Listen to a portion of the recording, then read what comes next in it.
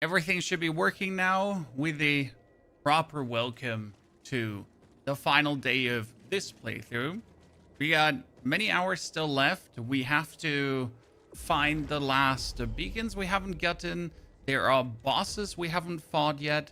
There is certainly things to discover, especially in the ruins of Mammon area. We've been to a couple of gates before, especially the Cestrus Gate. Have we done that one? There's a lot we still have to see, and there are final things to figure out, and then we'll already be ready for a new fun playthrough too. So we have been to that one, that's true, yes. We have gotten the Sister Ganessa shell. We do need to put together a few more gloom points, because right now I have the issue that I need to reset the level of a weapon to get this specific weapon I'm playing here fully upgraded. That's right now the problem. I kind of wasted points for a YouTube video. So now I have to manually get myself a bit of gloom so we can make up for those I wasted. I mean, at the end of the day, I can also level up my Tarstone, so I guess that's fine-ish on the tippity top. Dude, we're doing so much damage.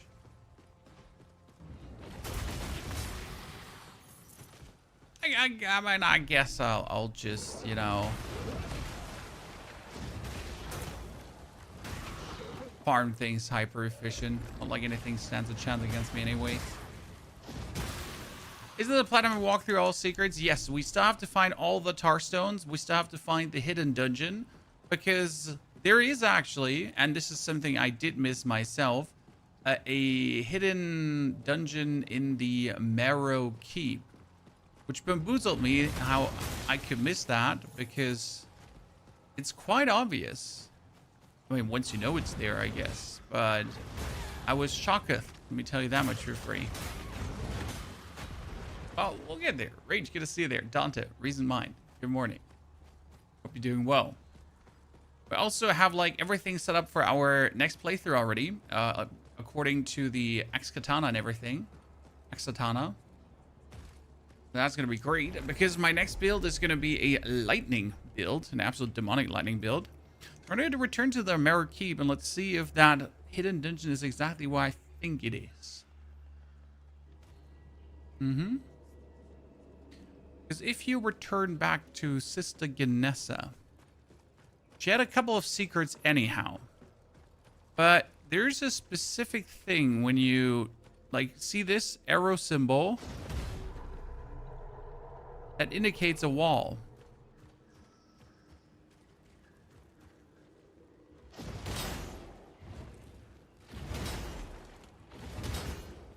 Which would give us commune with chaos. Okay. Do I have to be... That's a good question. Wait. Chaos. There is a shell that deals with chaos. That would be Mr. Smurd.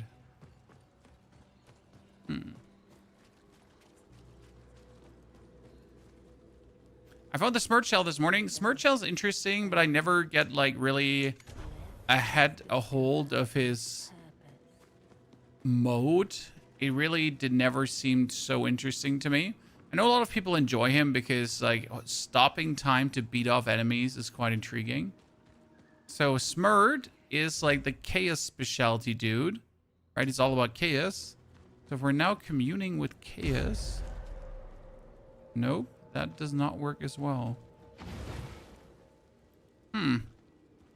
Is it maybe too early for this one? Do I have to kill myself communing with chaos? What happens when I do that?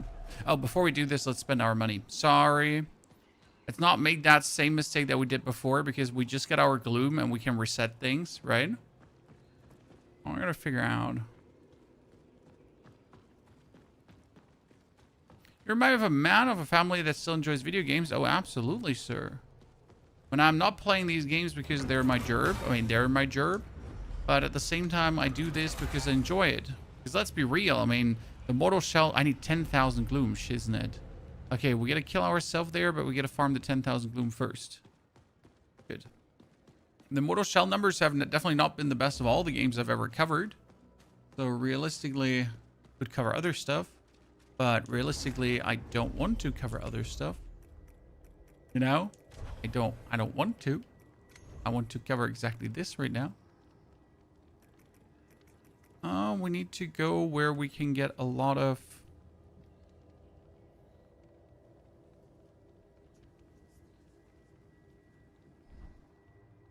resources.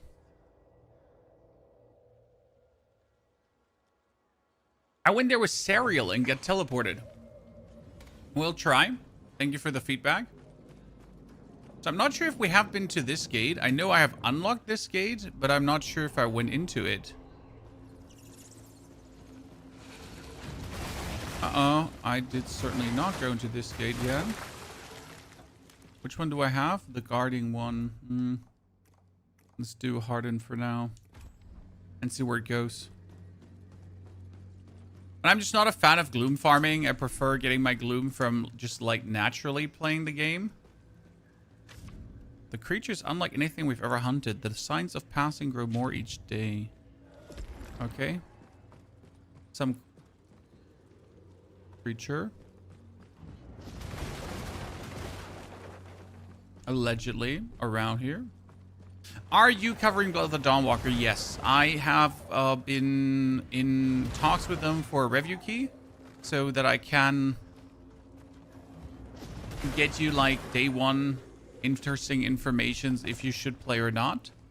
I am also working on an Onimusha angle and Phantom Blade Zero. So indeed, all these games are currently being looked at. I want to say by me and my team, but that there's no team. Like all these things are being looked at by me and my team. Well, like there is in fact no team. I hate these snails, so I usually try to just bully them into submission. Because you can usually, like, you could whirly-twirly them up. Oh my goodness. This is why, like, we're oh shit, I didn't want to do that. What I tend to do is with these snails, I just throw my weapon until they're dead. You know, I'll just do this. So I don't have to fight them. It just makes my life not have to bother with any nuisance. Maybe you need a chalice to interact with a thing. No, there is a couple more. There's a couple more shells I could try out. I mean, Zerial, for example, as chat stated, is a shell that works with self-harm. So Zerial loses HP and then regains HP and so on. And maybe that self-harm shell might be the answer to the riddle there. What actually is good or what wouldn't be good.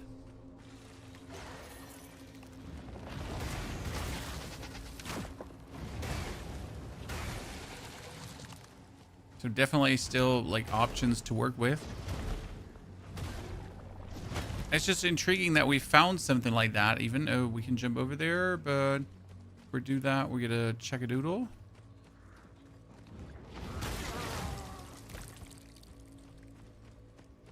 Anyone else that has an absolute hatred for these things too? This is why we play the gun, to just take him out. Now I'm asking myself if I should have jumped over that thingy. Instead of looking here. I might just miss a beacon.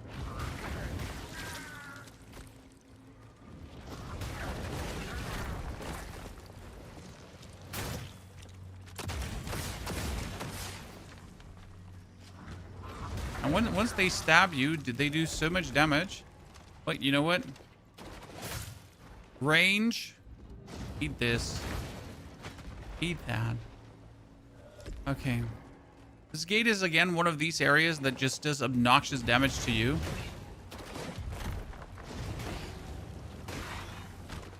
I gotta say. I was expecting the other gate with the butterfly to be the most terrible one. I kind of have a feeling that this one might be the most terrible one.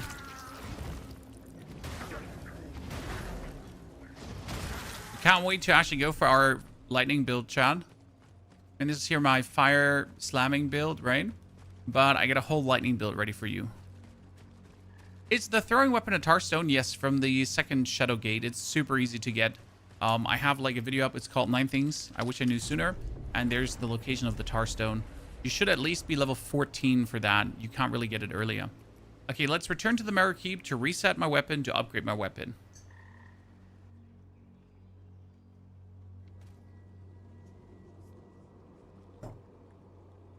I played Wuchang the other day and loved the graphics. Dude, Wuchang is so good and has so many interesting system loops, especially the skill system Wuchang is super chef's kiss. Like the resetting and the redoing and then trying out different things. Woo! This compares to Wuchang very well, I have to say. Okay, we're gonna downgrade my Axe Katana that I literally just upgraded for a YouTube video. Then we're gonna enhance my weapon is at max level. Okay, so we can't enhance that further. Then we're going to enhance my nail shot a little bit more so we can get like the absolute most out of it. We can temper our tar stones, but I'm missing... here, the steel blade stone. Which will give us 3... No, it gives us 1 hardcore tar core. Can you actually buy tar cores from... That's a good question. Can you buy tar cores from... the dude? So my problem right now is that we got the coin, stagger, crit. I need every X crit. Do I want to really fuck with that? I mean, I went for the every X crit because it was like interesting, but there's a mini boss back in the area where you jump across. I thought so. So thank you for bringing that up. We definitely don't want to miss out on anything. What do you think is the strongest character right now, Timo? Harsh to say because it really depends on the build you're going for, Timo. So for example, I just went for the Axe Katana in like I made a video on that, how you can become OP early. And I was kind of asking myself, what is the best character for the Axe Katana? Because obviously every character has like a specific...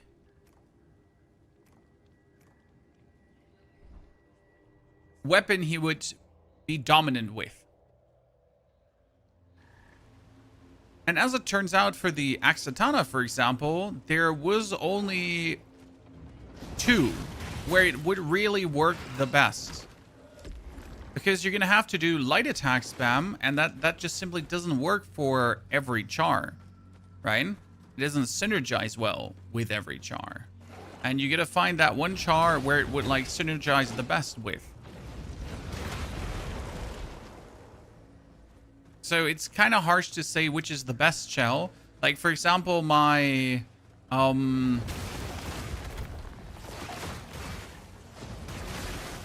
My friend Airdrim here has currently longer parry windows. Those longer parry windows, super amazing.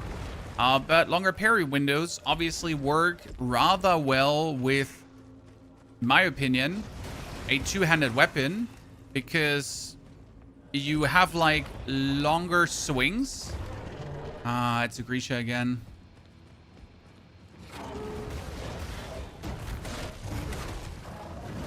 Oh, we gotta swap seals for this fight. For normal perfect guard seal, to be honest. You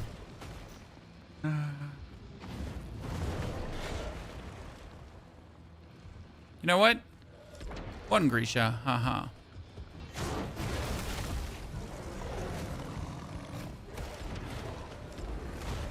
The interesting part about the Grisha is he will always get pummeled by his friends.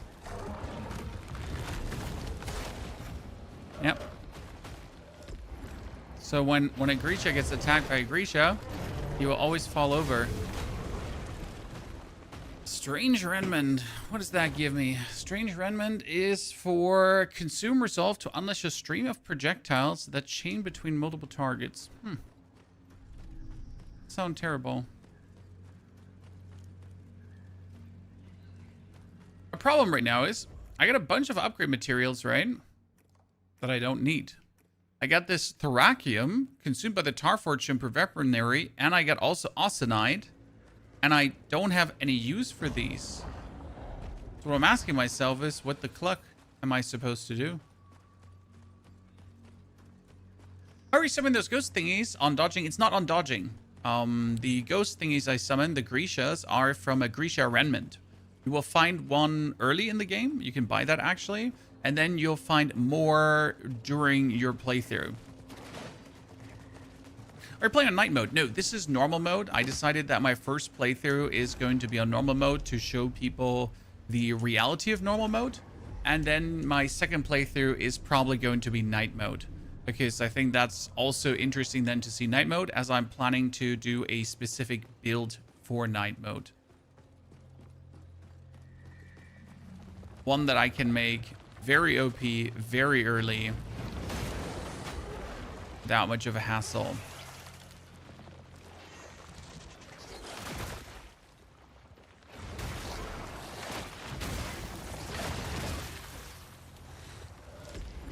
Okay, we're gonna have to hit Big Snail. The problem is I have right now the wrong...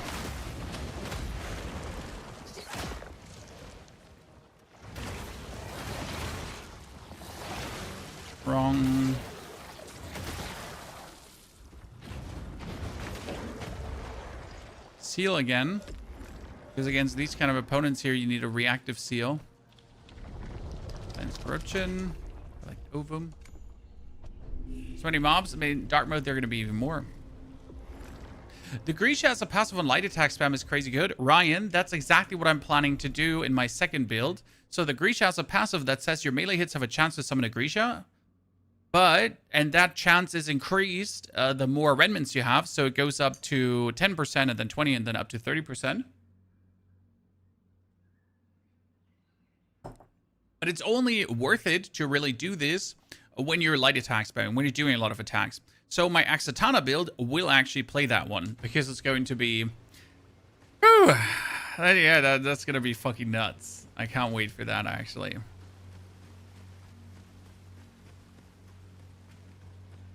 Oh, that's great. I like darkness. The Torpor Stone. Ah, that's Stasis. Where do I go now? I go Upsy Daisies, I guess. Upsy Daisies, ladies and gentlemen. By the way, who remembers these, like, blocky stones? I know there were areas in our good old friend Crimson Desert that exactly looked like that. Mr. Snail Man. Ventrium that we don't need anymore, but hey, Ventrium is Ventrium, I guess.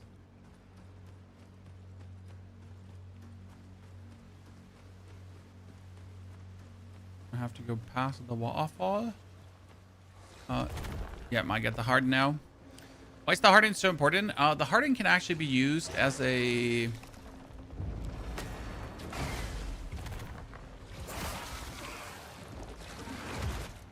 block while attacking. Which is super important because the...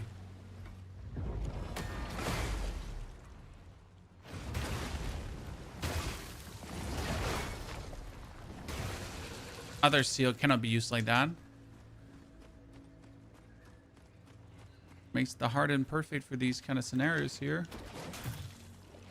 Or to deal with this guy.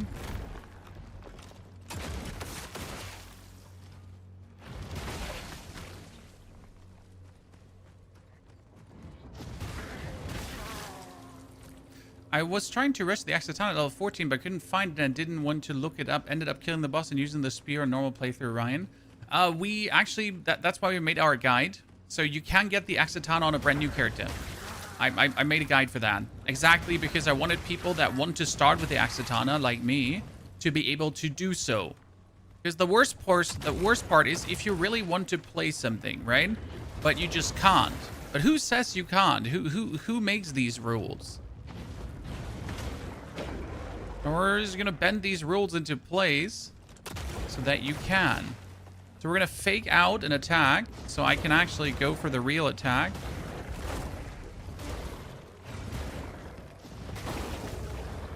And that's why I wanted you to get that one as soon as possible.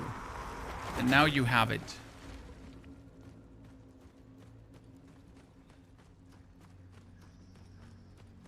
For a second, I thought you were fighting Cowboy, the content creator. Well, I mean, similar style, infliction. I guess he's more American than me. I think he's American, right? And that's not meant as an insult. That's just like, there's a difference between general behavioral patterns on American and European creators often. Might it be a cultural thing? Might it be a growing up thing? I don't know. But, you know, being more American is not... It's not an insult. That's just what I'm trying to say. Are you trying on doing a Ganessa build? Yeah, that's my answer. Okay, I hope you can, like, that's an answer for you. So the problem with the Ganessa build is that I think she wasn't terrible, but I didn't like her 400%, right? I think there are better shells. I would like to, so my next build is definitely going to be a lightning build featuring the Exitana. And then I think I would like to do a Laszlo build because Laszlo is super cool. He's a unique character and he can do fire damage pulses against the enemy. And I really wanted to see how that would play out when you actually do these. You know what? Let me try something.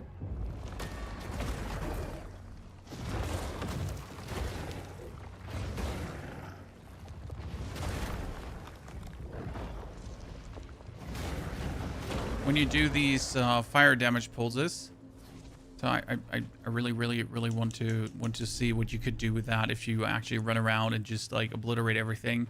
I think Laszlo might be insane for dark mode as well to really get the most out of dark mode.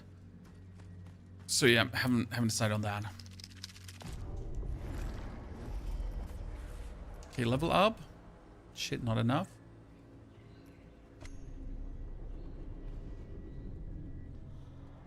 It's interesting that you don't actually have to clear all 6 gates, right? So I thought you would have to clear all 6 gates to reach a certain part of the game. But as it turns out, you don't just have to get enough OVA. So the number of gates don't matter. What matters is more that you have enough OVA.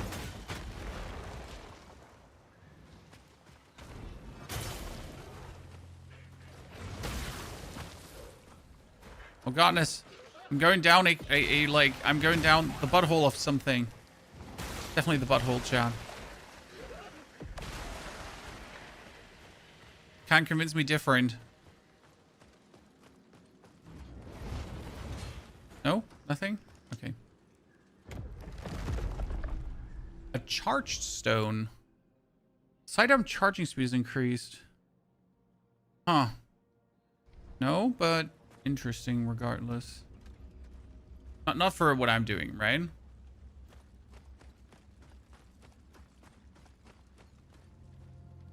Oh, easy to switch builds in this game. So there is a problem with switching builds. Weapons is easy. So you can upgrade any weapon you want, and you can also reset the upgrade and then upgrade another weapon. That's simple. I really, like, it couldn't be simpler if we're honest with each other. The problem is not the weapons. The problem is the glimpse. So you have a limited amount of glimpse that you can invest in your shells. And I think one playthrough is enough to upgrade 2 shells. Ergo, that's a choice you gotta make. Which shell do you max out? And those glimpses cannot be refunded. I'm not entirely sure how much I like that. It definitely creates a forced replayability. That's not like... Maybe unnecessary.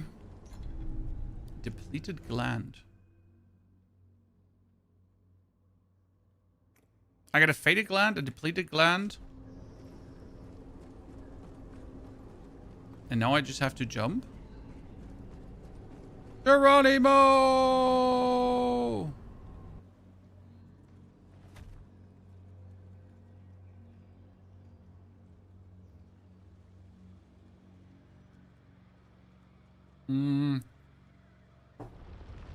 Hello? Are those fingers? Legs?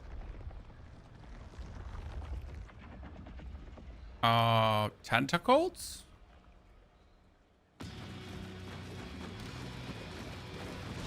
That thing has an absolute... Whoa, that just kicked me out of my shell right away.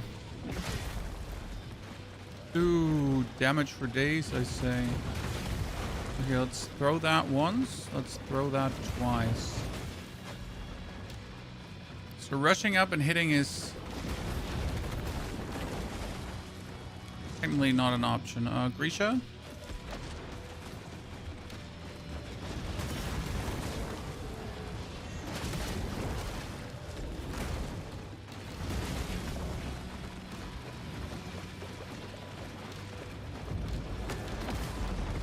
Okay, that was interesting. I can instantly stun it.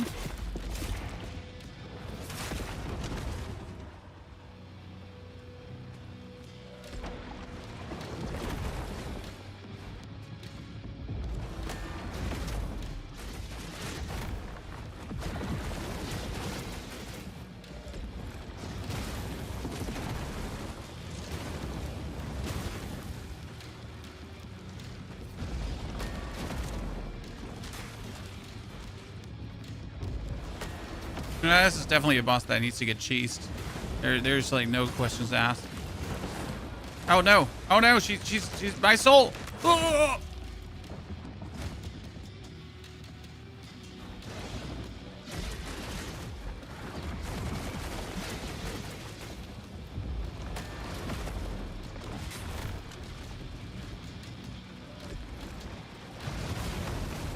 Oh, nice.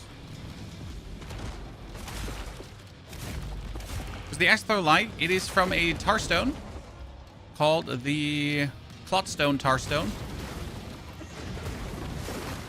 For that, you need to defeat the... Uh-oh.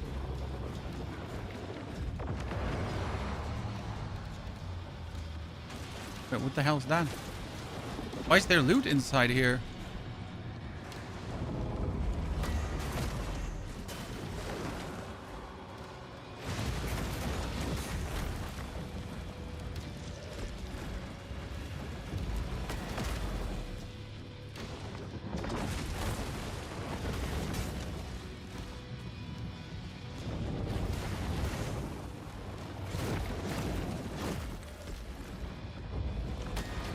How can I use my shoulder charge so often?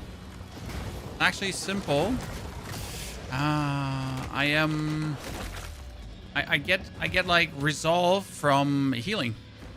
It's a really funny thingy you can actually do with this dude here.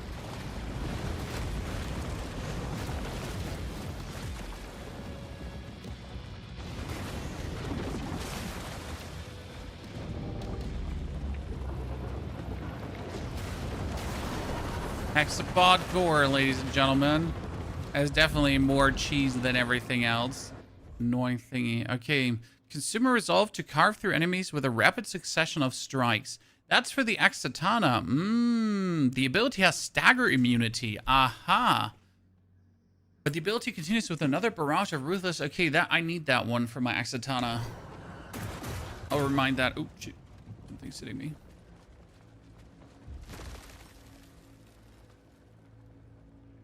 Okay, the Hexapod is down, and the Hexapod is surprisingly what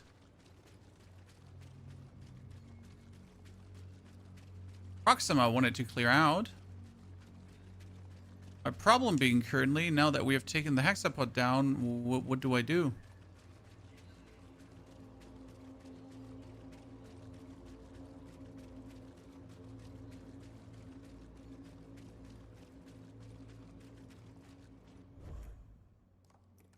Yeah, there should usually be a beacon appearing, but there is no beacon. The moment you kill the Hexapod, like, usually one comes from the ground and just goes like... Brrrt. But there is none down here. Or we just moved so far off kilter that it's not visible. Or because her fight area is ginormous. Or is it even endless? Do you start from scratch in New Game Plus or take everything out? I think you get the stuff you have. Where are you right now? This is the bottom left shadow gate in the bottom area, my friend. I wonder why this is showing me like 2 light beams, because I shouldn't be able to see light beams here. Because we have no markers made, right? So I remove these 2. Does it still? No, it still shows them. No?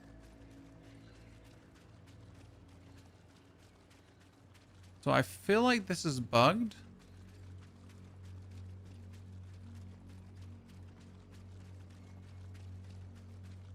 Now to access to main menu after killing the boss. This is what I feel right now. Oh. Exit to main menu. Continue.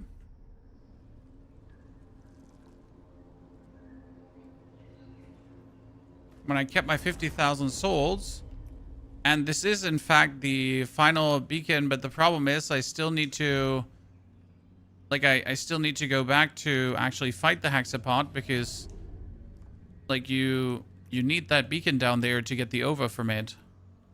So there's no option to not get that. We're getting the duality stone. Yes, Sonic, but the duality stone is not really that much worth it for this weapon. Which is not completely true. So the duality stone is a good one. Here, it says first attacks only, right? And that is like for our Exitana build. We're going to be spamming. What does the duality stone do? It doubles your light attacks. It's actually insane.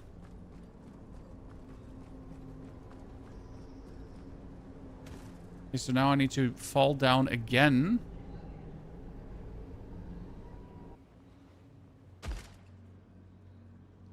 There's the beacon. See, I knew it had to be here.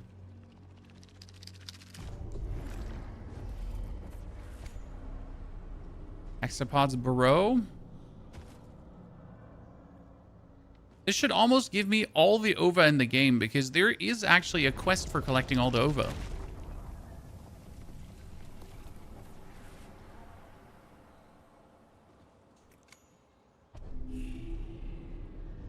Bring back, collect all the OVA, ladies and gentlemen. Every single OVA in the game has been collected.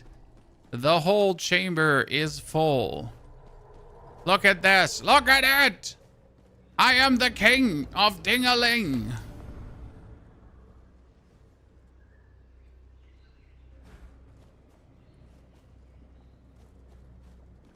The only thing that we're missing right now is a waypoint. Because if I actually go here for this one, right? And I go for Mother's Breath, I have all of them here. And I'm missing one in the Feynweld. So we have the one here from the One-Legged Wolf. But then I'm missing one at the bottom. We get all the ones in the Ruin of Mammon, the Glutted Mire, right? I have every single waypoint. Just one missing in Feynweld. And I don't know which one that is. So we'll have to probably look into the interactive map which one I'm missing.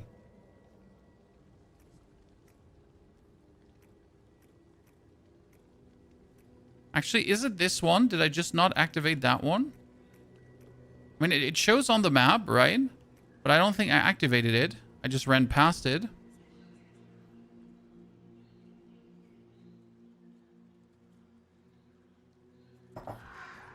Then we can figure out what the one thingy is about, chat. So that's going to be good. Let's make a marker here on the Gloomshade Grove beacon.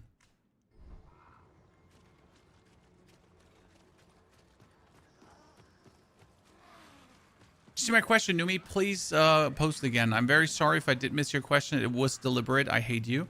No, I didn't miss your question. Please excuse me.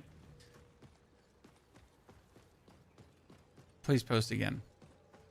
There's a chance that I don't want to answer your question, but there's a bigger chance that it is just simply that I missed it. Okay? Don't take it personal. I'll tell you if your question is stupid. Don't worry.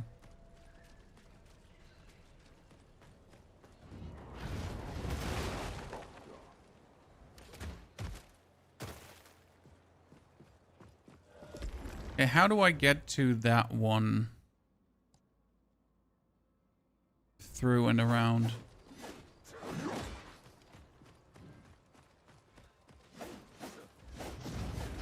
Exitana should have no business access to stasis. I'm not a fan of stasis. I like lightning more. Lightning is cool. The name of the Tarstone is the Clotstone. Lost Clotstone.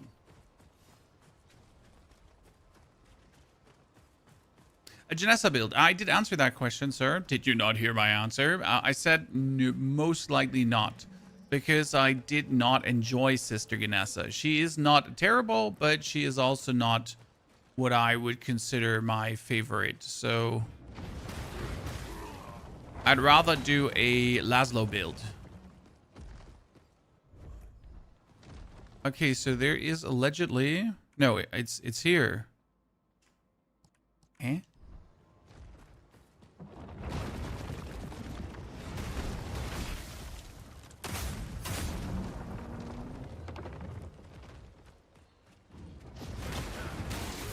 How did I always miss that? I mean, it's pretty there. Right? Damn. Okay. So now after doing that, we have to return back to...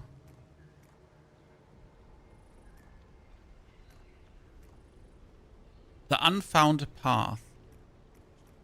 The Chamber of the Forsaken is where we were stuck. Morning, Keo. So good to see you there. So this is here the area under the area, the final area. And I need to clear out this arm of corruption. I've already cleared out the left arm of corruption, but I need to clear out the right arm of corruption. And somehow I missed the boss in that area.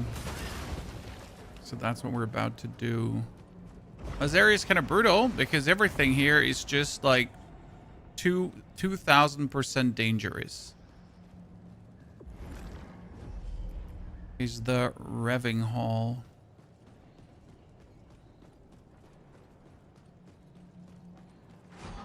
They're like these dudes here, and they're timely, like they're very easy to beat.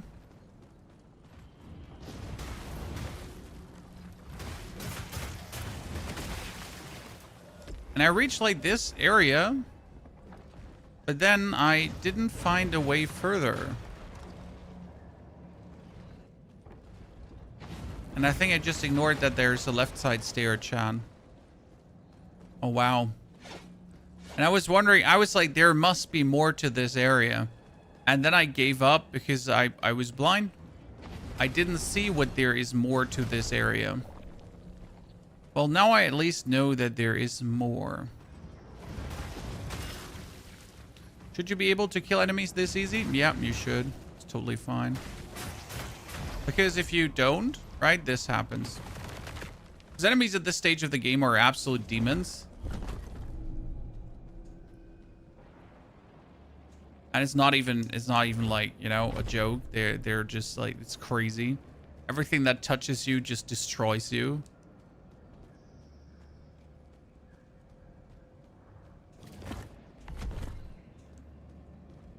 Oh no, not a Reaper. So what we're gonna try is we're gonna cheese this. Look at this. I'm gonna attack from this side. And we're gonna cheese each other. Professional.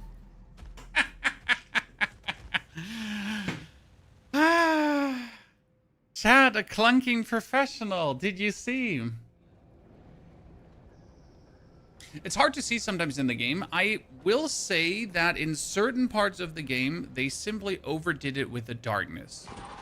Like, it has just no business being this dark at times. Now, I don't think it's a deal breaker, but I guess some ambient light, something would have helped the game to, in certain areas, stand out even more.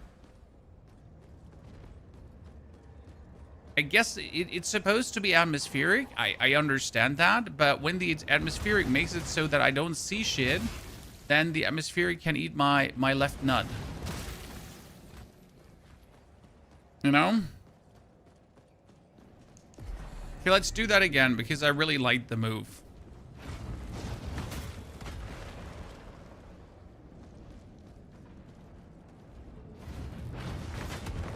Why am I doing this? Because I really, really don't want to find the Reaper.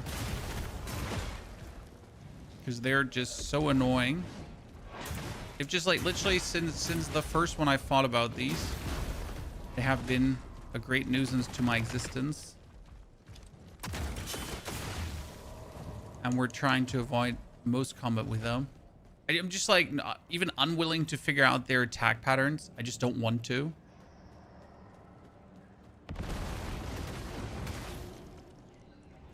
Look, chat, it's family.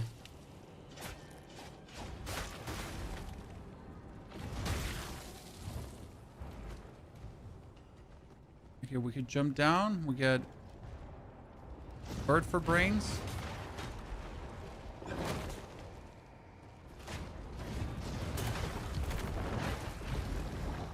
And now we're gonna do this.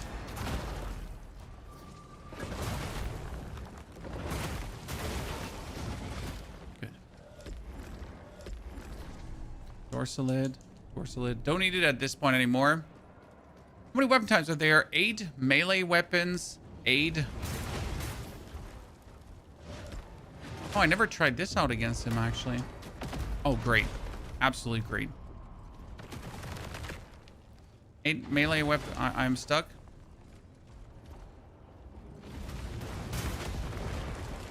I'm actually stuck in here. He's also stuck in there.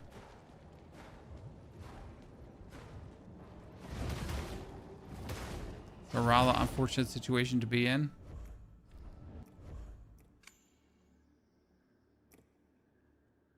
Oh.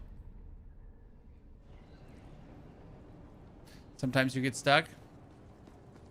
There are 8 melee weapon and 8 ranged weapons, and each weapon works together with specific tar stones or does not work together with specific tar stones.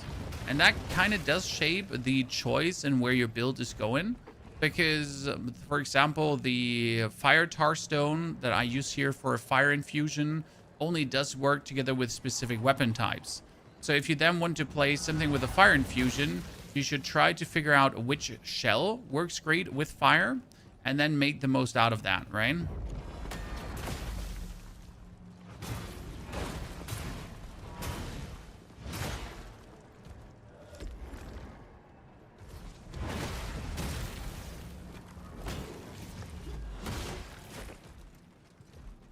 Haha! This is when you're the superior gamer, chat. Just have him fall off the world. You try to mess with the best, you get dealt with like the rest. There is a bunch of these.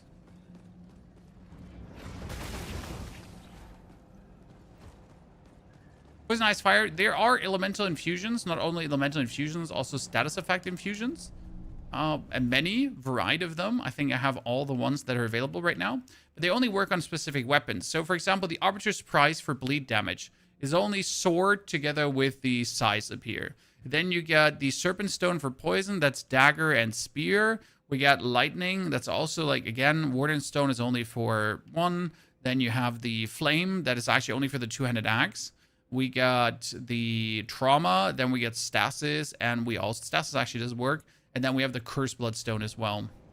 So you pretty much have to decide like which weapon do you want to use and which infusion you then want to use for which weapon.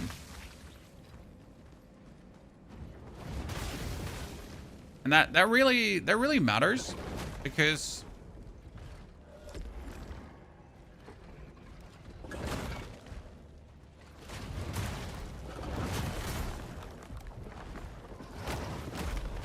oh my lord. Oh my days.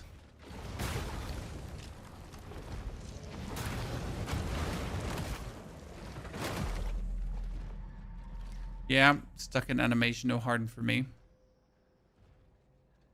That wasn't good. Those things are sweet, Prince. The Axatana is amazing, and it will help in many situations because, how do I say this now? Light attack spam is really great.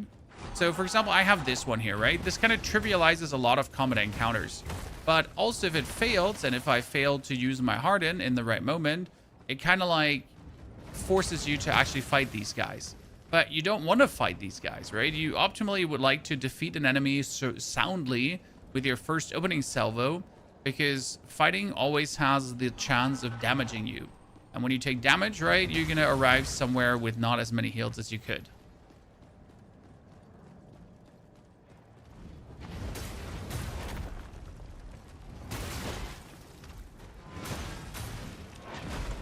I literally just tried to throw my axe, but he didn't want to throw my axe.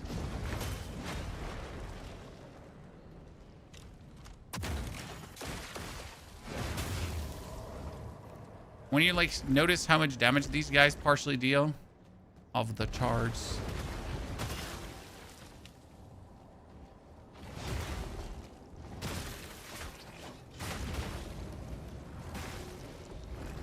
Okay, what we're gonna do right now is one thing. So we know what is here. You know, we know what kind of opponents here are. We know what we're kind of like expecting to find. But instead of like fighting these thingies, we're just going to run in there and run around there. Man, I know what's here now, so I don't have to spend my time fighting anything off. Oh, here's a lot of like for shells. Do you like the harden more than parry? It depends on the enemies I'm fighting. Okay, so the harden is not universally better than the parry. The parry is not universally better than the harden, and so on. Each has their time and their place when you would like to use them. For example, certain bosses you have to guard. There are no other ways. You can't parry, you can't harden, because the harden and the parry each are too weak for said bosses, right? And therefore, you will have to adapt. I do also play my character with an increased parry window. It's actually amazing because you can just get your guard timing, your parry timing longer, which pretty much trivializes some encounters. Oh. Yep, that's me. Professional. Gamer.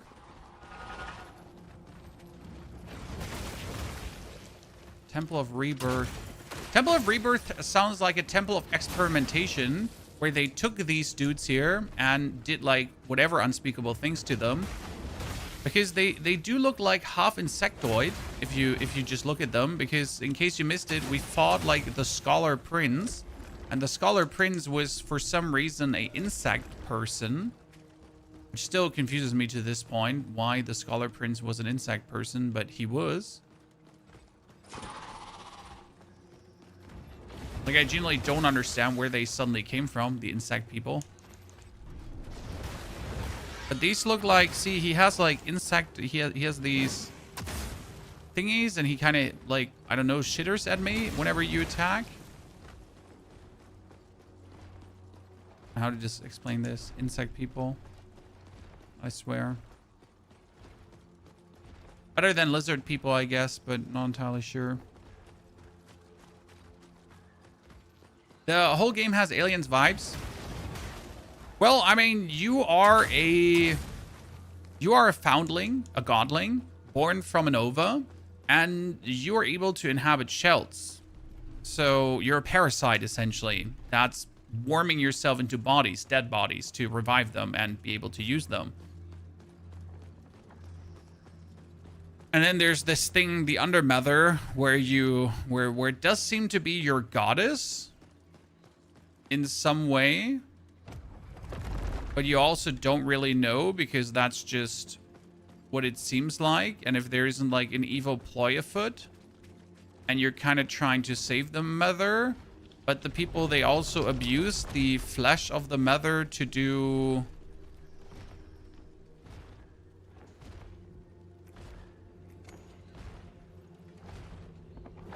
Oh, he's been chasing me for quite a while now. To do like whatever, so we don't actually know there. How many shells are there? There are 8 different shells. Goix, you helped me so much with your Lies of P videos. Dude, Lies of P was so amazing. When you were hunting platinum, that was our first platinum video we did, and it took way too long, Jesus Christ.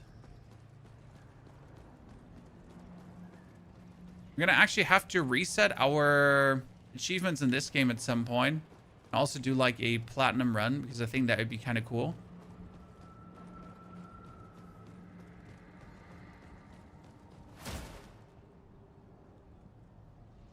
Oh, that's the thing. That's the thing from the OVA. So there was a story where Zariel, one of the shells, he found something in an OVA.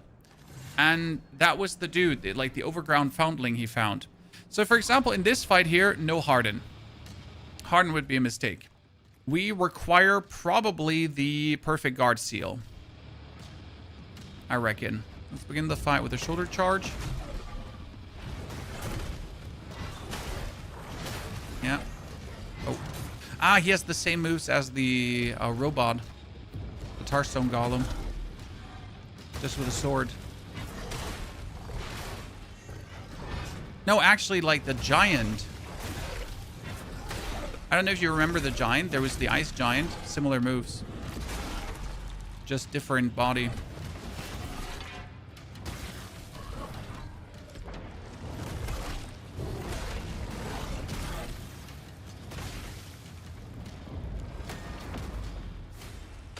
Oh my goodness. We're demonizing poor guy.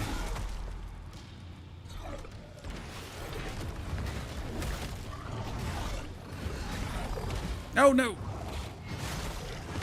Also, Arbiter Flash execute. Chan.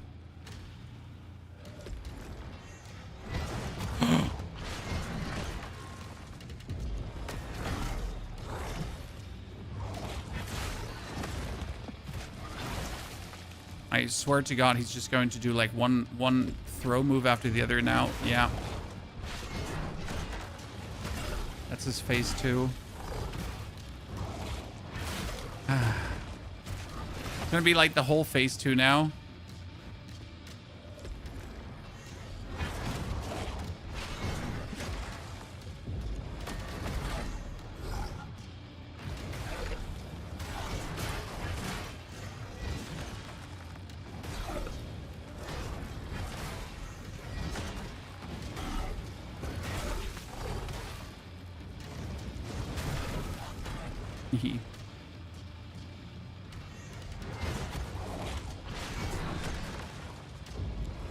Shoulder charge.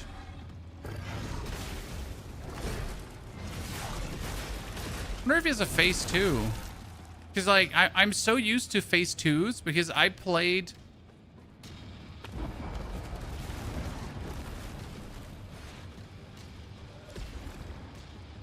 Yep. I played the Feast of Reincarnation as of late.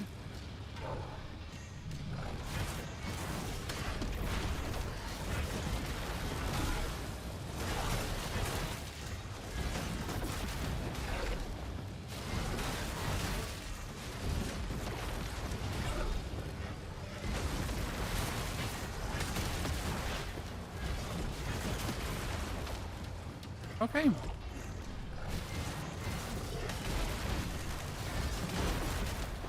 Okay.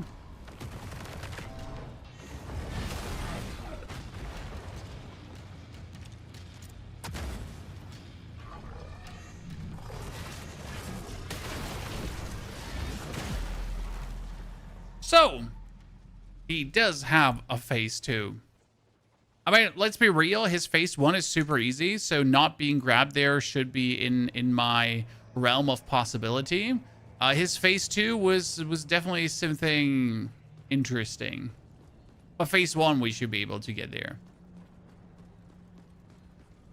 I assume Harden is a shell, then, which you need to find. No, no, no. The Harden is a seal, and you have that from the beginning of the game on.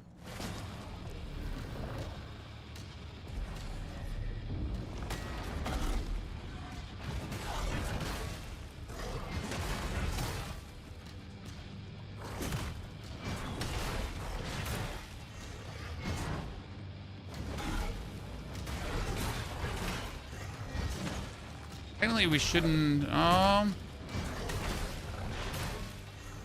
know what? I think we can parry this boss.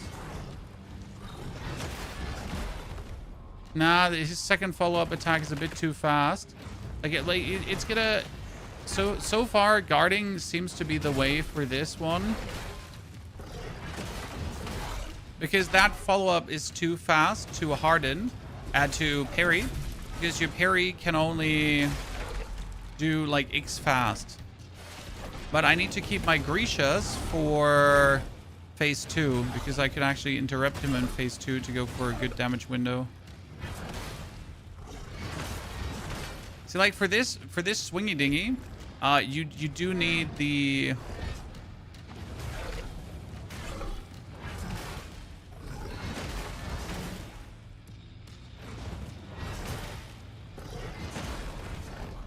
Wow. Disgusting.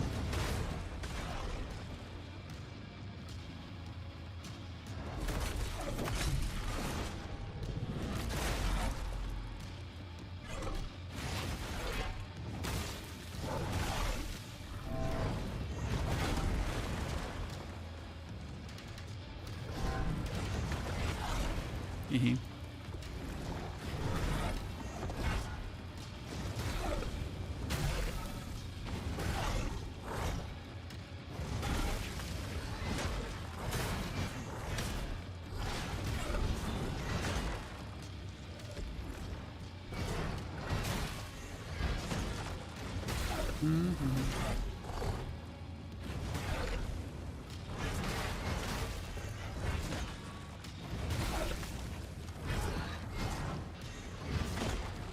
Okay, we're gonna throw him away. Oh, that was bad. So I don't think I'm gonna... Good. So what are we gonna do against this lightning now, Chad? How are we gonna handle that thingy?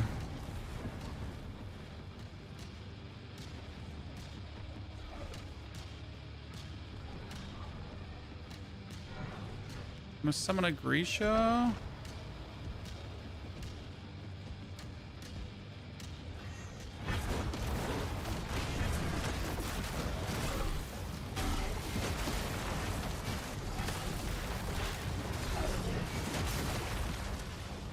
I need lightning mitigation for this.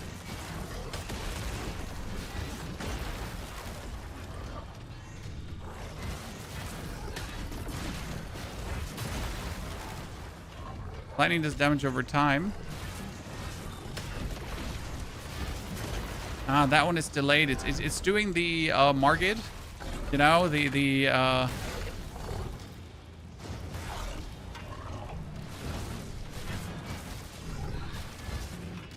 really? We could just left side run the whole thingy. Interesting. See, for this fight, for example, you could just take Proxima now, and with Proxima have like take no lightning damage at all. Now I currently have the 4% damage reduction here. There is Stasis mitigation, there is Frost mitigation, there's Blood Curse mitigation, there's Lightning. So if I wanted to, I could just equip this one now as my passive, right? And then just take less lightning damage, I guess, in the second phase, if I wanted to.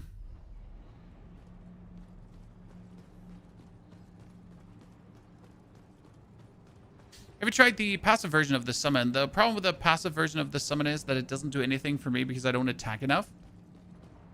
What level are you right now? We're 40. 40 is reasonable for this stage because we didn't do anything special to get to 40. So I just played the game. We didn't spend our time farming something, right?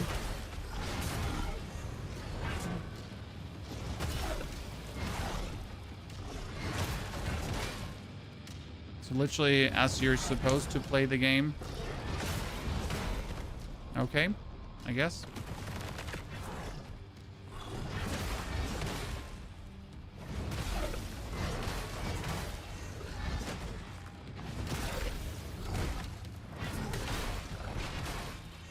Always forget that that one is a follow-up from that.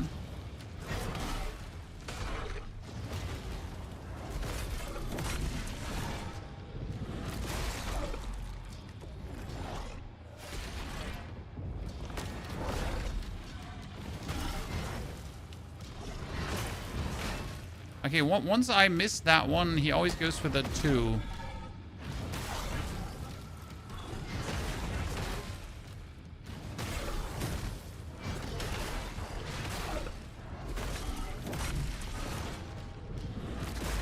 Still wonder if we could do the parry.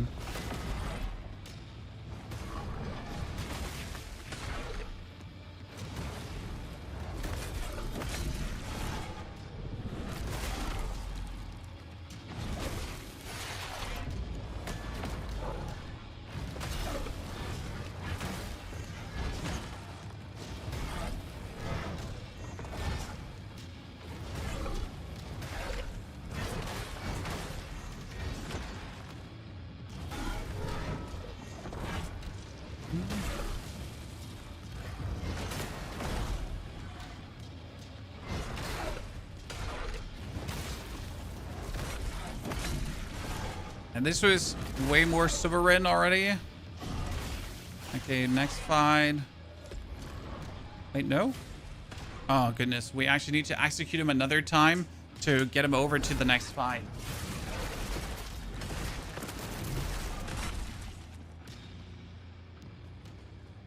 Okay, so phase 1 is under control, ladies and gentlemen.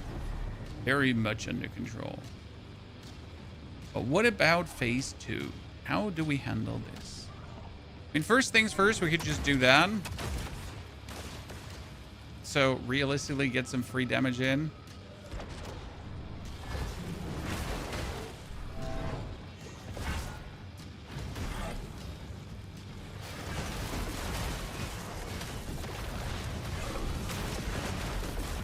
Ooh.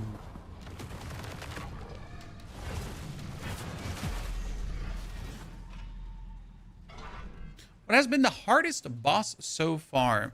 There was a moth, an insect person. And we are back, my family.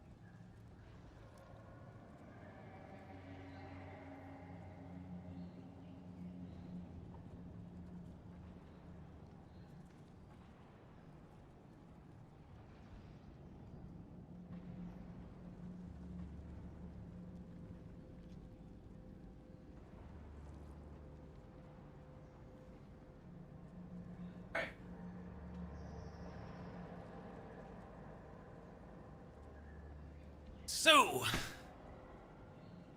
the hardest boss has been a moth who is flying around, had a shield, and then he had 2 swords and 4 arms. That one was brutal. And I'll admit, way less... how do I say this now? Like, this boss here is predictable. So, like, even phase 2 isn't anything that is, like, absolutely impossible to handle. Right? You just gotta get used to it. Whereas the moth boss, even after doing him many times, was still to the point where it's like, I don't know what's happening here.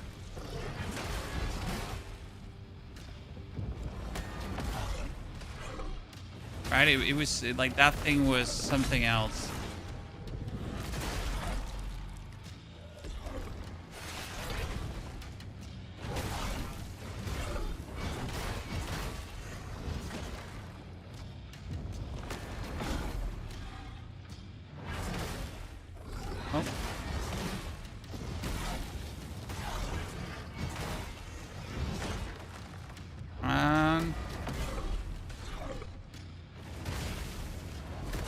It's like always intriguing when you have like these different bosses to compare to. Sure, we're not getting this one done first try here, but again, he's also like, he's nothing too crazy. It looks fun. Oh, the game is brilliant fun.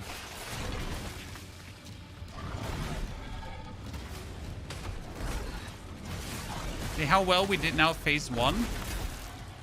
Almost hitless.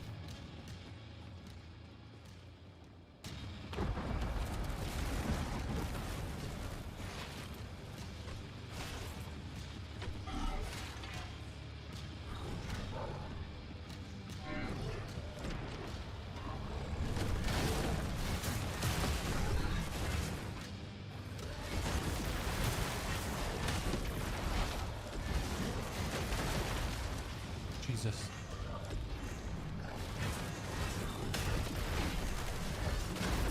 That delayed attack is something else. Like trying to get like your feet under you and he's like, nope. I'm pretty sure that one you can actually guard, but I don't have it in me to do it. Can you get such a lightning effect on your weapon? Yes. On Proxima. Here, on this lady. On Lady Proxima, you can get similar lightning effects. And honestly, for this fight, it might just be better to do Proxima. We're gonna try this out now. I have my Proxima somewhat leveled up, so refund all shell points. Because with Proxima, you can do this. Proxima has lightning immunity. Done.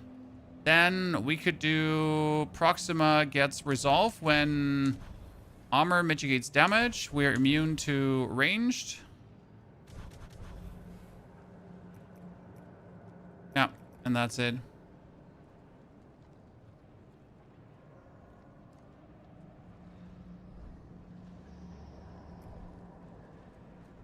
Also allow us to swap the Tarstone out for our lightning immunity here for the other passive. Are there any other weapons then? Yes, there is 8 different weapons in total. Round 2 seems unstoppable at first, Omar. He just has overwhelming aggressivity, which is fine. The main important part is that you need to dodge to the left.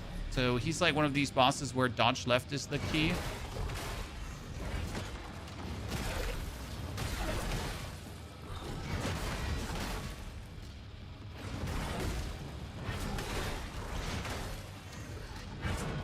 One thing I forget about Proxima is she doesn't have the extended parry duration that my other character has.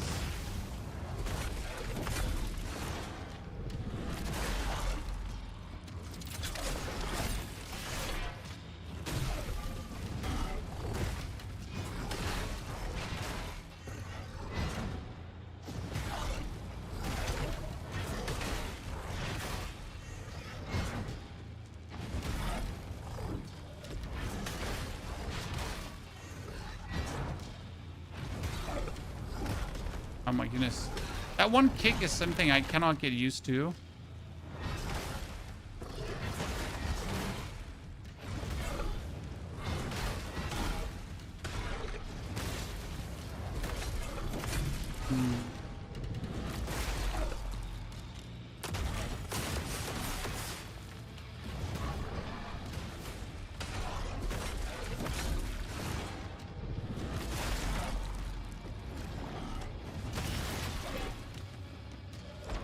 Now we're gonna like take us a moment to get used to Proxima.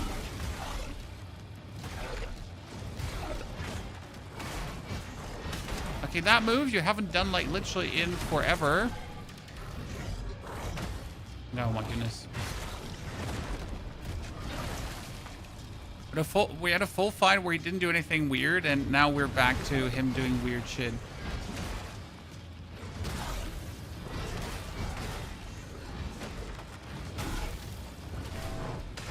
Yeah, that's him in phase 2. The thing is, I'm now Proxima, right? And since I'm immune to lightning, I can just stand here.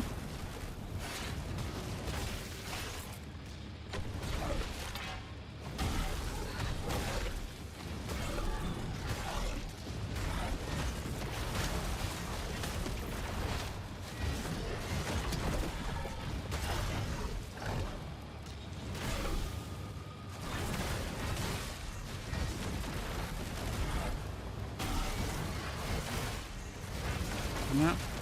Oh, bullshit. Nah, many bullshits in a row.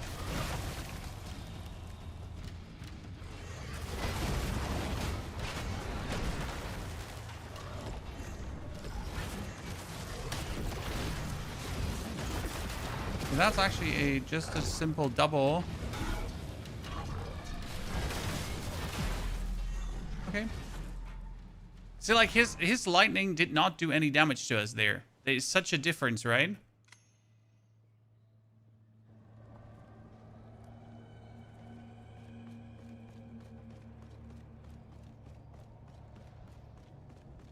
I honestly think some bosses are designed to be fought with a specific shell. 100%. Runner, that's out of question. That being said, like, you certainly do not have to go for Proxima here. It just makes things simpler, right? Why wouldn't I choose lightning damage when I have the opportunity to? Seems almost silly to not choose that.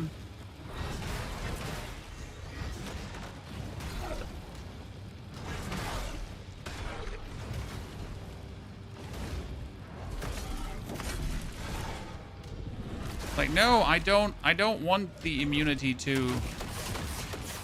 Great, you just shot everything.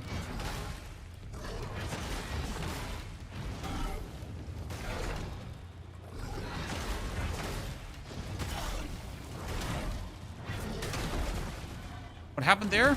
I mitigated the damage, and that's why he's being thrown back. It's like when my grafted armor throws back something, which is incredibly useful for her.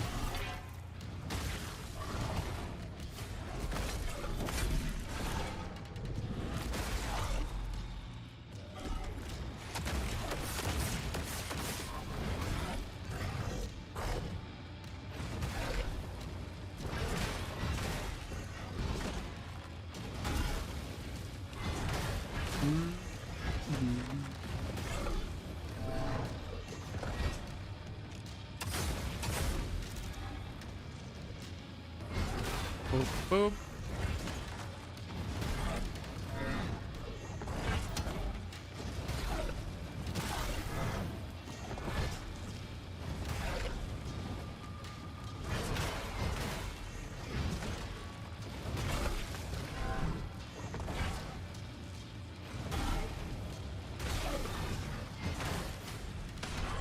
That's it. There's the phase.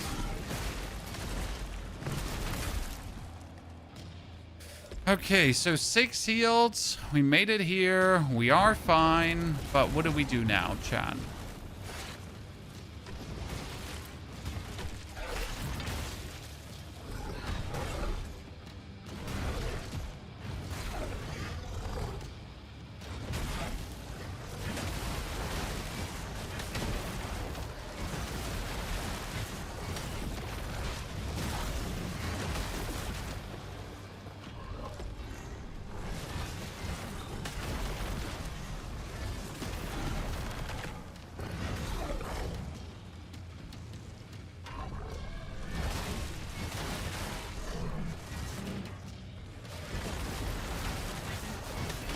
Yeah, it's like very, very unforgiving in that phase. I wonder if he lets up after a while, or if this is just simply the situation you're in.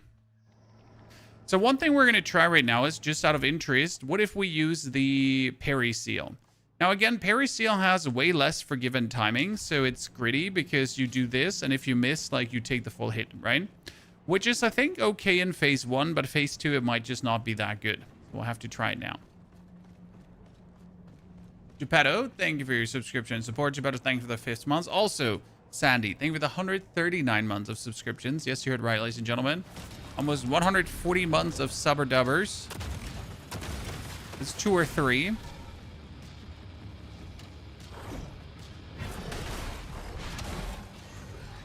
See, like the first one, easy.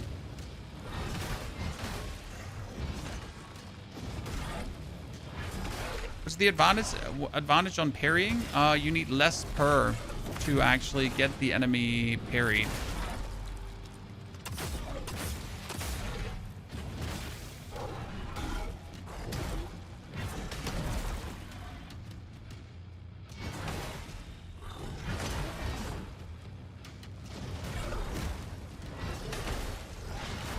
Oh, yeah. Parry timing's harsh.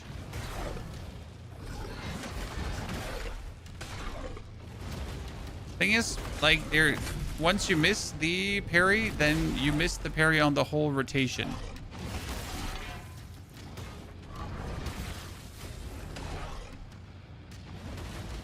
Obviously harsh.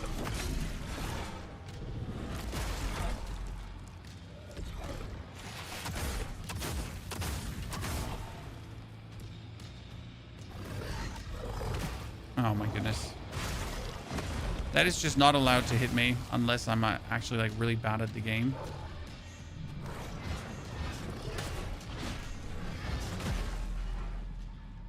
Okay. So technically parry good, but practically my parry timings are vastly off. What we could do is, we could go back to Aerodrome. So why Aerodrome? Because he's a cheater. Like you have back here, parry window slightly longer, parry window is moderately longer. Which is actually like a real freaking cheat.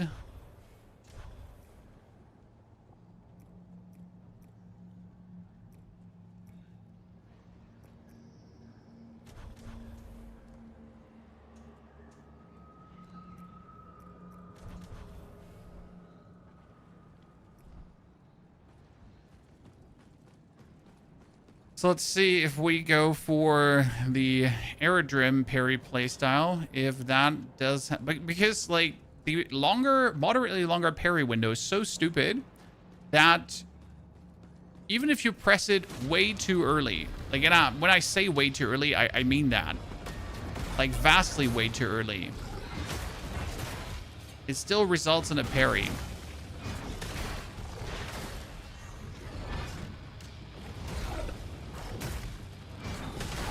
And it seems like sometimes you're like, this should have never parried. But the game is like, nah, it's fine. You parry.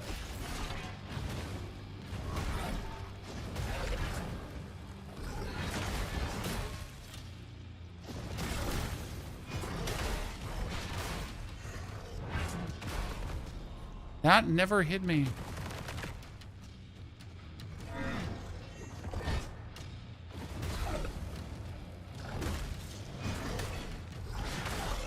Problem is then when you're out of your shell, then your parry windows return to normal.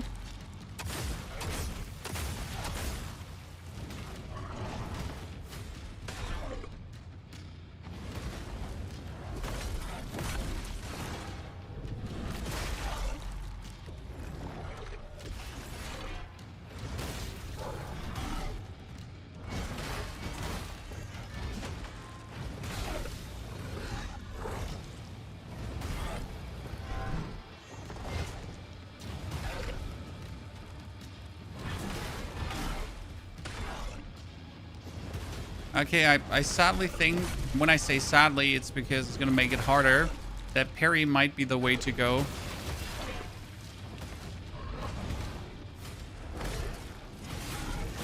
Oh god. I don't want parry to be the way to go, because if parry is really the way to go, it's going to be... Oh, it's going to be awful.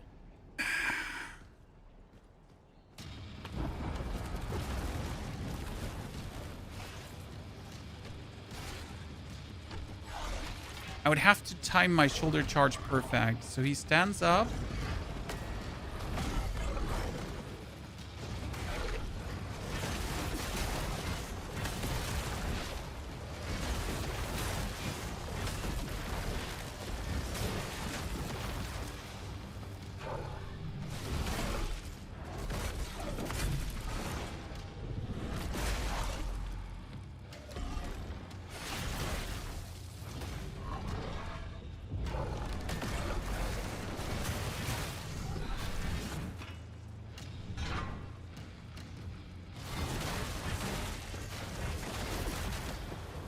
He pulled me in.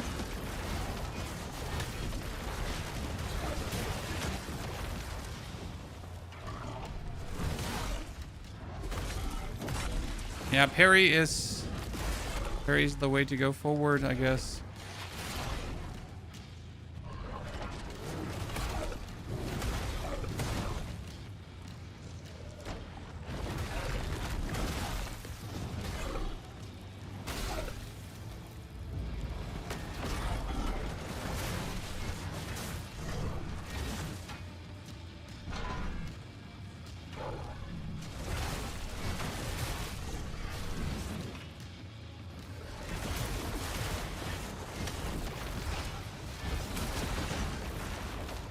bit too fast.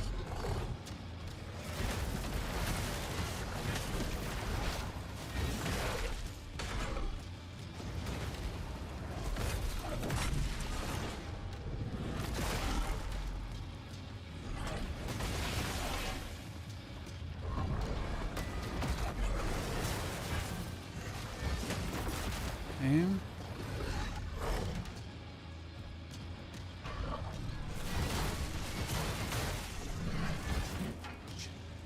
Come on. Got one more. Exactly.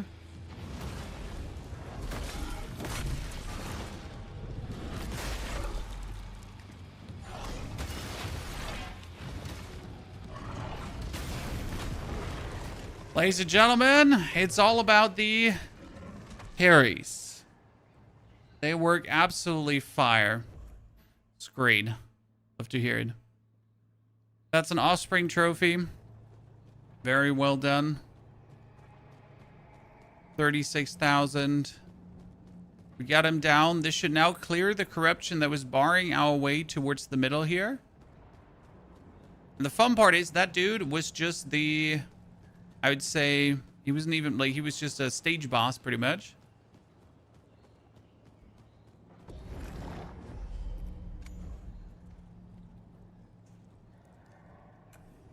Okay, so Aerodrim parry, that was the call here. Just go for maximum damage reduction and just got it. So why is the parry so strong in this case? Because it just parries more, right? And if you fill that bar faster, then you don't have to fight the guy that much. Sounds simple, but that's like the way it is, right?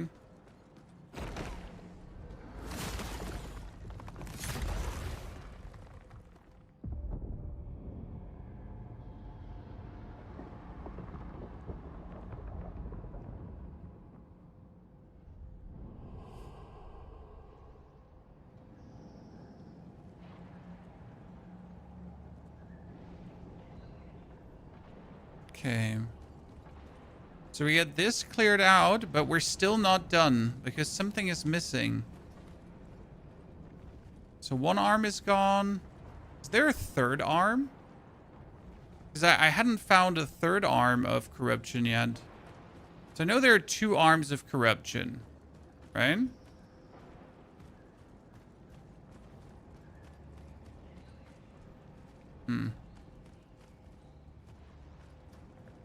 Mortal Shell is harder than 1. Yeah, Mortal Shell is harder than 1 unless you consider the start of Mortal Shell 1, because the start of Mortal Shell 1 is harder than Mortal Shell 2 due to the stamina bar. But that's like artificial hardness. That doesn't actually count. Okay. Oh, I didn't want to return back.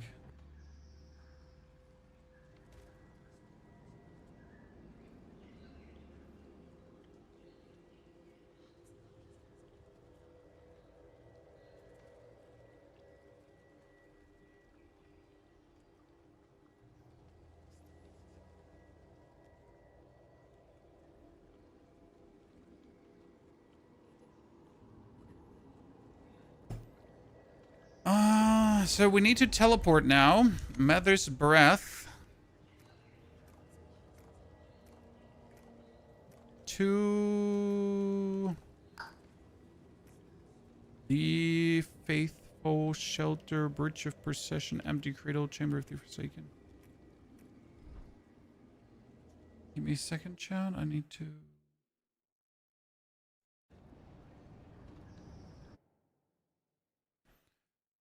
Just send the wife something.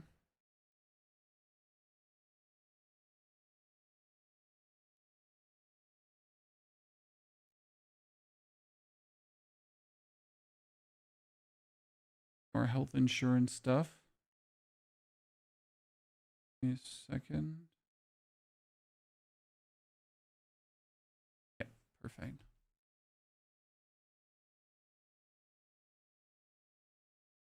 Got it. Good. So what we're looking for is a location. Yeah, we killed the big guy up here. So that was one thing. We killed the big guy up here.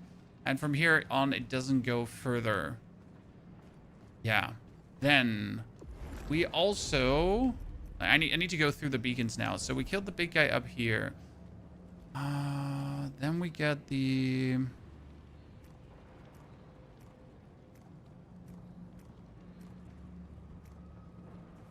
That would be... Receiving hall. Let's go to the receiving hall. Is Ella enjoying school? She just came back from the doctor because somehow she managed to crack parts of her back foot and has some inflamed Achilles tendon. Talk about a way to start the week. Okay, where did I just go? I went to the receiving hall, then Faithful Shelter. I need to go step by step to like kind of find the one I'm looking for. But to get the skin, you had to find a key and use the key to upgrade the skin. So that was this one here. So we went all the way up. Okay. Then we got Faithful Breathless Cord. It's all good. It's nothing tragic. It's just something to pay attention to. Breathless Cord. Yeah, this is what I was looking for because there is up here a barred gate. And I don't know how to open that one. There's this weirdo here. Right, and no one likes him. Also, I did actually kill him there, so that's illegal. And there's a bunch of OVA shenanigans, right? But these are just your standard OVA dudes.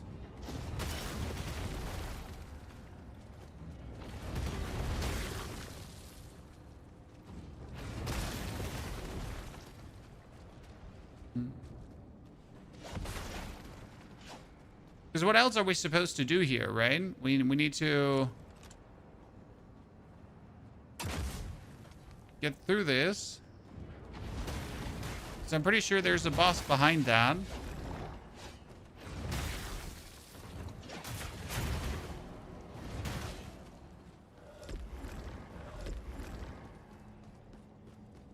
See, there's a dude down here as well that we cleared out.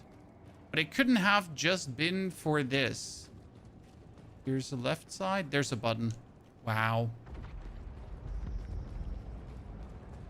Hey, Chad, there's a button.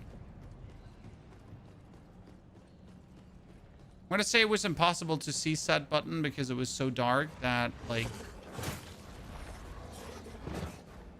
I just don't want to fight any of these guys. I literally despise every single one of them. The dagger-wielding dudes, despise. The other guy, despise.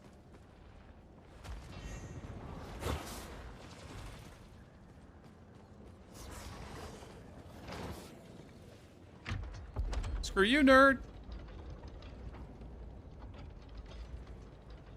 Because this should be then the third tether. The third tether.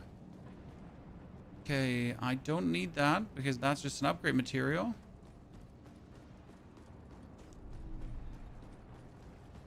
Well, we couldn't have just gone up here for only upgrade materials. We're now going to run past.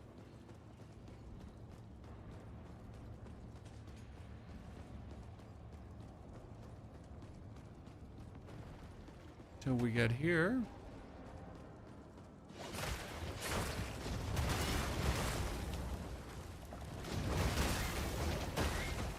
Or one invisible guy's fighting other dudes.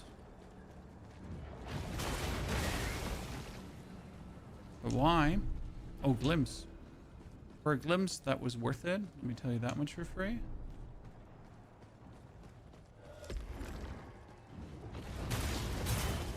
Like, technically, these are not a problem. But I have PTSD from these guys this morning. Why? Well, you have to kill one of these to get the Axe Katana early. Okay? So to get the Axe Katana early, you're going to take down one of them. And I had to do that with my level 1 character, pretty much. That was questionable. But it does give you the Axe Katana early, so... as questionable as it might be, as profitable it is.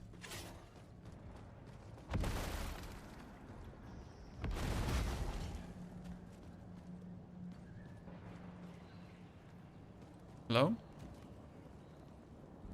What am I missing? Oh, I need to go down. I really don't want these items there. I'm cool. Like a cucumber. I don't know why a cucumber would be cool.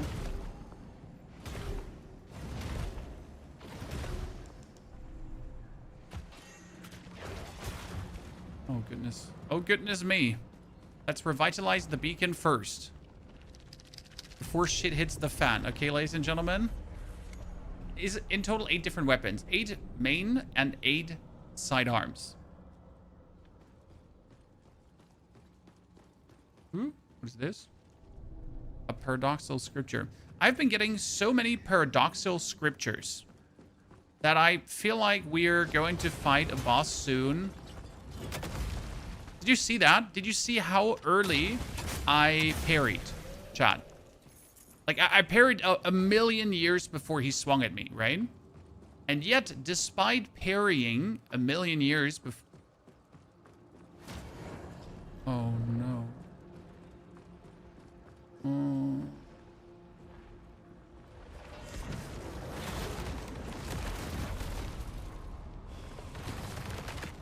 That rips you right out of your shell.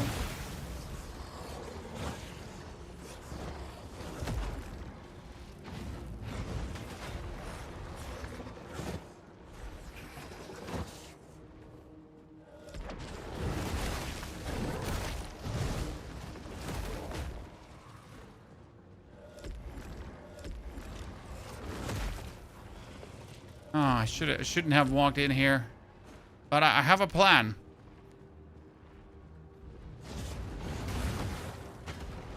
Plan number 1.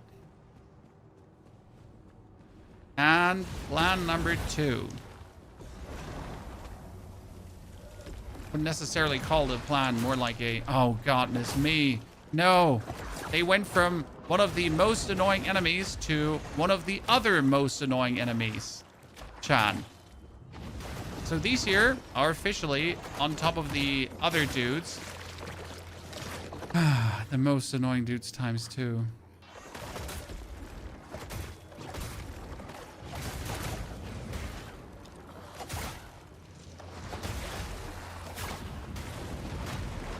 There's just a certain opponent type I just don't wish to ever fight fair, if that makes any sense. I just really want to...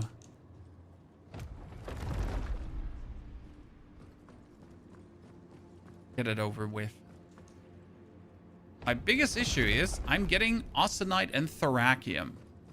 And I really don't know why. Because my weapon is plus 18 upgraded. And there's nothing I can use my Austenite and Thracium for. If that makes sense. But it says they're there for weapon upgrades. Allegedly.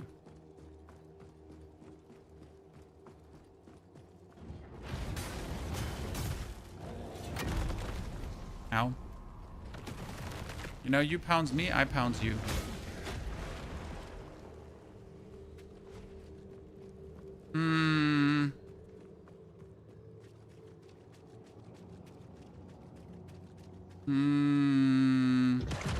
I knew it. No. Big nope. Just literally not fighting you guys. Cleanse. Screw you.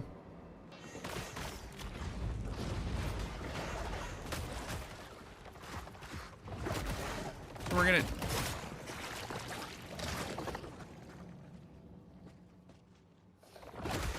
The game be like, hey, do you like pain?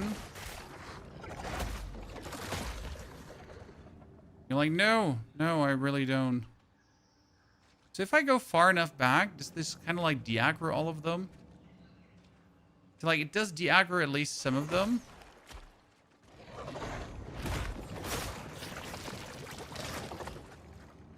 Not to a reasonable degree. Okay. If 0.5 second would have activated? Yes. I'm trying to get the Gragu shell. I just need the heart of it. It's the very lucky shell. The Gragu shell is super easy. So the heart of Vatra, Iron Sniper Lord, is, if you want to know. So the Eye of Vatra, the Heart of Vatra, you get like here's the where Gragu is, and you walk over the bridge and you jump with this into the Temple of Vatra. Okay?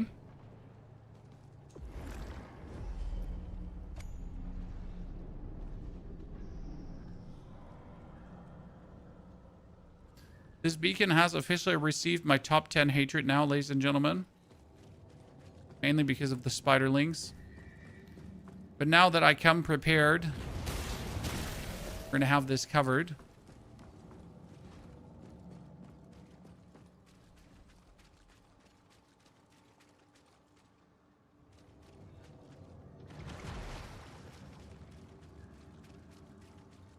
So, can we funnel them? Oh, wouldn't that be funny?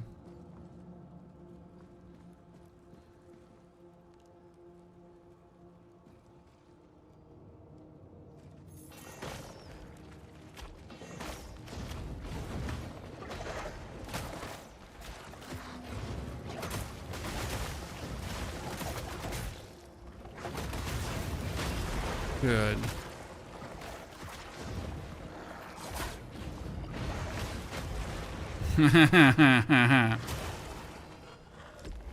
Fantastic, chat. Fantastic. Now imagine, because I actually went back in the room, they would respawn. Right? The game would like re-trigger the sending of them.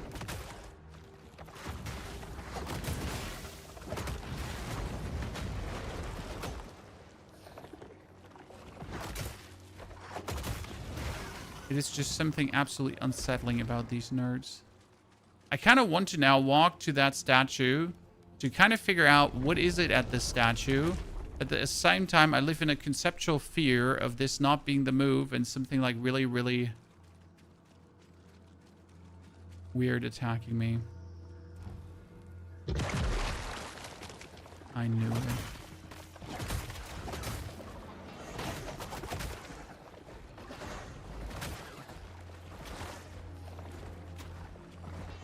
I'm good. I don't want set offering anyways.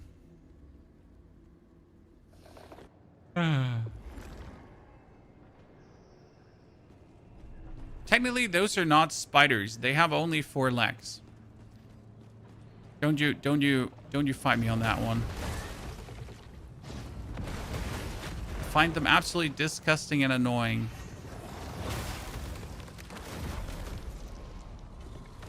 Like, that dude just literally doesn't care what you do. He will just pounce you out of your shell no matter what. Absolute demon, for sure.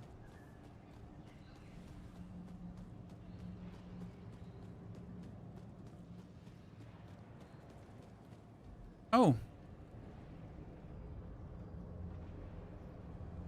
Look, ladies and gentlemen, a stone tablet.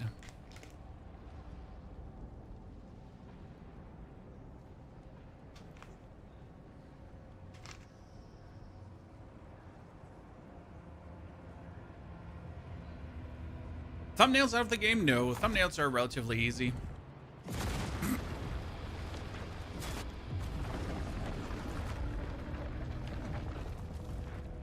Look, Mom.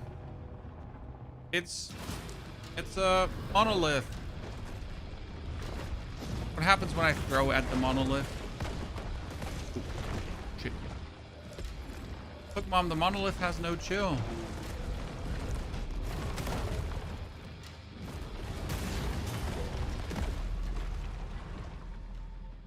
Do I parry the monolith? Do I guard the monolith?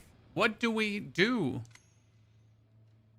I mean, it does seem like I could parry that.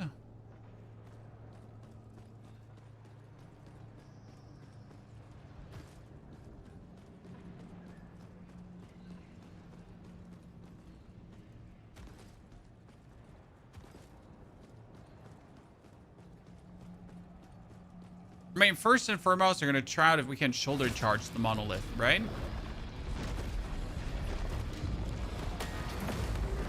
We can. Okay, that's good.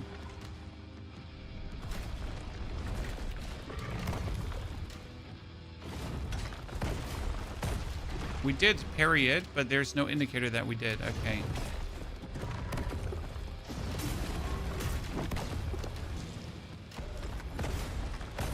I need to double tap. Okay.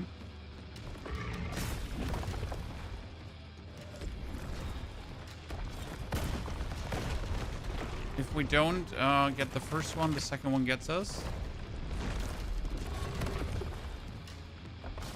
Oh my goodness. Okay, that the second one like hits you when you get hit is like brutal. Let me tell you that much. They have twisted-minded enemy designers. Honestly, there have been some pretty standard stuff, but then there has also been like some really strong outliers, right? I mean, we started like with overblown dudes, a bit of mutations there and there, right? Nothing too crazy. Everything like still the norm. But the longer the game went on, the more interesting designs they went for.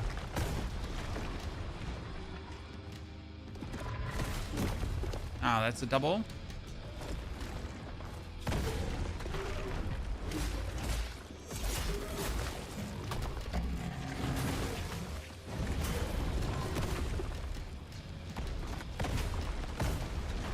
Second one I can't hit there.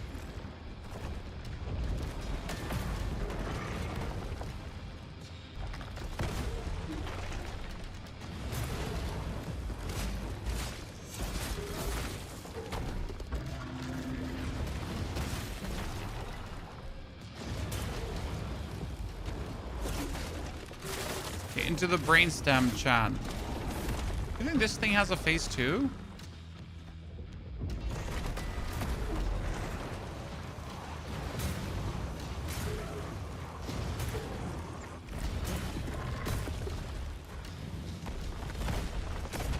I cannot go for a double.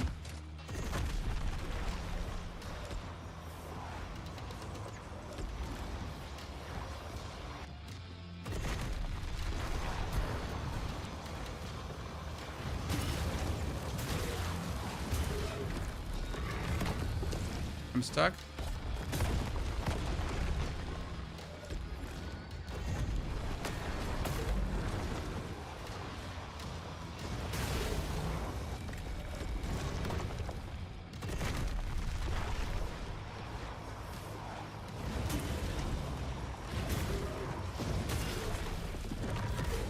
Yeah. He's gonna just repeat that until you actually had him there, right?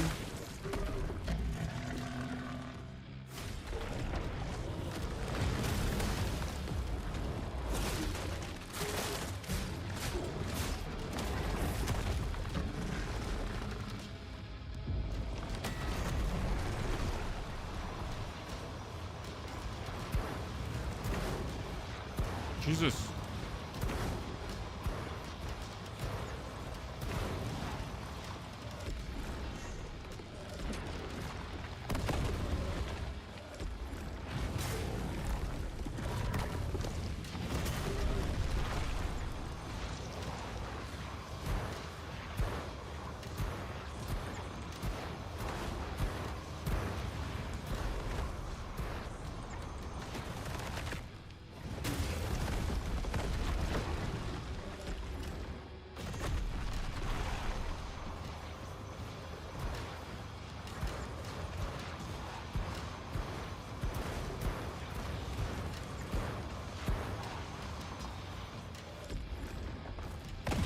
Oh wow.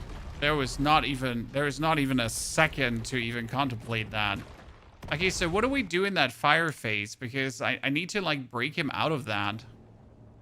I guess the easiest thing here is take step number 1, take the frost, health, stasis, lightning, burn, right? I mean, it kind of shows like if you actually played the game or if you just rushed the game, if you have like these items. Stick near him and do the run around. Bacon, we tried that. The problem is that you're running faster around than he does things and you really don't have control over it. I wonder if you can parry the fire beams.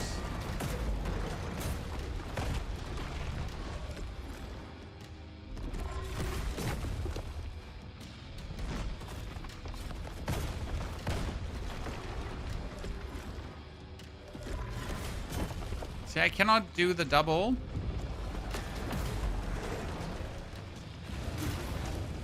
As much as I want to parry, every parry comes then with a heal.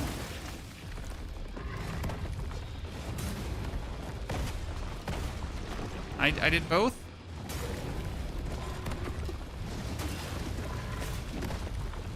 It's like that second one.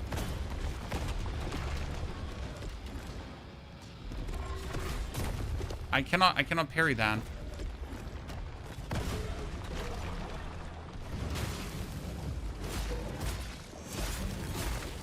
It seems unintentional though. Cannot be that I can't parry that, right?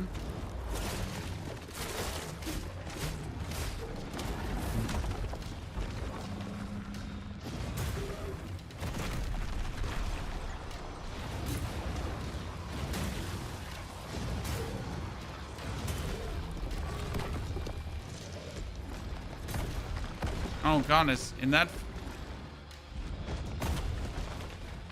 Oh god, he did sideways, chat. He never did sideways before.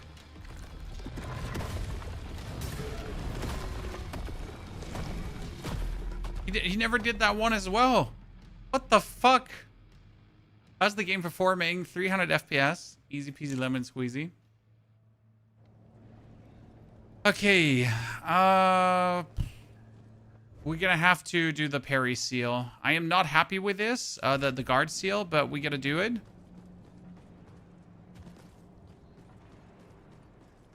So the game runs extremely well on PC, with or without frame generation. I'm sitting at 300, like 40, 300 FPS most of the time. No stutter, not a single performance issue, nothing. Also no bugs. Like, I mean, what means no bugs? I've gotten stuck in elements before. Yeah.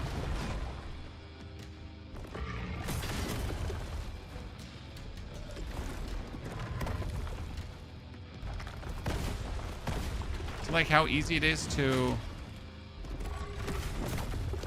That one is still not easy.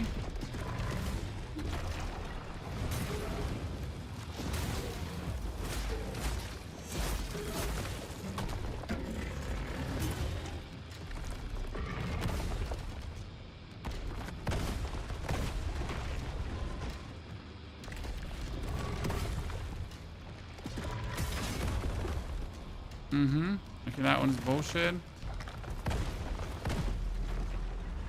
Oh, okay. Okay.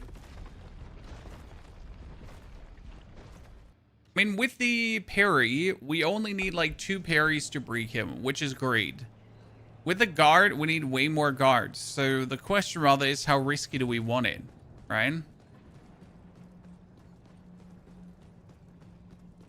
It's certainly an annoying boss. I'll say that.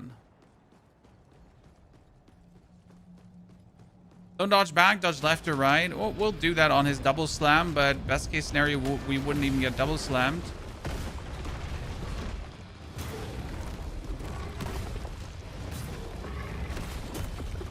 That one we can't.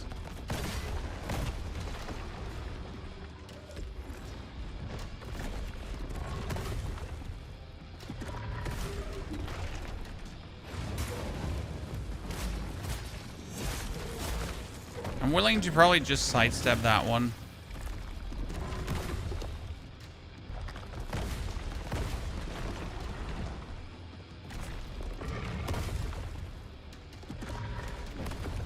Yeah.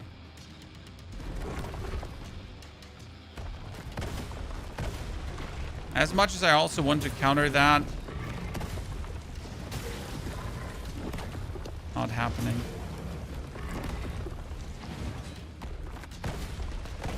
Yeah. It's just way more secure. They're running ultra performance mode. I run everything on ultra. Game is hyper performance, honestly. Game is just very well optimized. I gotta say, like, just well done on the developers.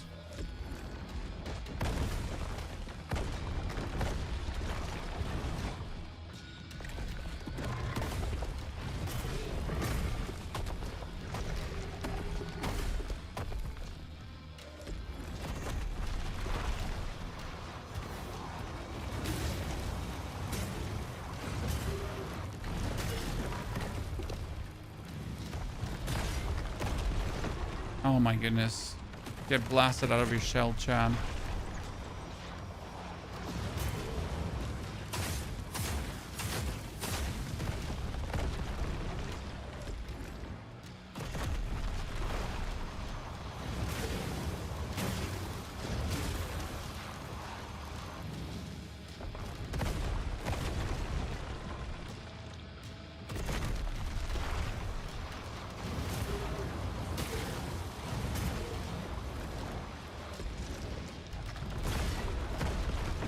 What? Why would that second one pounce us right away out?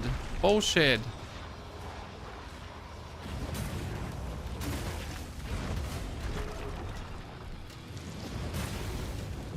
Okay, now begins the fire beam stage.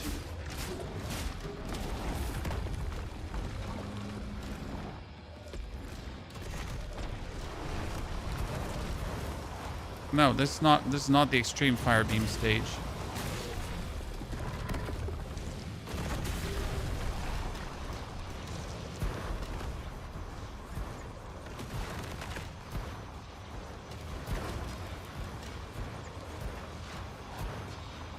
What if I dash with the beams? Chan.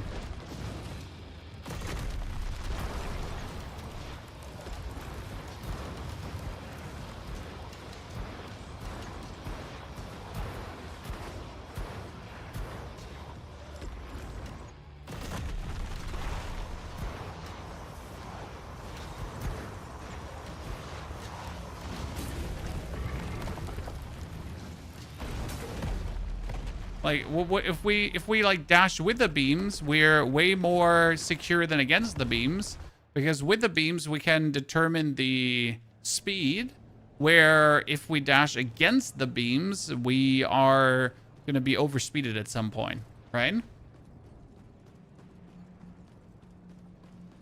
Why does the damage feel so low? Is the main point to just parry forever? No. This is a two-handed swinging build where I mostly do the parrying, so this is like a build intended this way. There are other builds that are intended to play otherwise, right? So this is like more of a choice on my side than anything else.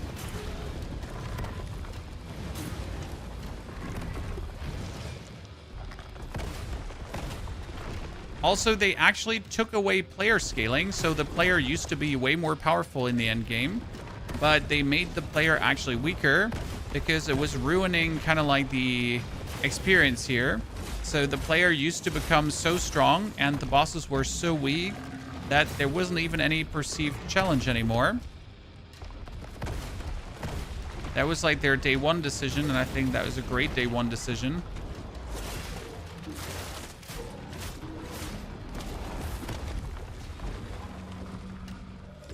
I mean, maybe also just suck at the game, who knows?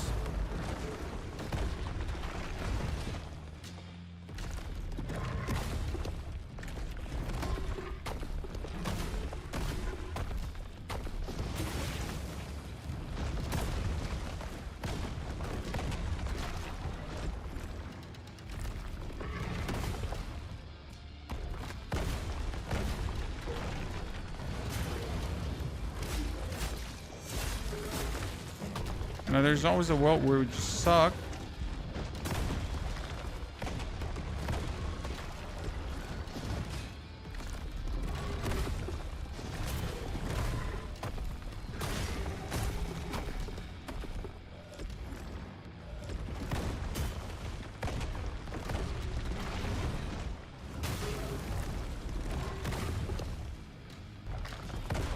Oh my goodness. Coming back to the topic of just being bad at the game.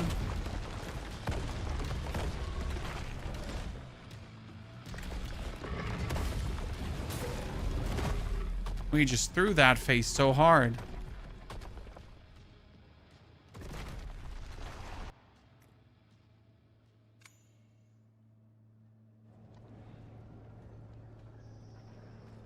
Just increase the HP or bosses or lower the damage. It's like a twofold thingy. They made the bosses more dangerous and they reduced the scaling after level 24. So up to the point of level 24, you would be getting the normal scaling. You would get more powerful with your shell. And then it kind of like tapers off. You're still getting more powerful for each level, but you're not getting by a magnitude more powerful as you used to get. And that was a fantastic change because there used to be way too much power possible to be gained.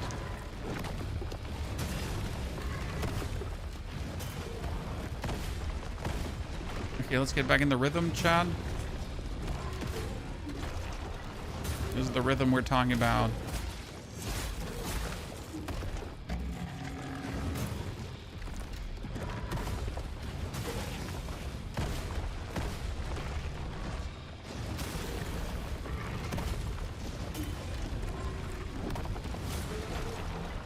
Honestly, as long as I avoid that one, we're good. I wonder if this thing has like a phase 2 where it goes like all out.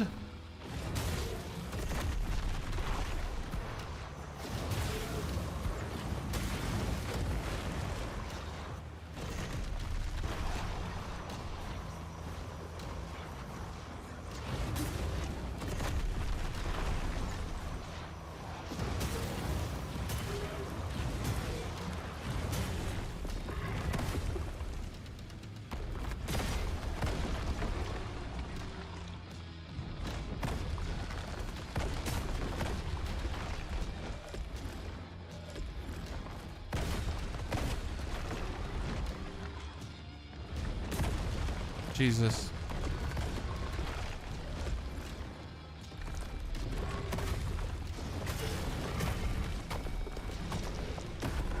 No, I blocked that one.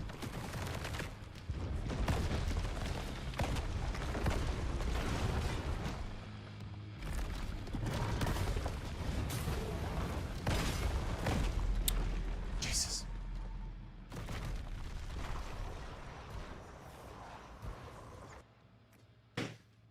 Like soft and hard caps? Kind of like soft and hard caps, yes.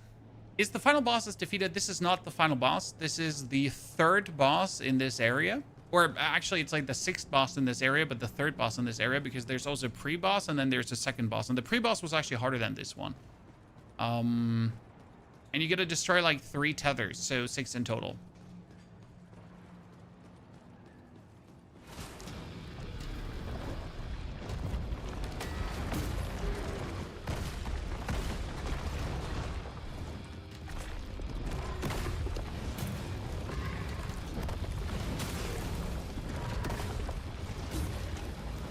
Still want to be able to like block that one, but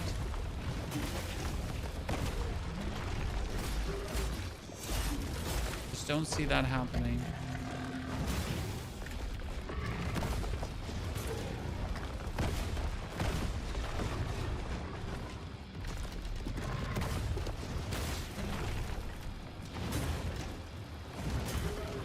The start is like super easy.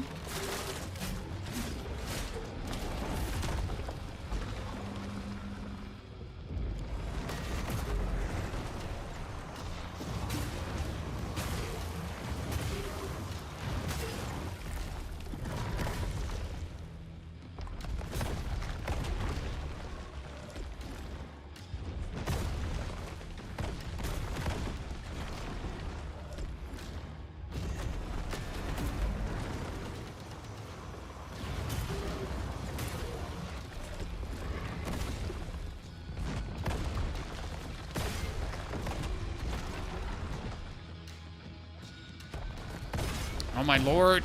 What is happening? I got thrown out of my rhythm.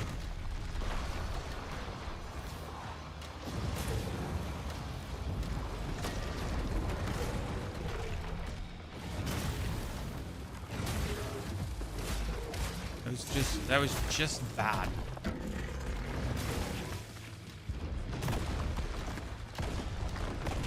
Not sure what is it about that one, but I am unable to cope with that. Uh-oh. Uh-oh. Uh-oh.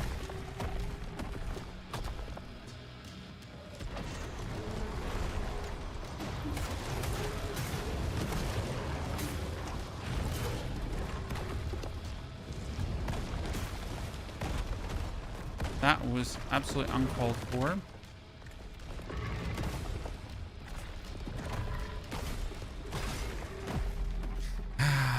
need to get the rhythm down, and then we win. This is a strange looking thing. The first time something like this emerged was inside a graveyard because the developers decided that coffins should suddenly split up, and between the coffins was like this red monstrous growth that was using both coffin lids, bottom and top, as their legs to attack you. Really cool. I really want to go back to parrying, Chad. I mean, we're going to be realistic. The fight where I parried, we won harder.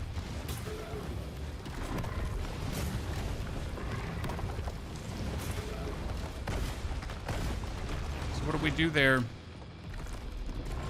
I think I'm just going to return back to the parry.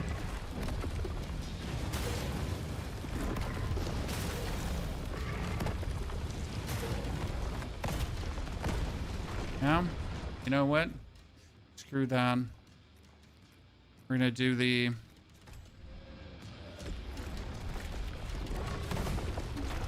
Suck it, stupid ball sack.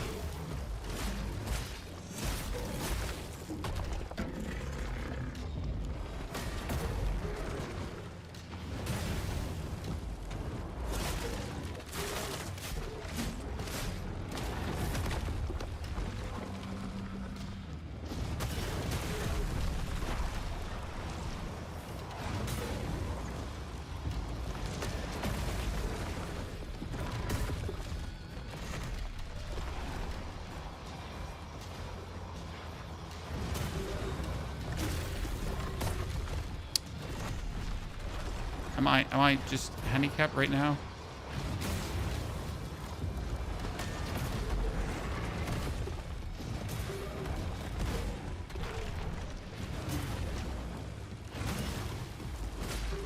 And it's just gonna work better.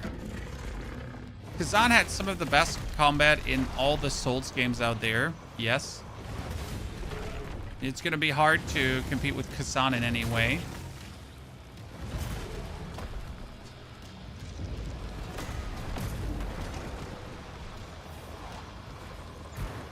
He's going right around now. He always went left around. Why is he going right around now, Chan?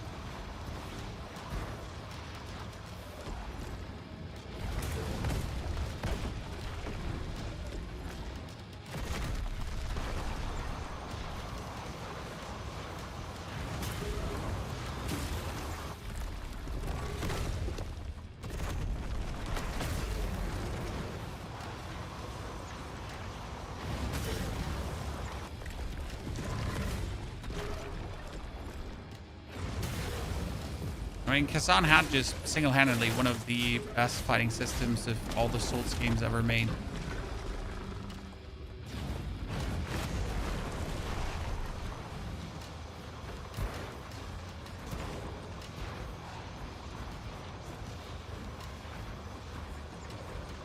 That we cracked the code.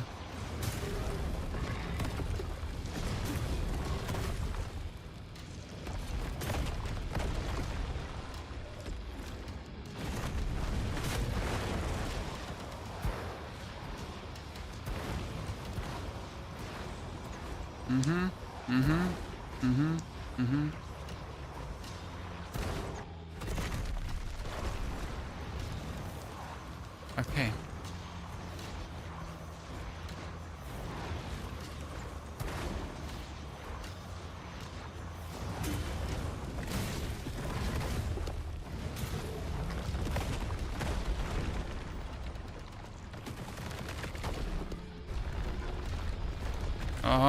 That's new.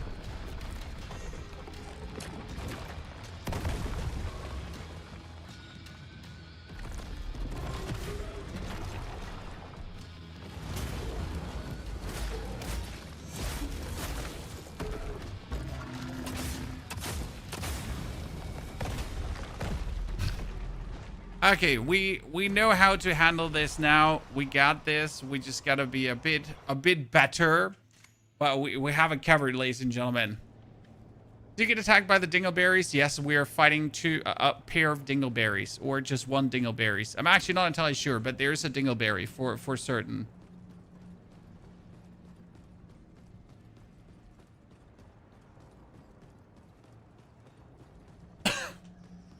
Okay, ladies and gentlemen, let's handle the dingleberries.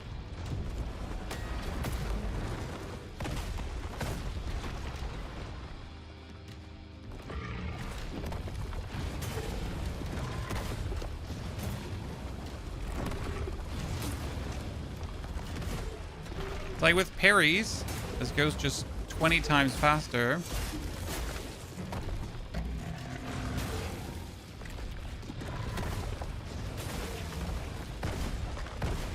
Okay, if I spam the button, I can actually do it. Yep, nice. Look at this. Parry demon, ladies and gentlemen.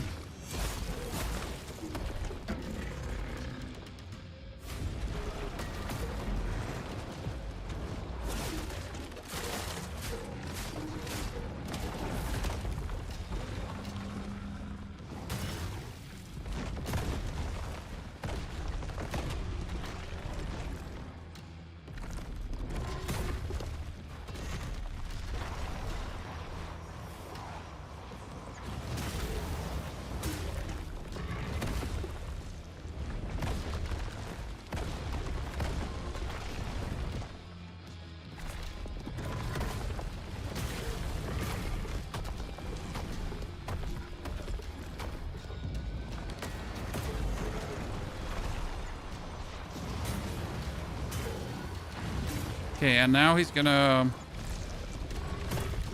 Shit. We had that fully under control, and we screwed it. Nice.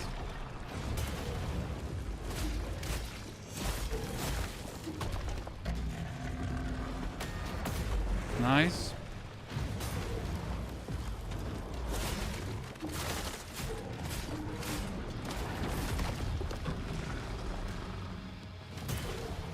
You always need to be you need to bait the dingleberry slam.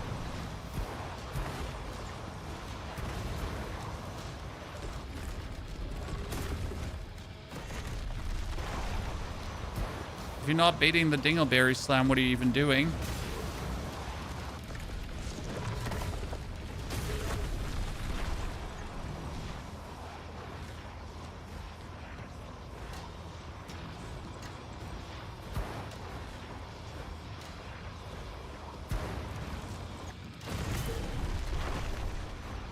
I absolutely love it when he does it like twice in a row without like a single second between.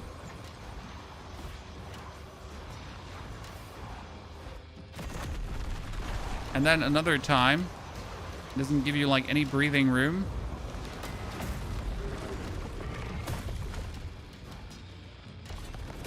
No!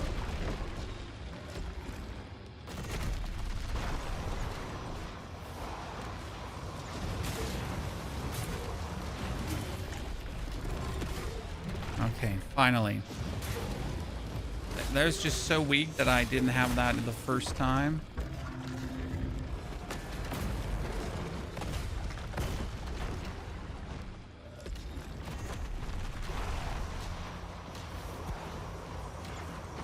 Okay, if I now get the dingleberries, and he does that another time, and that's completely fine.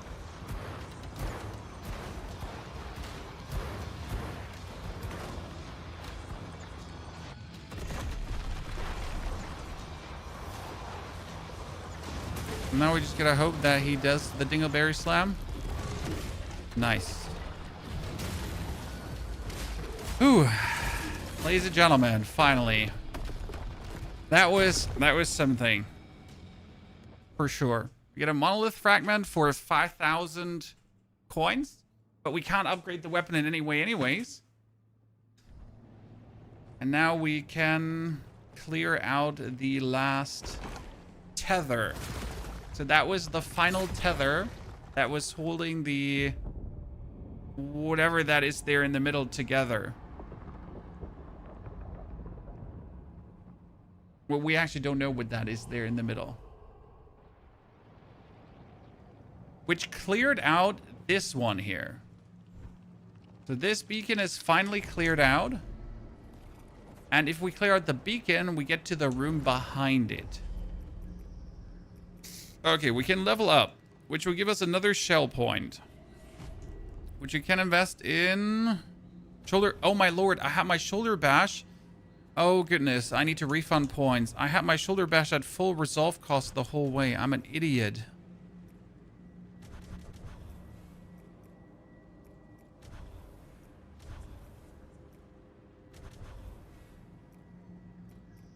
That is actually plenty weak.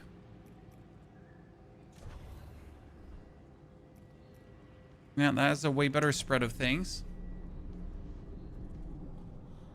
Because my shoulder bash just costs more resolve than it actually should. So I get like less shoulder bashes in a amount of time X.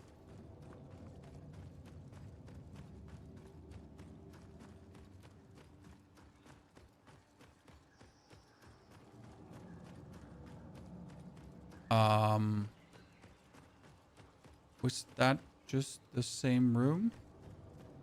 Oh no, Chad. Oh no, it's a fog riddle maze thingy. Where you walk through this and then you actually end up in the same room.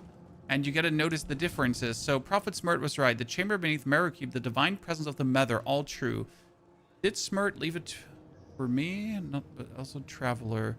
The moment I grasped the torch, I could not shake the feeling 1,000 realities await beyond the fog. I need to grab the torch. I could have literally just walked here 400 times now through that fog, right? Until I finally pick up the torch. And as I then pick up the torch, I'm actually able to go through the fog.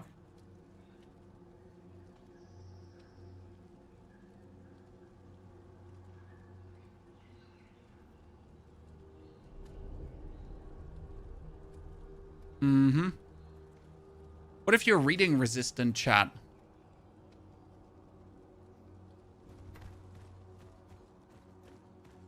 I love little riddles like this. I think this is just a hallmark of great games. Like, was this necessary? Did we have to have this? Could have this have not been there? Absolutely yes in every single way, right? But was it kind of like freaking cool that it was there? Okay, I'm getting Futilium, and I don't know what I'm getting this for. I still don't know what these materials are doing, Chan. Because I cannot upgrade my weapon further. I'm not sure if these are NG Plus materials that I need for the NG Plus game. Right? Or if I missed something to actually upgrade my weapon meaningfully.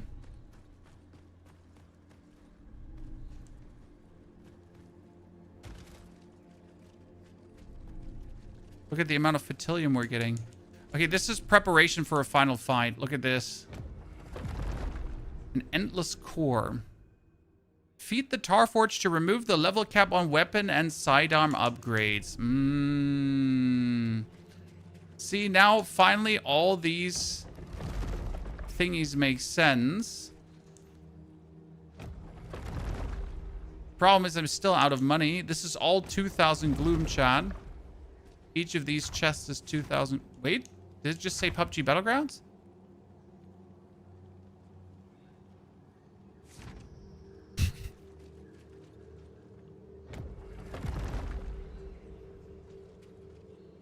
Not a streamer-friendly game if you have to read. Certainly not. The developer just sending... Is this the end game? This is the final room before the final boss. Where we're supposed to get, I think, like, super bonus juice. But, it's not necessarily the final boss because we're missing in the Chaos Chamber also something. So wait, can I just keep farming those? Dude, I can, I can get levels like crazy here. So I'm definitely going to have to open up every chest because I just want to know what's, if I'm missing something. But I assume that these are just for a few extra levels. There's 1,000 gloom per chest, right? And on top of 1,000 gloom per chest,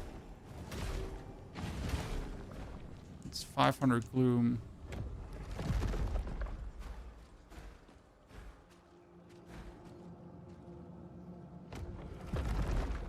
Okay, I don't want to open all these chests, right?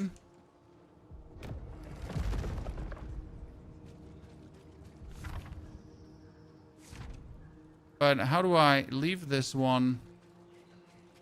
Do I have to open every single one to leave this one? Give all your gloom.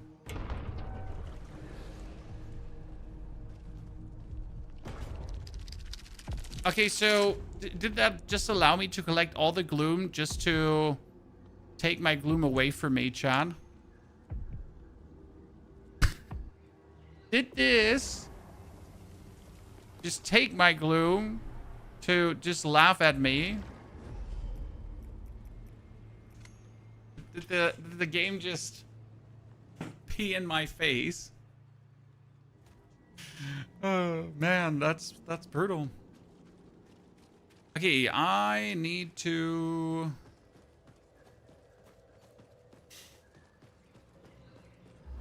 get money. Money, money, money. You did it. Money, money. You killed the hexapod. Good. Proxima would be 5,000. 5,000. sure here. 3,000. 750. 1,000. Be seeing you again real soon. This is PC, sir. But the reality is that even with a level cap removed,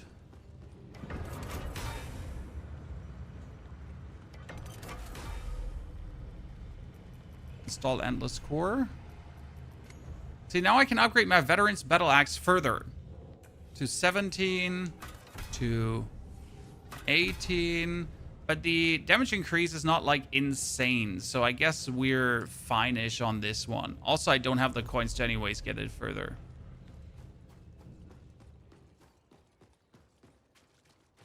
You give your gloom, then you open chests? Probably. Probably. Okay, so we found a hidden cave inside this area. Now, the problem was that with the shell that we took, so we tried to open this with Brother Smurd, that didn't work. But now we're going to take Zyrel.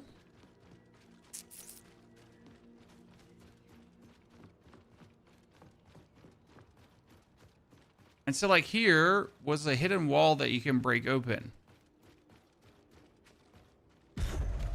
Also didn't work. Commune with chaos. What happens when you kill yourself?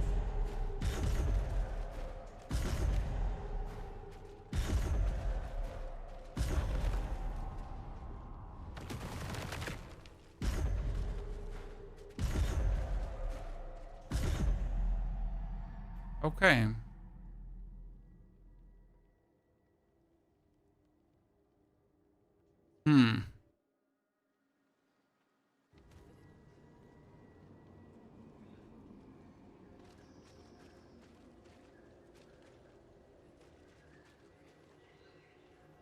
Could be that you have to activate night mode. That's true.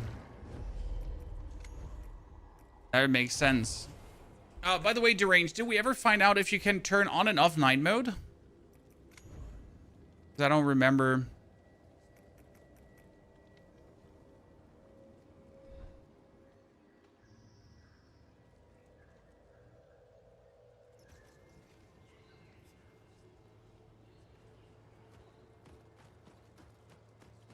Okay, so with this one activated, I can now summon help.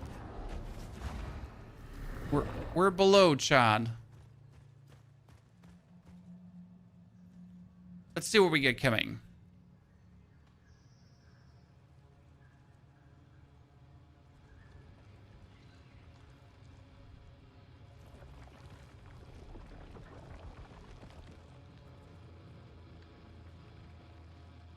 Okay, a centipede.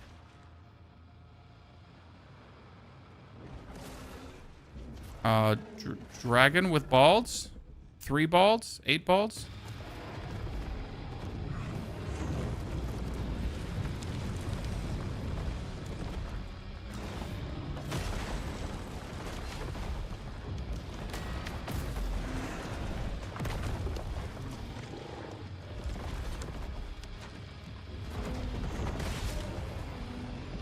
Dude, that had no wind up. And he kills me while I'm on the ground. That's not okay.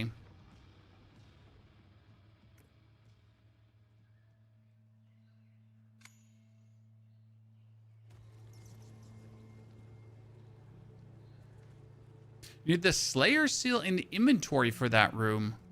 Huh. I never bothered having it. Hold on. Wait, let's try that out.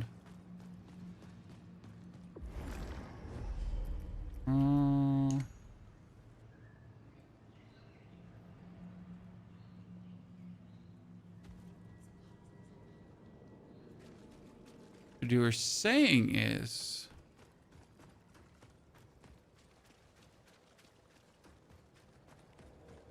Because I never picked up the Slayer seal because I don't need it. Because equipping the Slayer seal would disable achievements. Now, I just acquired the Slayer seal, as you say, and it's in my inventory.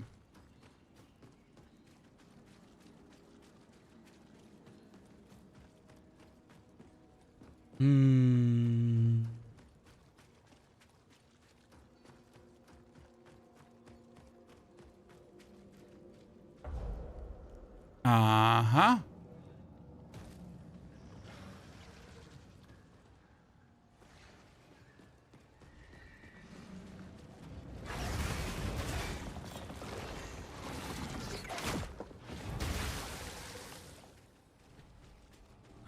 I wonder how early you want to go here.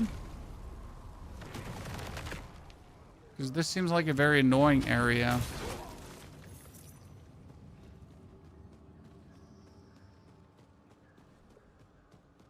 And it's dark and no one likes dark.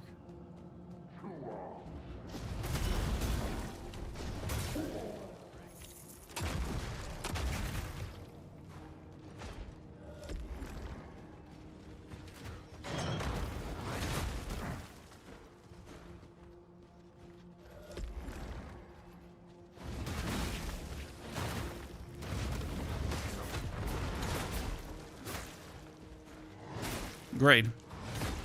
I'm stuck between these. An interesting area.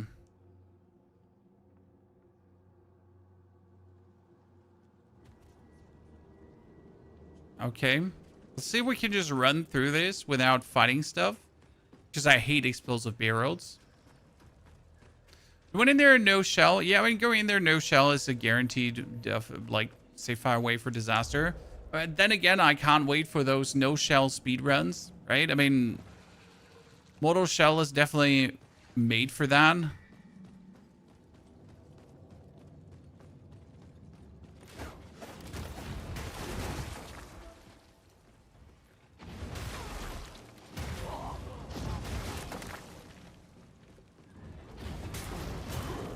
So technically, you can enter this right at the start of the game.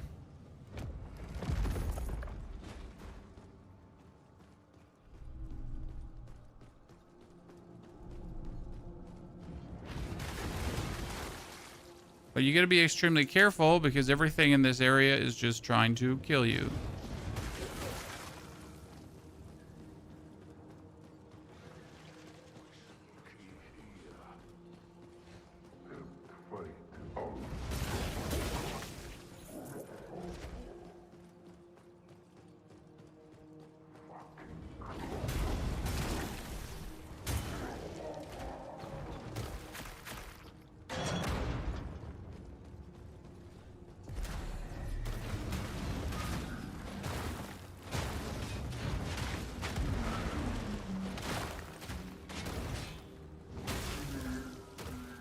Okay, that one gives me Tooth of Nocti.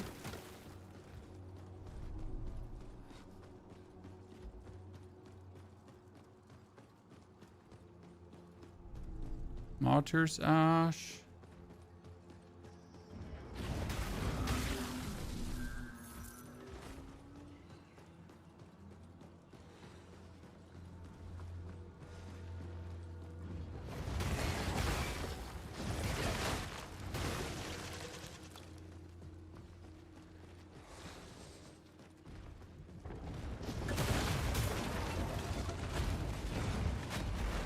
Stupid bug.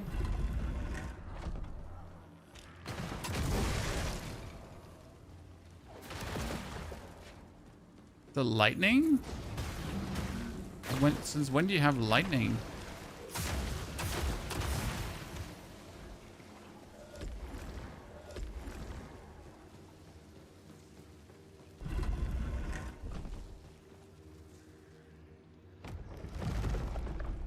Black marrow key. That's for skin. Return to surface? No. So all of this just for a black marrow key? That can't be it, right? There's a black marrow key. Black marrow key is for skins.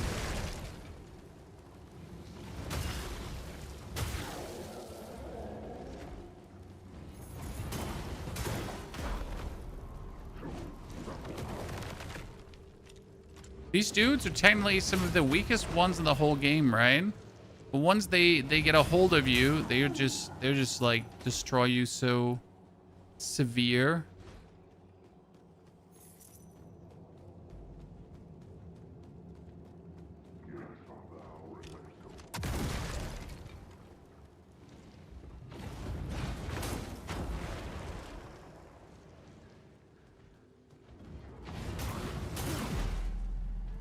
Okay, there was just a key.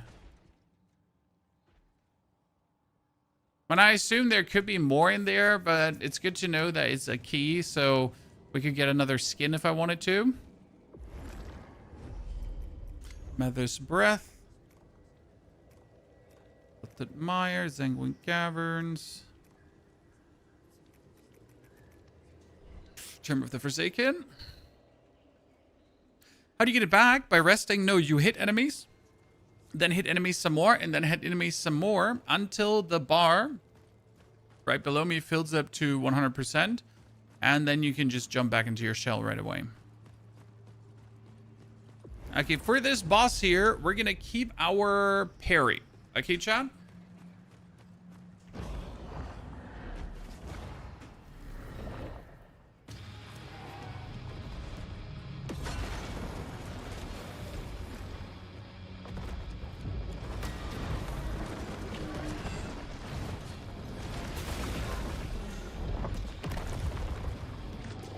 I'm pretty sure you're not supposed to...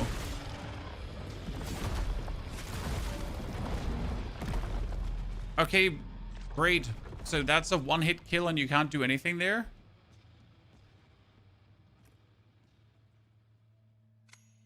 Secret rooms, Doom reference from the OG Doom with how the layouts and the door concepts are. Yeah, I'm not surprised. Ring-a-ding-a-ding the bell there. Okay, he goes...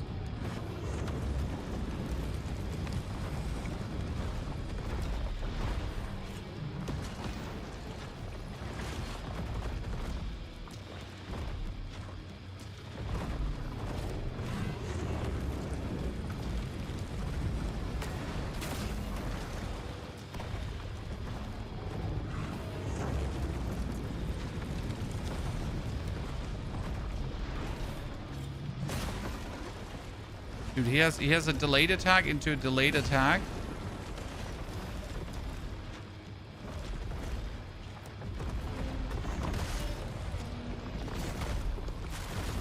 What are you supposed to do here? This just kills you.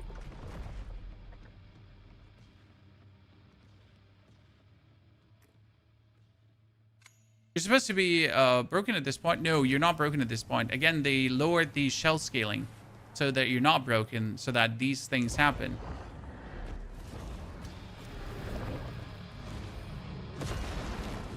Can I even parry that one? That's my question. Yeah, I need to learn to parry these.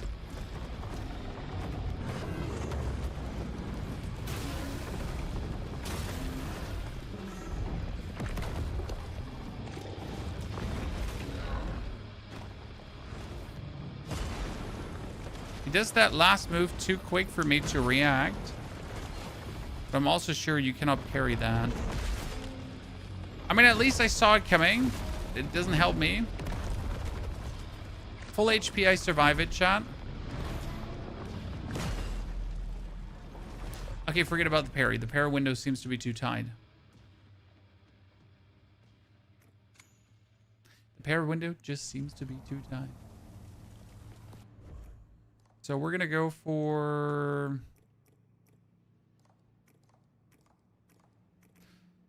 the guard seal. And see how that goes.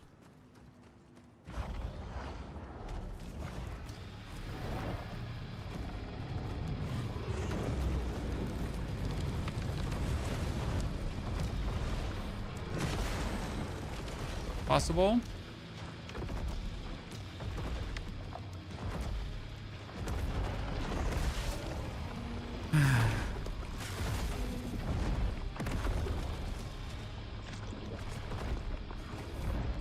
I knew it was about to happen, but I have like nothing I can like I can do against it. Brain's not braining enough. That works. This time I had it. Shuffle stab with a thingy. Is there a noticeable difference in weapon reach? If you play a short weapon or a long weapon, yes, noticeable difference in weapon reach for sure. Sir, I went left. I mean...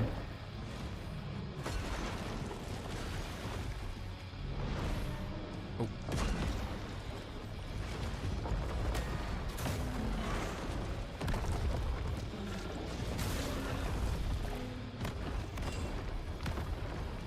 Okay, now I need to go back so he doesn't...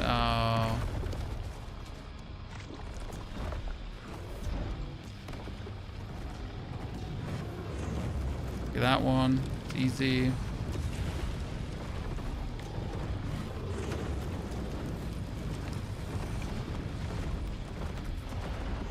Aha! Same.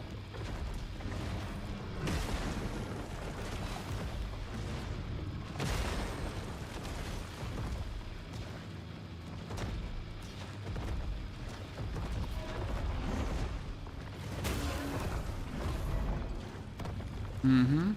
If I could parry that, life would be vastly easier. Because then you would be staggered already.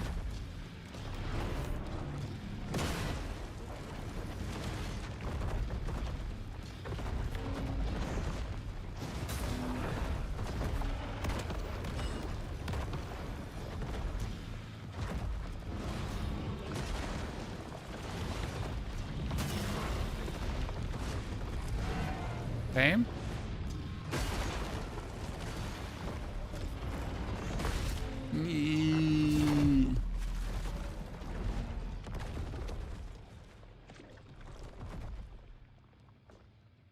Okay, so double shuffle step forward is going to have him do the thingy. Oh, goodness, Pony. I have to go back to the parry seal because due to the amount of moves he only does, like, if I can parry them, we will have him on the ground so quick. But I think the parry timing might be too tight for my brain. Okay, got it.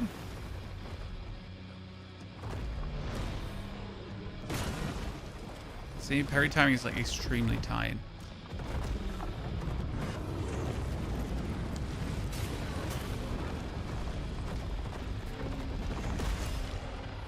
Yeah, I knew it was gonna happen. I knew it was gonna happen. Is this the end boss? Well, we cleared out 6 bosses in one area to actually get here. That was quite the journey. And now we're in front of him, and he does seem to be the end boss, but no sure if he actually is.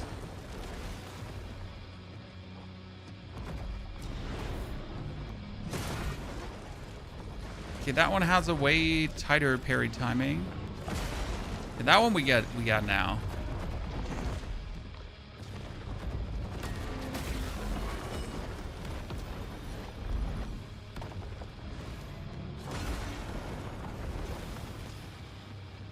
Oh, come on.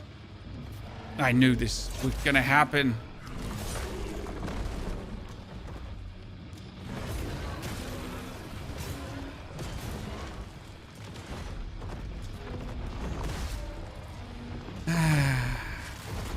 Like when your brain is too slow to react to the obvious move.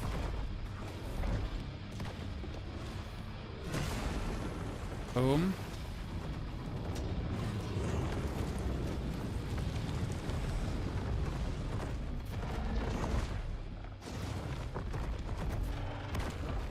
I think if I could parry that one, that'd be insane.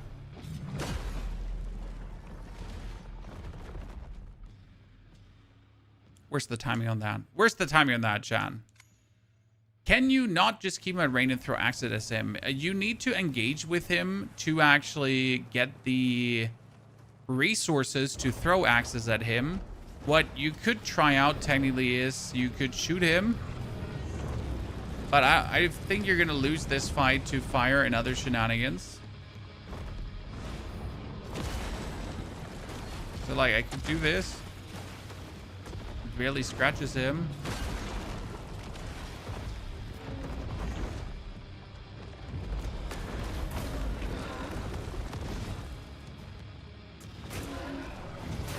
Okay, great.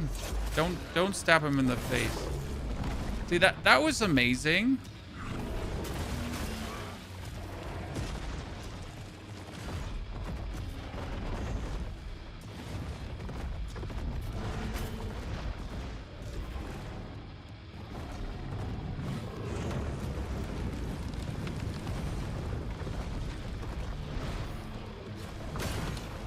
Oh my goodness, one day, Chan.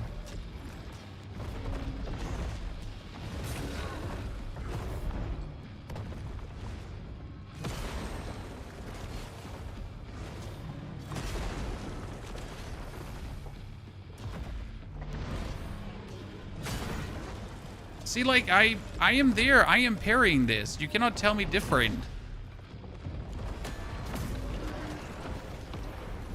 Shit, I just got below him.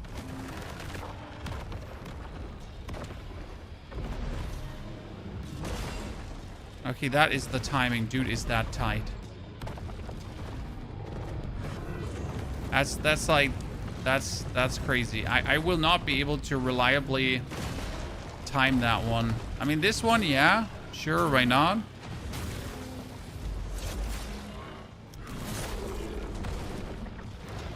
But the other one, absolutely not.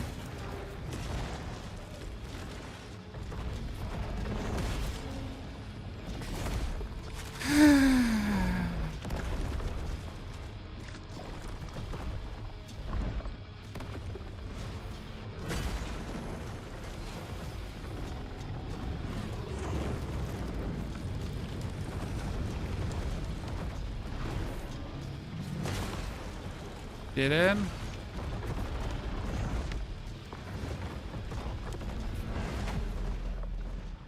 I like that one. I'm not sure what to do there. I guess if I would have it too, maybe we just have to perfectly get every single of his moves, right?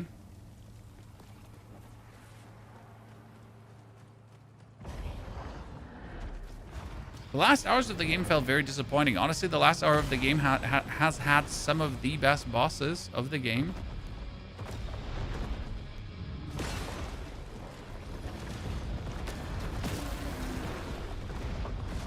The maximum frustration baked in.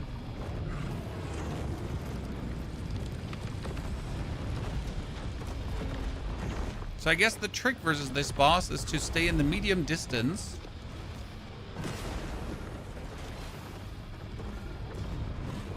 So I'm not getting burned. And he does moves that I can counter. Right?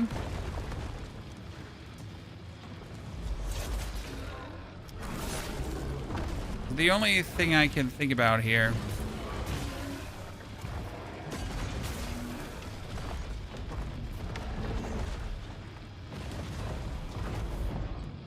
You don't want to stand too close because then he does the trample move and I cannot counter the trample move.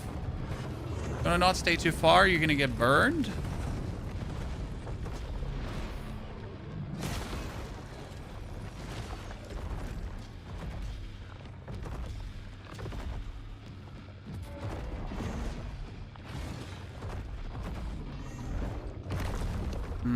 I did not see that coming, I will admit.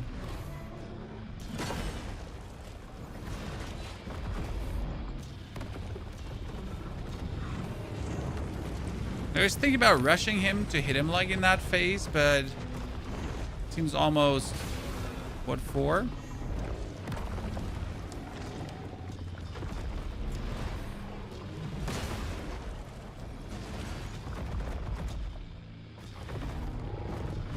Oh.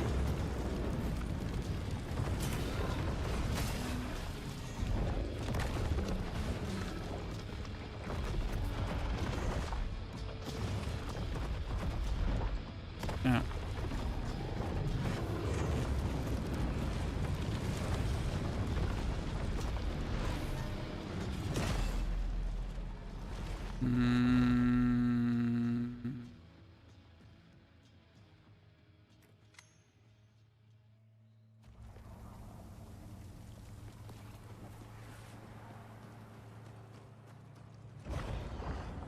Him in the balls. I mean, we can try to just stick to him, but the problem is if I stick to him, I'm gonna have my hard time avoiding the stab because I already have the hard time avoiding the stab as is. Right? Even when I see him double shuffle step coming forward to me, even then I already have like my moment of I don't see what you're doing.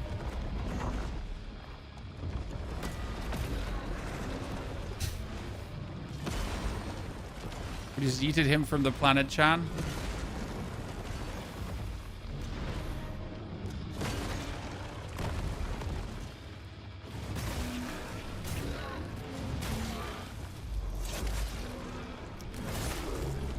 There's a very weird trigger on his hand.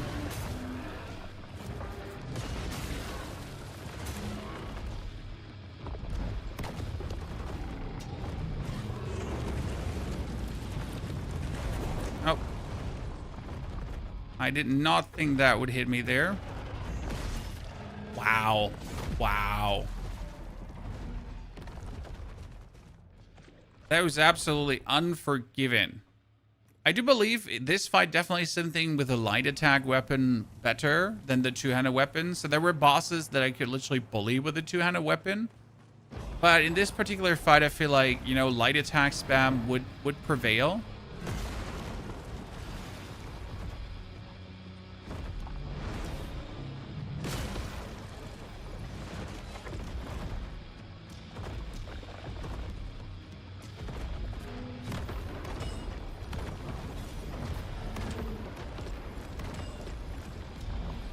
I need a different seal for that.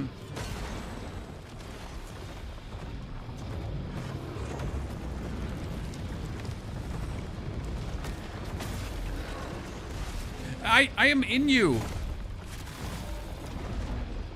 You should have never been able to actually get me there.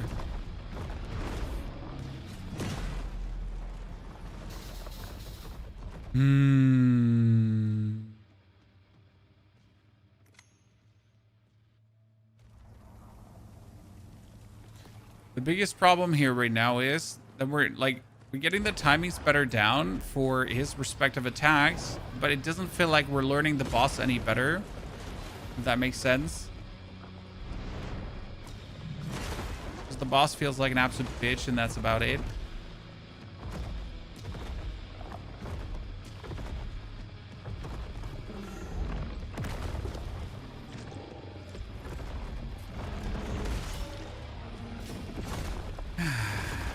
I mean, at least we didn't get ejected out of our shell right away.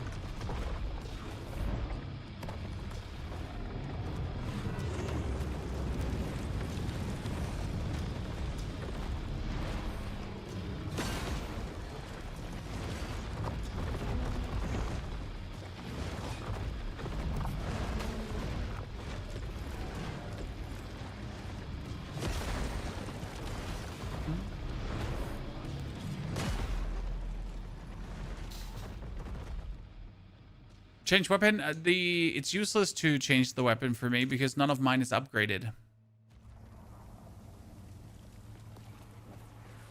So I would have to now farm Gloom to de-upgrade my weapon, to re-upgrade a different weapon, to then learn a different weapon set. And that is certainly not an option for when you're fighting the final boss, to just relearn everything you've used for the, you know, duration of the whole game.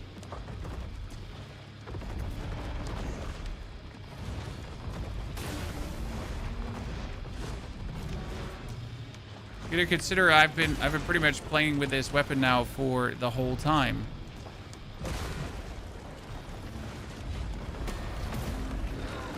Right? This is not just me spontaneously deciding that two-handed axe for this fight. This is like what I've been using the whole fight.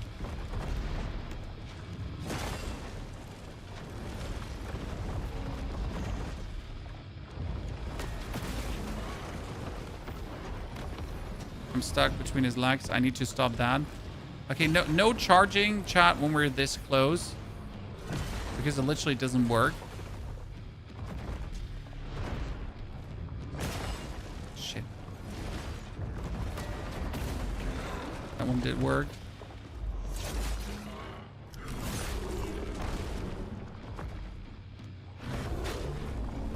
Great. I blew that. 3 damage face.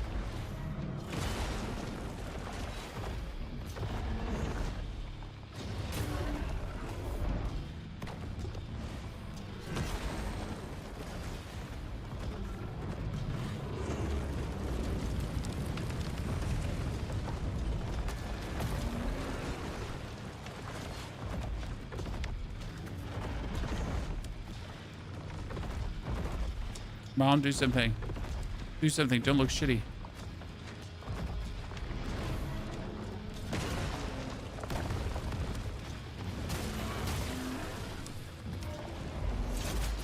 Okay.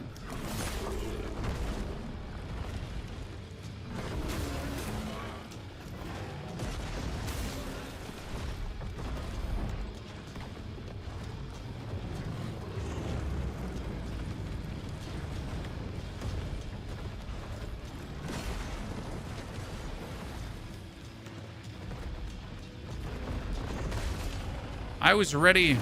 I was poised and ready, Chan. But it wasn't enough. At least we didn't screw up that timing once in a while. Damn.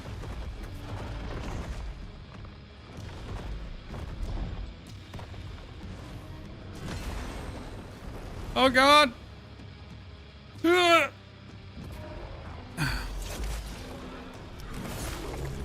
Mom!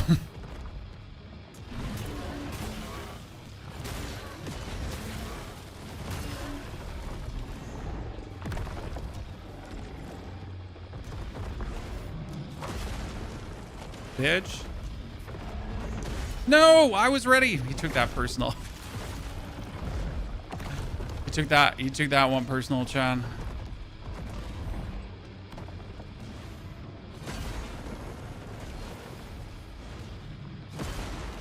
Come on, you get a third one, you get a third one, you get a third one.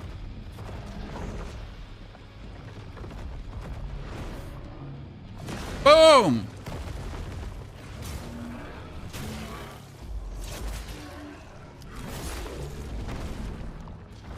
I still feel like he should stab a bit more often. Like just one stab into the dragon head.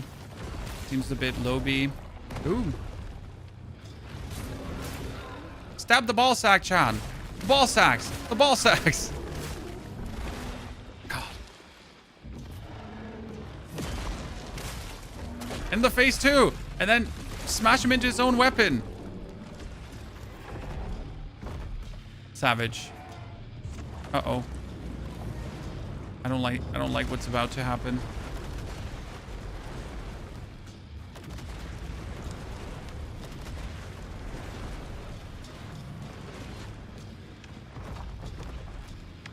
Okay, cool. Oh, that was bad. I'm burned. Oh, he burnt my shell off me.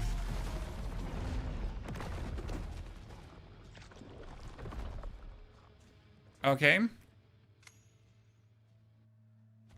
He burnt my shell of me, but can we prevent that? When I was trying to block his hit. Okay, let's see. Also, what kind of fire is that? That's the big question, right?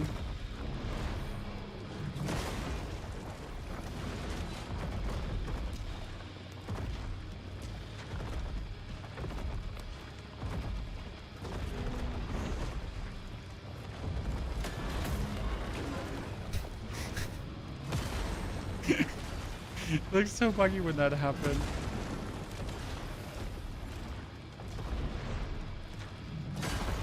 Oh, really? I feel like I had that covered.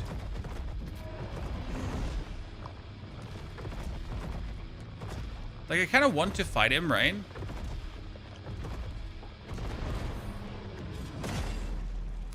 This is so useless. Kind of cosmic fire. It looks like blood flame. There's no blood flame.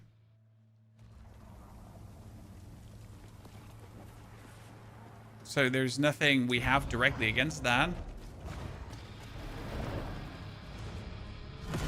I think you may block the fire. Yeah, I guess parrying that fire is not an option. I'm with you on that one.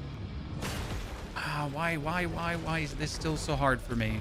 This is the only move I gotta, like, guaranteed get under control. Chat, I knew it was coming, but my reactions are not there.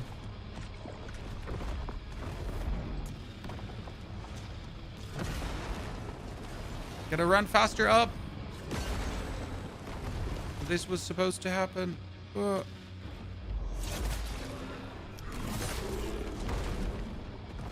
Wonder why we're not going for a ball buster there as well.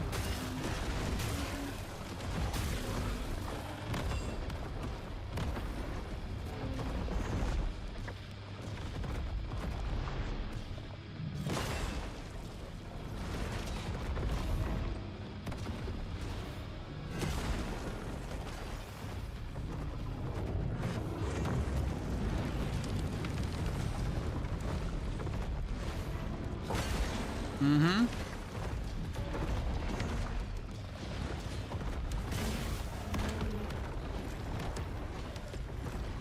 Could you try to hit me?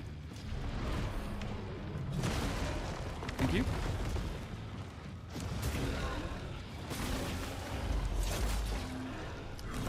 Okay, goal is kind of like rush mid HP point. Because if you get there, he takes like... Don't get hit by that.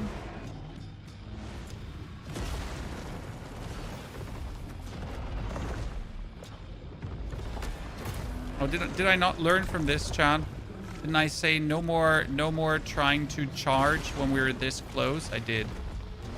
I just forget that I said it. Really? You just turn away from me?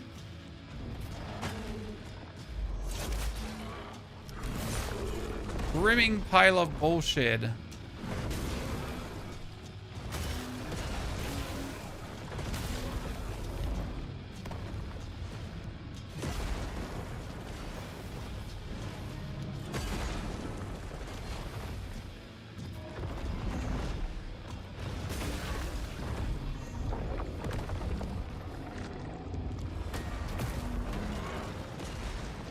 Okay.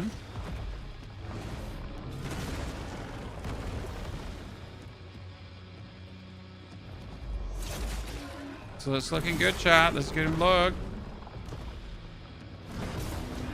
Okay, we should have him in phase 2 in a second now.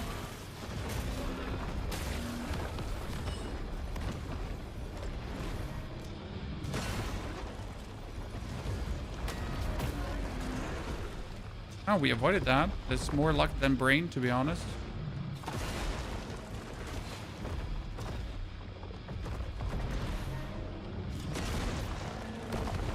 I mean, that he's like consistently falling away from me is definitely not to my liking, but we got this.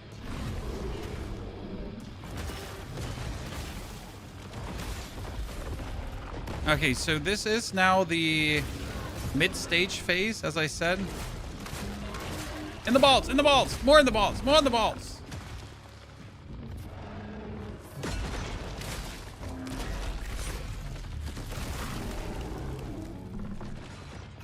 Okay, so he's gonna ignite his weapon.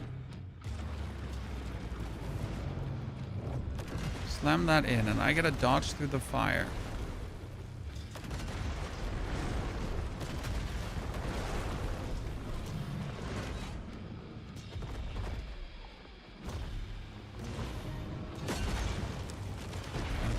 Tighter timing on that one. Nice. And it's over. So there's a tighter timing on that one. He goes a bit faster. Not like it's a fraction faster. So you pretty much have like your muscle memory from phase 1 needs to go over to phase 2. Okay. But I think we're not good away. I mean, it finally feels like we're getting a hang of things, right?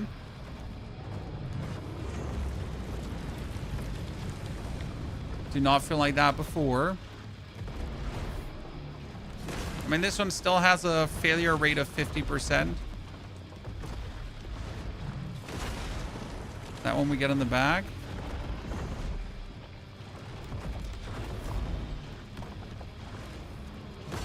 Shit. I said that one we get in the back, right? And then we didn't have it in the back. What do we make out of that? Empty promises?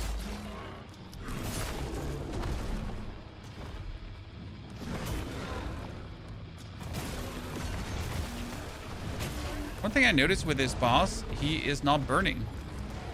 Is my fire infusion completely... Oh, Jesus. My fire infusion completely useless?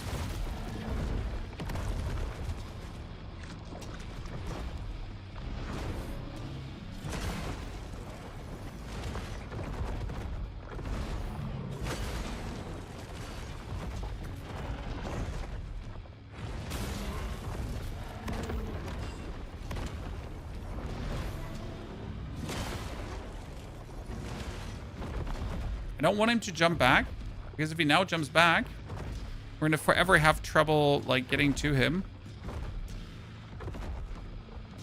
Bro?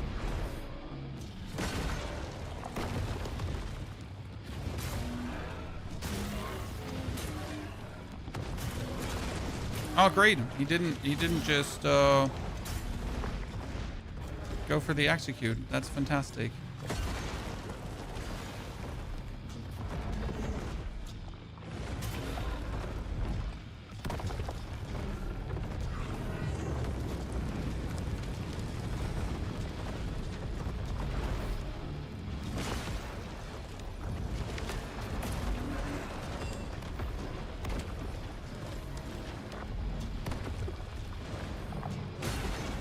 That was not cool.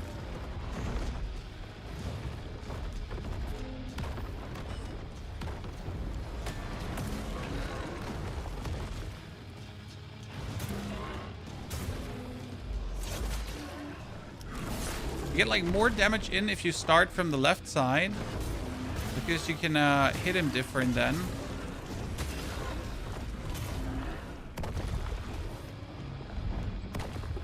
Okay, Godzilla.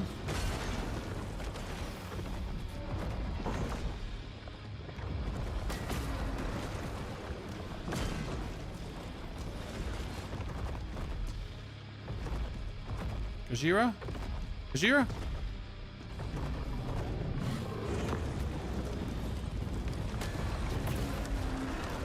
Nerd?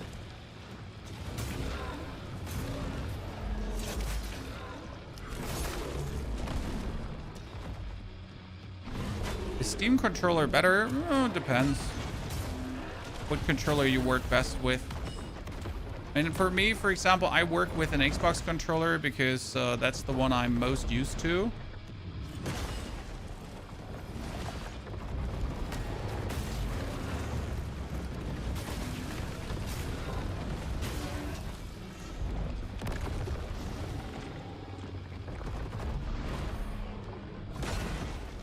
We're getting better at that one.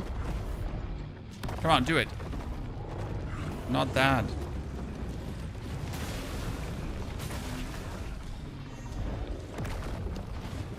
Come on, do it. Whatever that is going to be.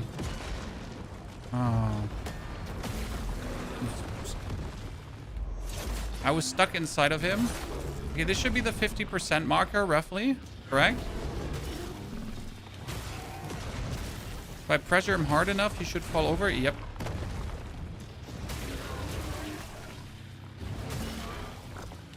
You gotta like try to get as many hits as possible in, because this is like your free damage phase.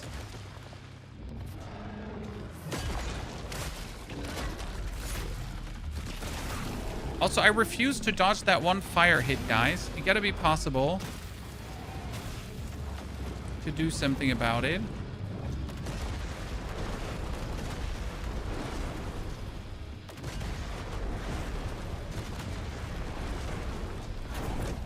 No. Okay, if I get hit by one single of these flames, I'm out of my shell. Okay, come on, do it. I need to get the timing down. Oh my goodness. I like how my body is like completely shard. I wonder if we can abort that phase with our summons, because usually when you summon a Grisha, right, it throws the enemy out of the phase. I also wonder if we could throw my axe at him to also throw him out of that phase. That's actually a possibility.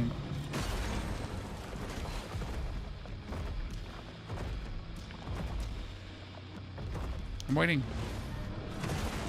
Thank you.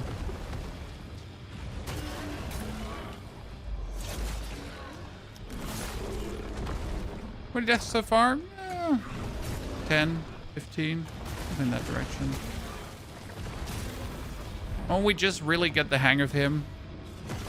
Get the timings down.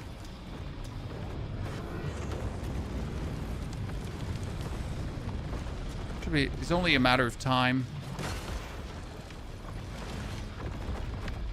Pretty much waiting for the try.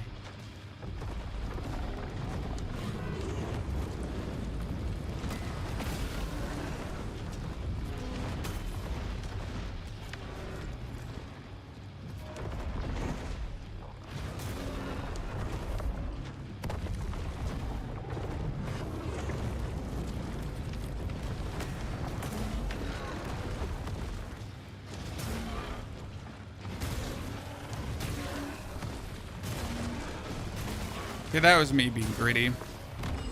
I got punished for that.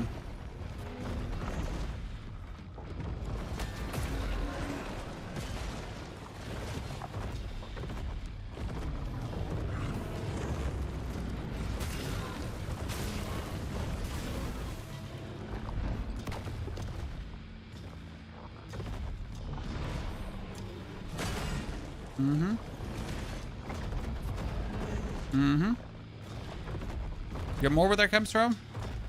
Huh? No? No more? No mas?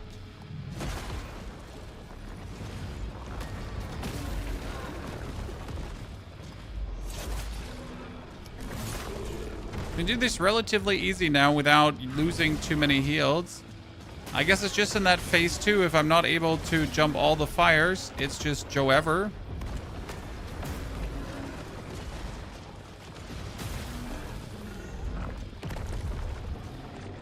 Okay, that was deserved. Yeah, that was also deserved because I literally did not pay enough attention.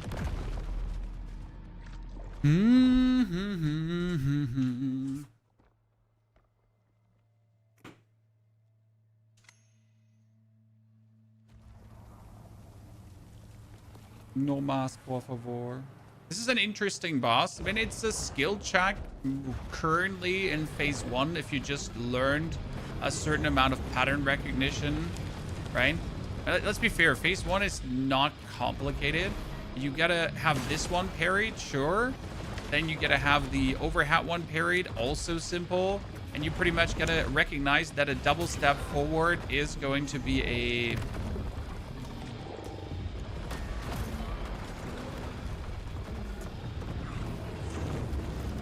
an execution move on his side.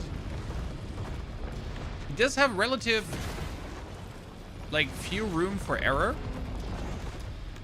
which I think is good for a final boss, if this is the final boss, right?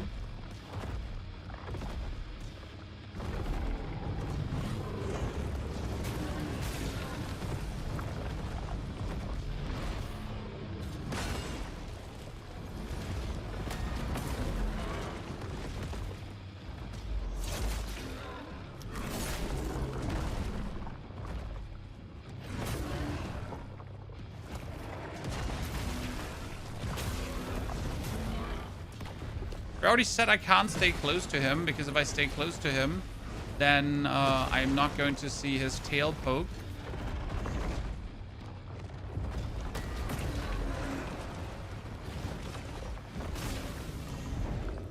Also have a hard time seeing his jump when I stay too close to him. These are not options that we have. Can say a certain distance to him, obviously.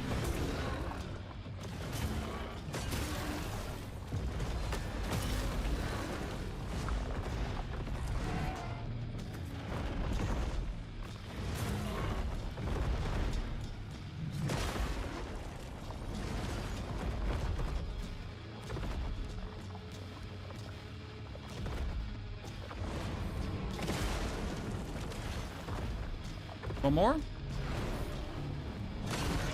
Good.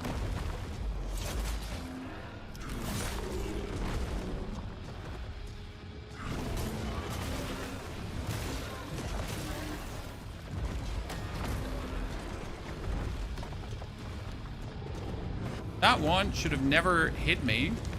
I'm not even sure what hit me there.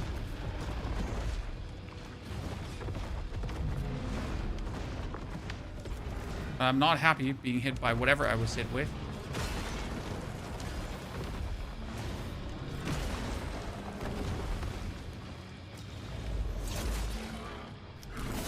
Okay, this should almost be it. If I now...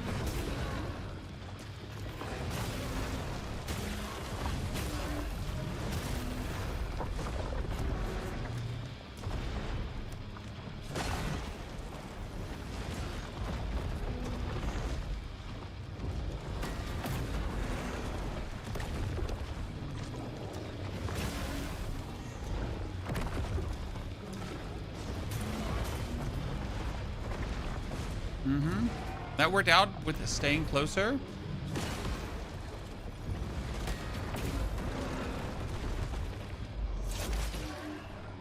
Probably like one of our best tries here right now in terms of like early damage.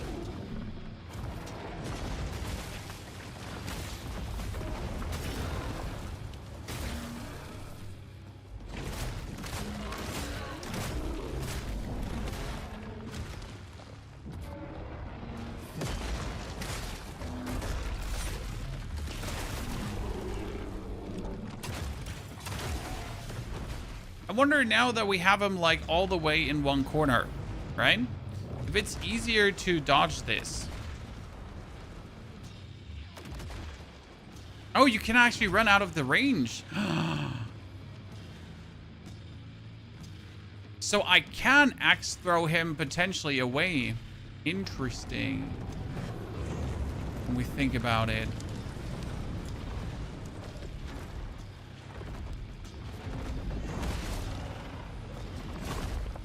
Why, Chad? Why?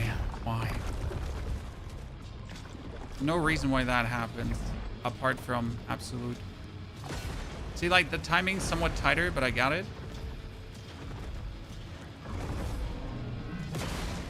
Tighter too. Oh, he does the second one. Oh, that's gonna take a while until I have that one. That's gonna take a long while until we get the double overhead. I mean, you definitely need to parry him if we are guarding this biggest mistake, right? Hardening also not an option. Like, parry is just too strong for this. Shite.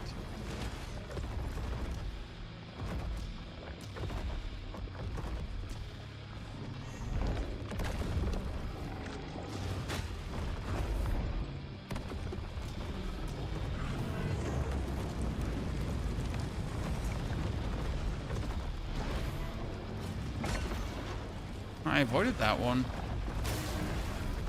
Interesting.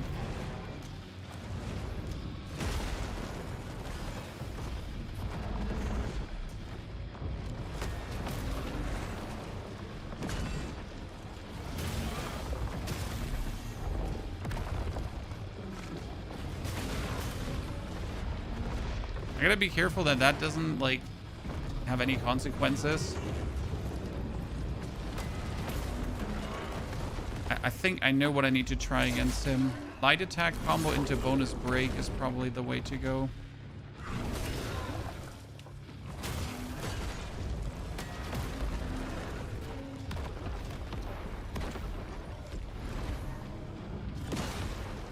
There's a light attack combo that you can do in bonus breakstone.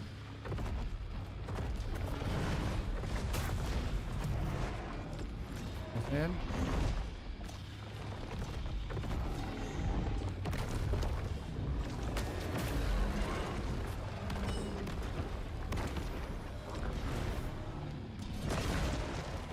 Oh, come on. Away from me again. Yeah, I do believe we got this.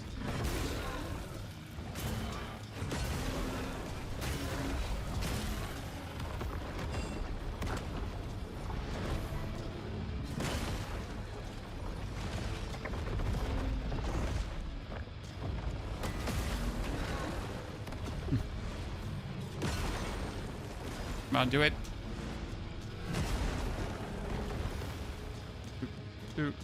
Do. I assume what he applies to us is stasis, right?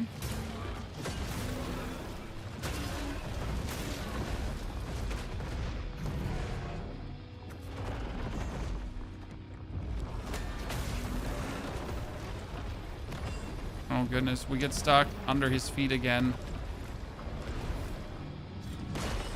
Yeah, that was the beginning of the end.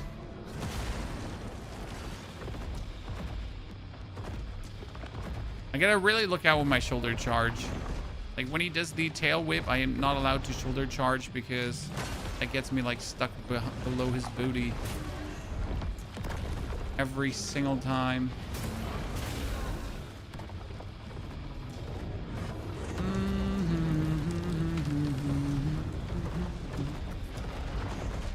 Come on, do it. Do it. Whatever you want to do, but do it. Boom. Nerd.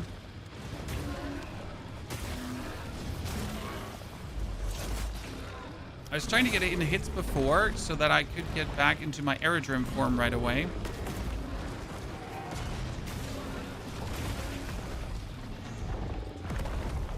And then I wanted to get out of my form instantly and die. So what we're going to do is we're going to put on the tar stone now for the bonus break that I mentioned earlier. Let me show you.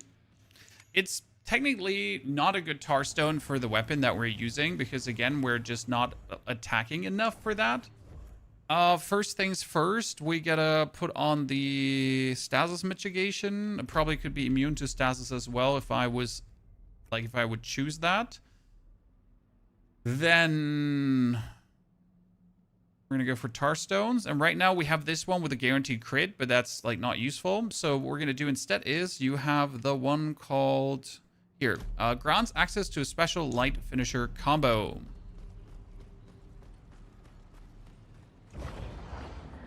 I'd also have to go for the heavy resolve attack maybe.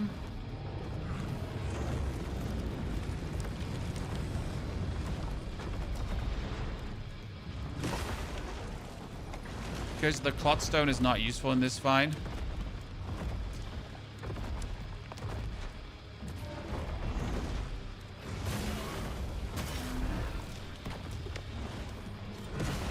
If you like building a bonus break, that's obviously super useful.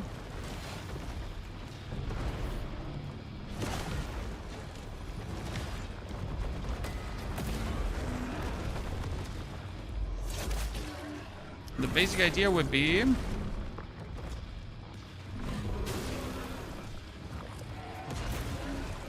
see, like, you see that bonus break that we just got here? It's obviously huge. Like that is not much, but since every bit counts, it's like free easy break you can apply.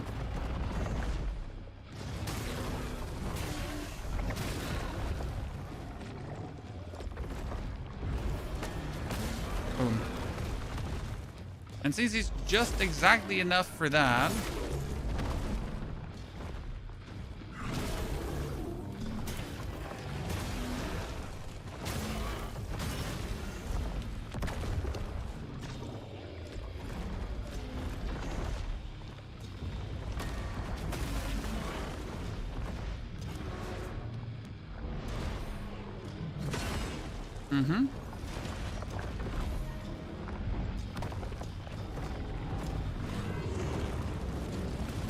Same goes here. All right, just that little bonus break.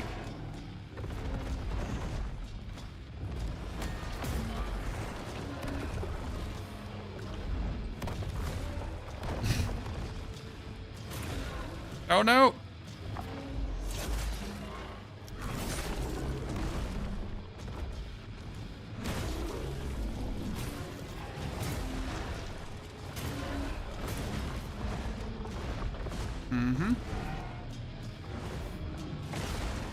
Couldn't even say how much the bonus break is helping, but it's more helping than not having it, so I guess we'll take it. See, boom. That's already way faster staggered than in any other phase before.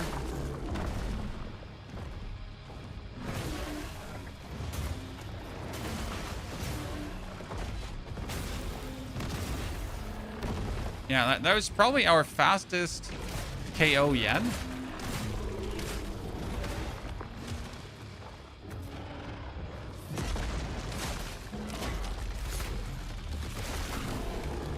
The one thing I'm going to try out is charging him and them running. So we know he's going to do the fire, right? But we could already get the pre-damage in. And we know that there's a limit to the fire range. So we learned that here. Can't go further. So we cannot get our shell burned out of us.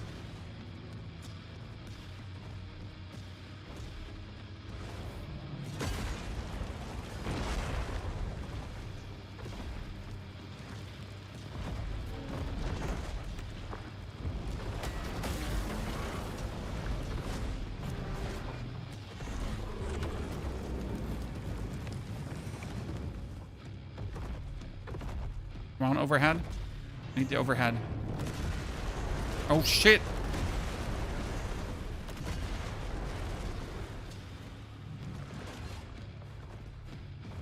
I wasn't aware he does that another time. Oh, Mom. Come on. Oh. Don't tell me he does that now every time when he gets downed.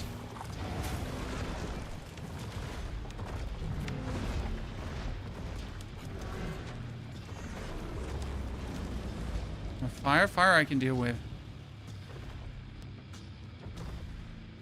Overhead swing? Overhead swing? I mean, I kind of want to be aggressive, but at the same time, I really don't want to be aggressive in this phase. Right?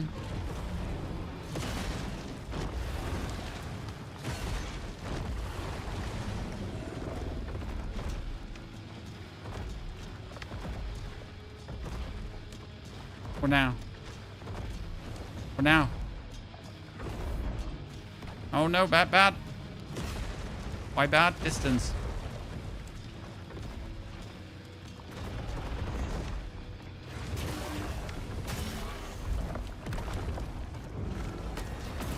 Got him.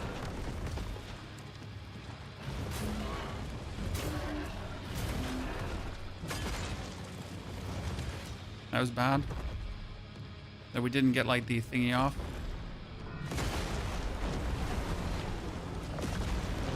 Oh, I don't know how that worked out.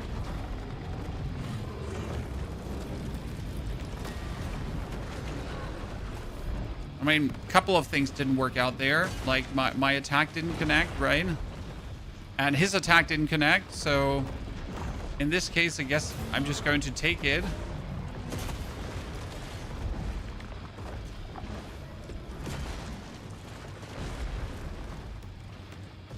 That was all my heals.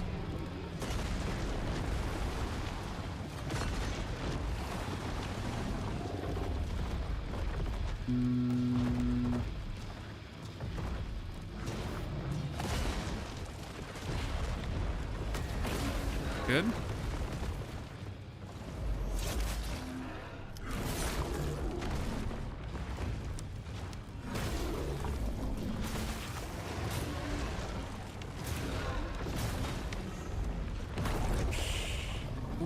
That is uncalled for.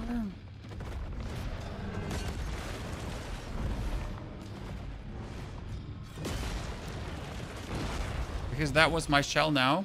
So once I'm out, I'm not getting my shell back.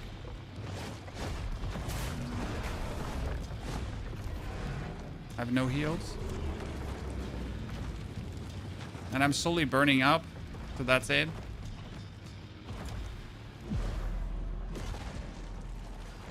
Ooh. You're greedy on that one? Dude, there was a couple of greedy moments. But we got to consider, Big Frank, that was the longest we've now been in the fight. My biggest problem is that according to how the boss is behaving, there is a phase 2. That's right now my biggest issue, because this final boss is not hard. If that makes sense. I'm not sure how to say that without sounding like cocky, but you know, we have seen final bosses in Souls games, and I would say there is a second phase.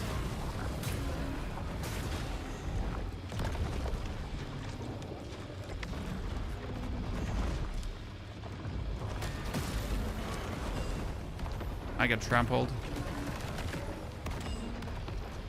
If I could work with that trample, that would still be the best thing in the world.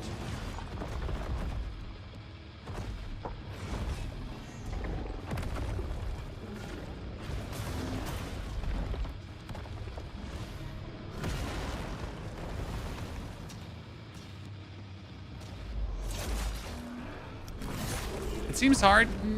Well, it might seem that way, but it's like we're not killing him, right? So, but that doesn't magically make the boss hard. It's just me being particularly dense. I don't know how to otherwise say that, right? See that we're just getting stabbed by this. This is the most telegraph move in like existence, you know? So I'm just saying this is not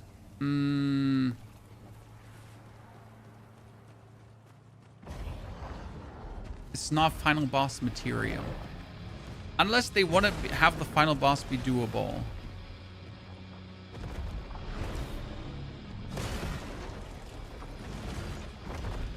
So I guess maybe I'm high horse complaining, you know? So if you compare this to Ozma, for example, from Kazan, worlds of a different... Even if you compare it to the... Nah, you know what? He's similar to the Elden Beast in what he does. And the Elden Beast is a bit more show and tell, but... Yeah, sure. Okay, yeah. He's not too dissimilar from that. Like, from an overall, like, the way how he functions. So I guess I'll restrict my statement.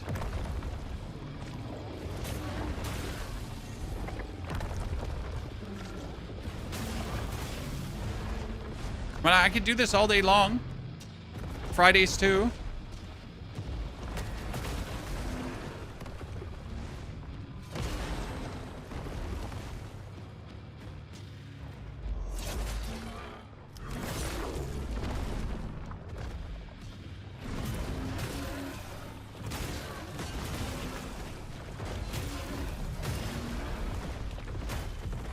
Got me, finally.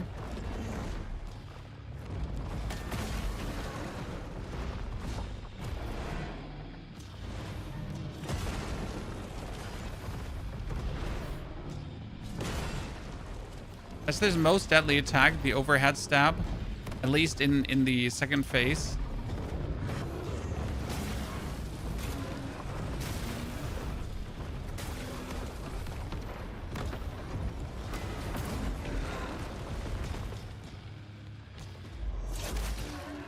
Okay, 8 out of 9 heals. If I manage to reach phase 2 with that amount, that's actually going to be impressive. Wildly impressive.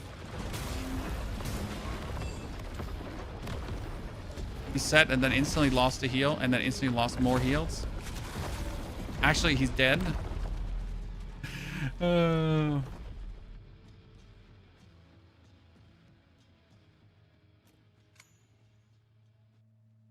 mitigation. What he's doing is not a burn. He's like doing some soul cleansing, as it seems.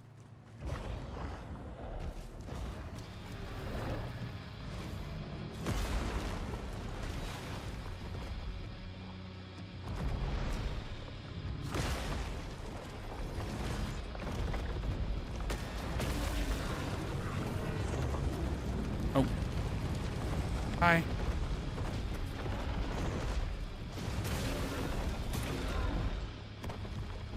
No!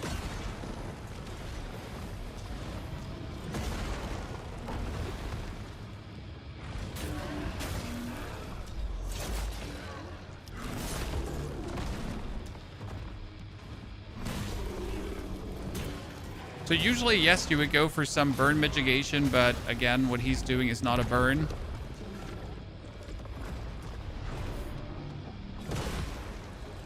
It does not identify as a burn.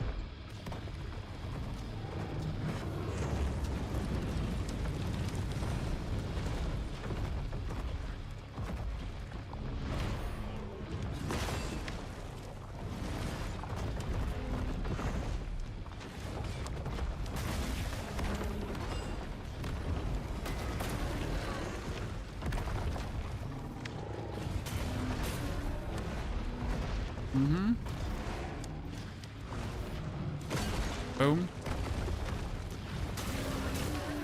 So if I can timely land that charged R.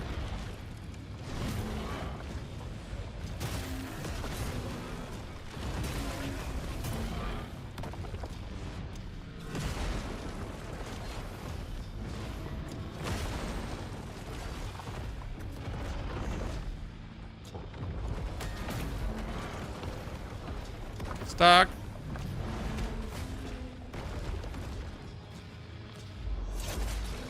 That getting stuck between the feet is probably the most annoying part of the fight right now.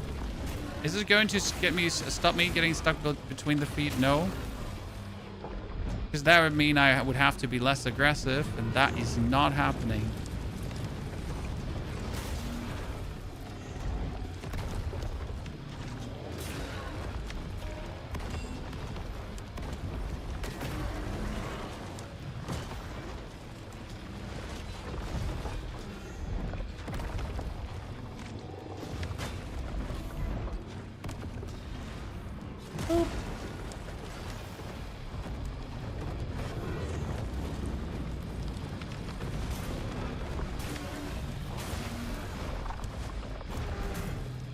Oh shit. Oh shit. I get a bit gritty there. Does he have 6 balls? Well, ball sacks, Felian, breeding sacks, something is below him and it's dangling pieces and it's doing stuff. So yes. But I think, is the game better than Lies of P? No. But Lies of P is like a 20 out of 20. So it's really hard to beat that game.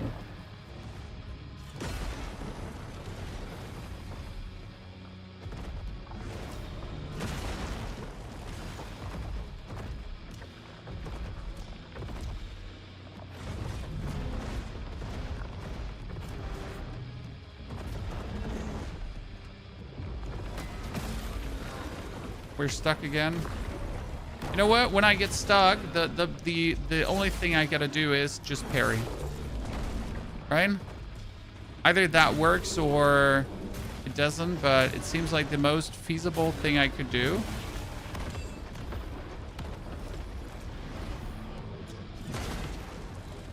Just in case you get stuck.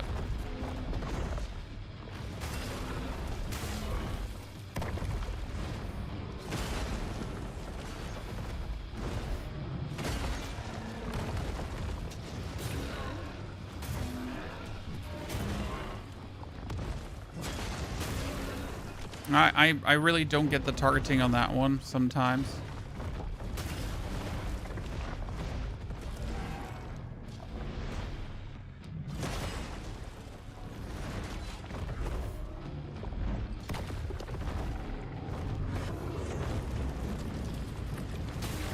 Light, line.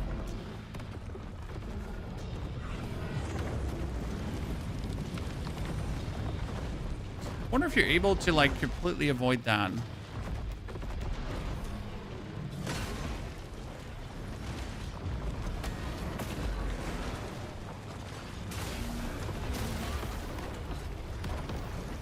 I tried to do what I said. Didn't work, chat.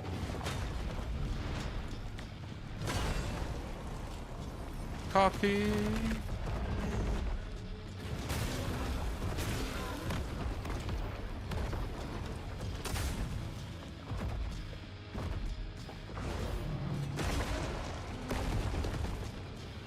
Stupid Drake.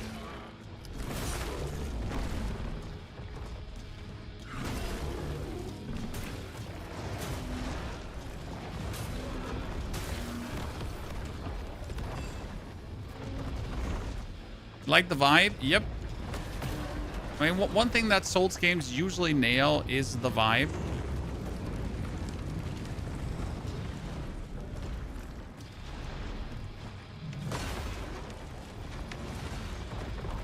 Rarely have you had a Souls game and you're like, nah, you know what? This is super off.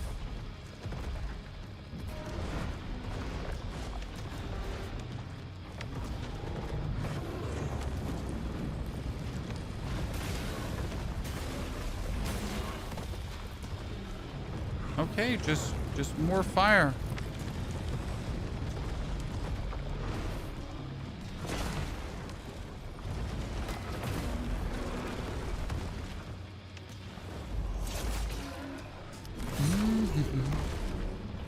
If we try poison on him, I have no poison infusement.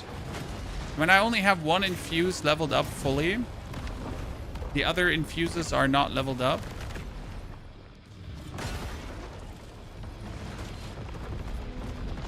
That's totally on me.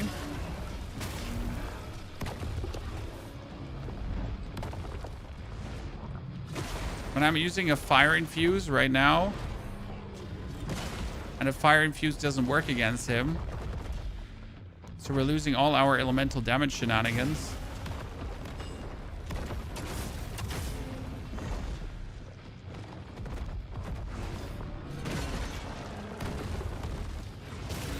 Take out of that what you want. It's definitely suboptimal.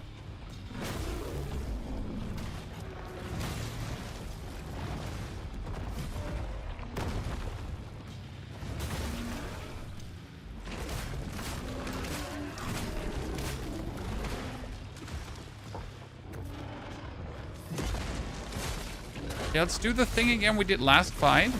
What was that? Oh, we instantly charged him so that we have him lower. Run, my Grisha! Wait, due to my Grisha getting annihilated, we lost half our abilities. We lost our weapon. Chad. Make it make sense.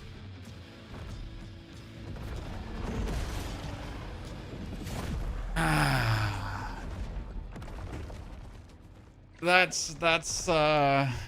was intriguing. At least I know this now. How helpful that ever is or not. You know which shell is probably perfect against him? Sester Ganessa. Why would Sester Ganessa be insane against him? Because she continuously could send a stream of dudes at his face.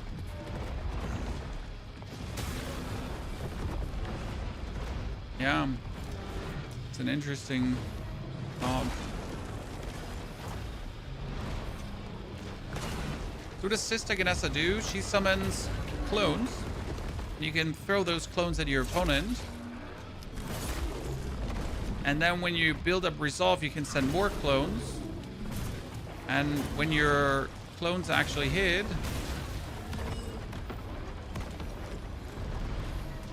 they'll build up resolve. So getting resolve is actually really simple.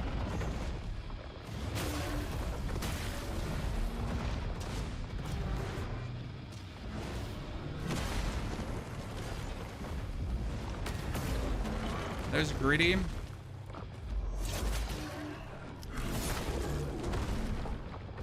Three plans after you finish this run. We have more runs planned with different builds. Because I really want to do a Axatana lightning build.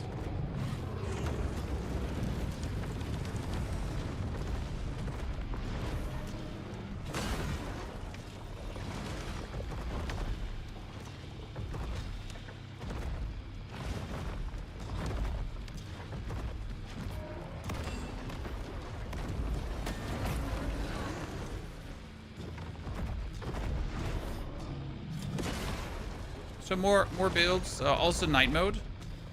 Because I haven't done the game in night mode yet.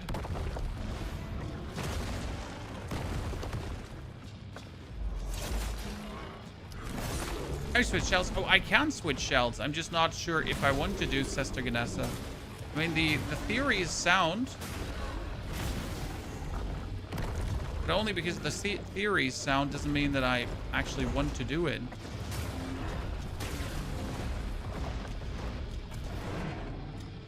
Because I'm like really used to Aerodrim. Again, I did the whole game with Aerodrim, so changing anything about that running system is not as easy as you would think it is. And I've did everything with my boy, you know? Now saying, hey, how about we just get used to another ladies' parry windows and everything. It's not that simple.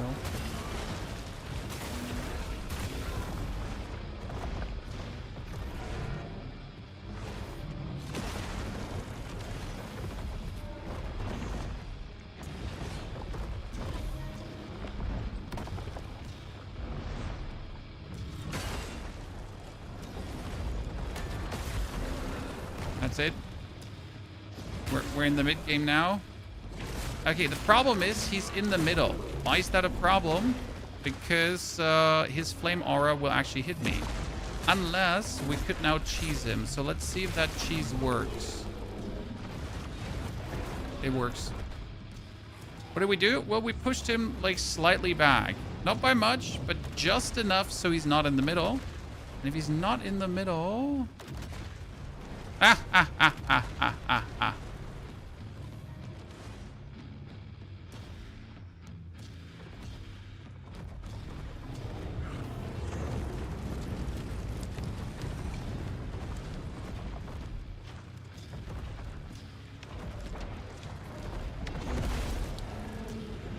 Yikes.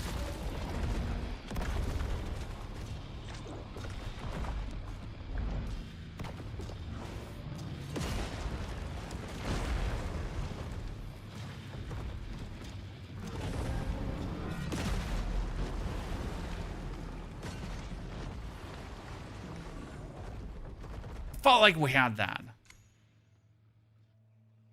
Are you parry blocked by empty hand? No. Look at this. You're lifting up a seal. 3 seals, and these seals are going to be used.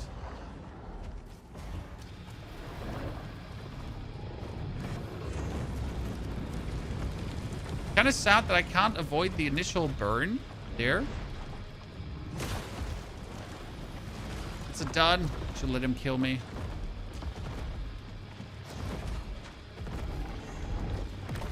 Actually try a hyper aggressive. Fine.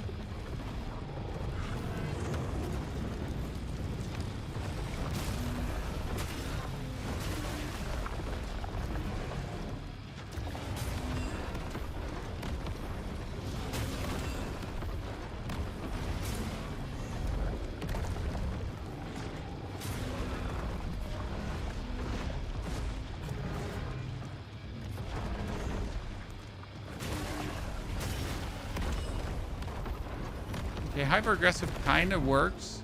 Kind of.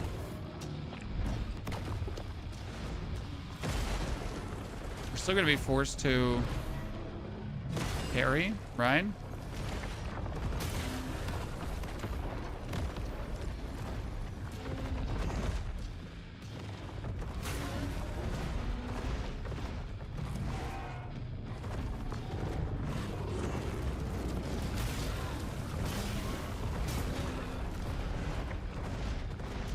The most damage we've dealt to him pre any execution so far.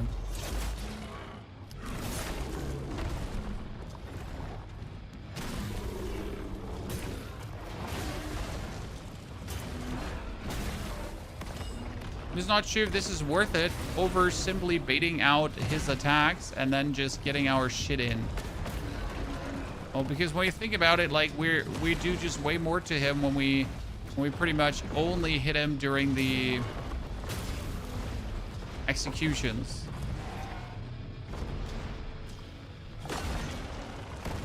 Not really sure. Already almost had him. I mean, it's just a question of that one try, that's for sure, but still.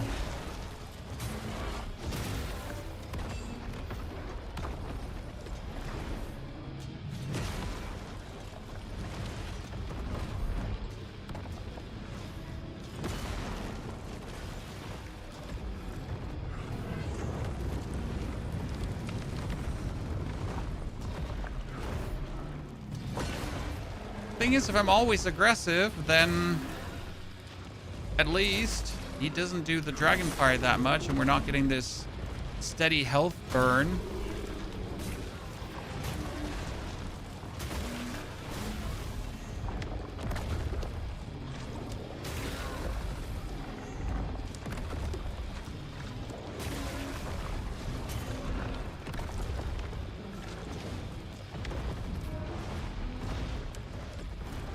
Right?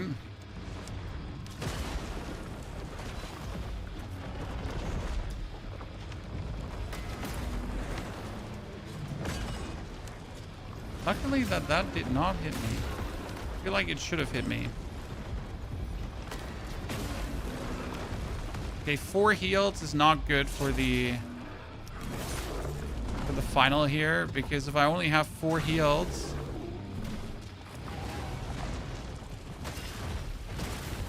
okay, this was the fastest we've had him now. Ladies and gentlemen, we seem to be doing something correct. There's another thing we could try. We could make our shoulder bash weaker, but therefore we could have it do like no weak being inflicted, but we get 2 charges of it. Should really think about it. Because there's a skill point I can pull out that will reduce the cost, because I currently have it more expensive.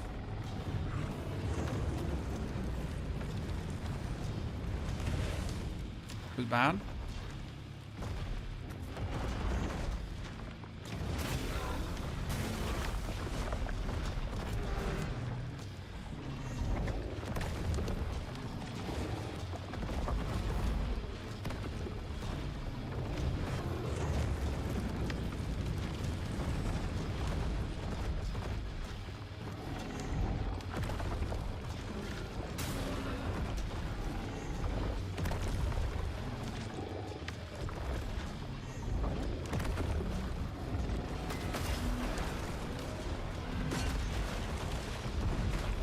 Oh.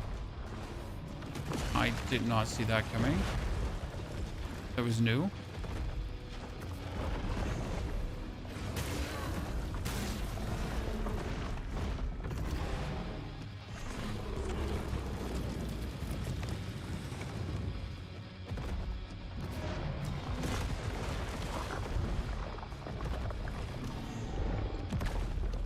Okay, so if we're staying extremely close, that kind of works. Teal is broken compared to the other shells. Well, Teal does immense more damage when he's hitting someone in the back, which is actually crazy useful for this. So yes, I will say that if you're using Teal, it should potentially work fine for that. Ah, shit, we wanted to redo the points. Fuck, I forgot, Chad. Okay, what we're going to do is we're going to make our shield charge now cost less, so I can pretty much spam it.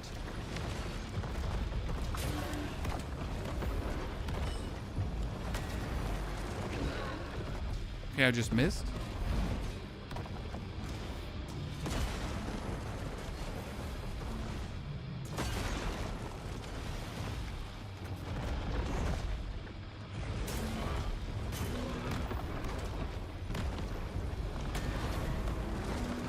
Okay, I missed again.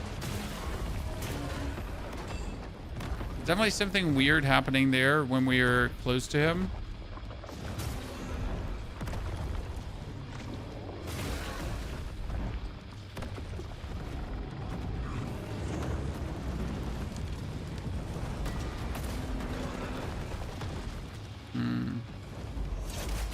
Isn't there like a Tar Stone that heals you on reposting.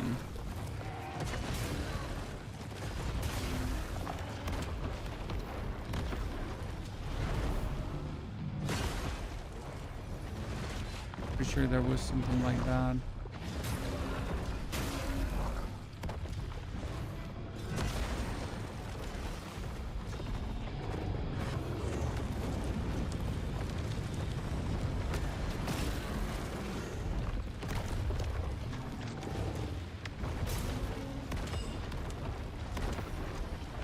Honestly, the biggest thing I could learn is executing when he does the foot stompies. If I learn the parry there on his first foot stomp, we're cooking with gas, Chad.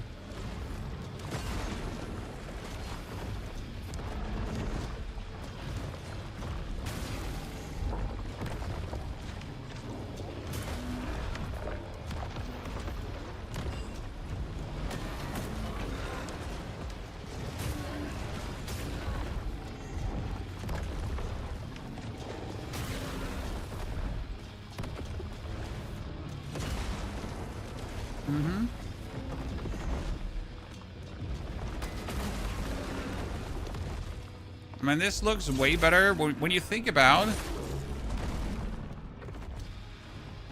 how all of this started and how it's going right now. Leaps and stride, ladies and gentlemen.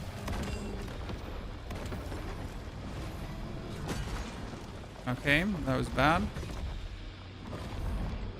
But you're missing out on damage because you overhit me.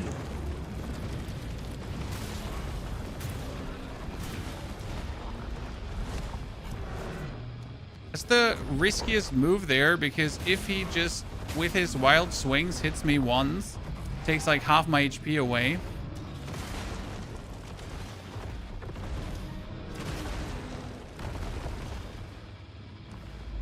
Very careful there.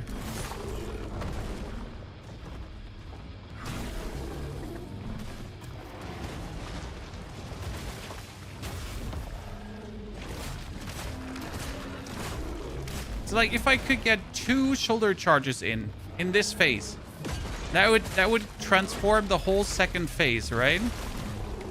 So we're now going for a shoulder charge, and then I could do another. Oh shit, I didn't want to.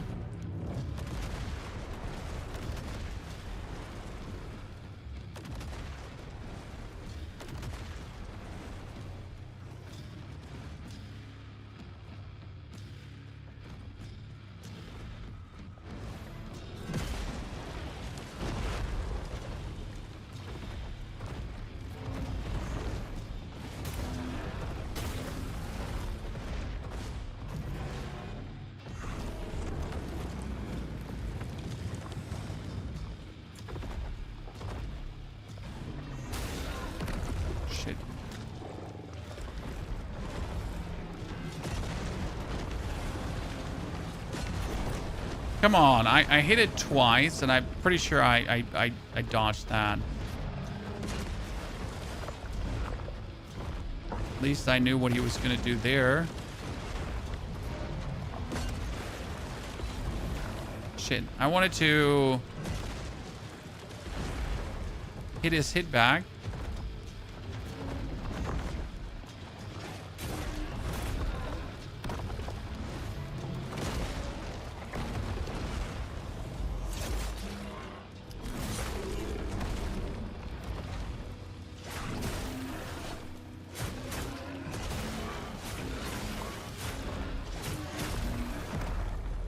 What? Scam. You think one more phase after he's dead first time? I would heavily assume so. Because he does not seem to be the quality of just one dead and over, right?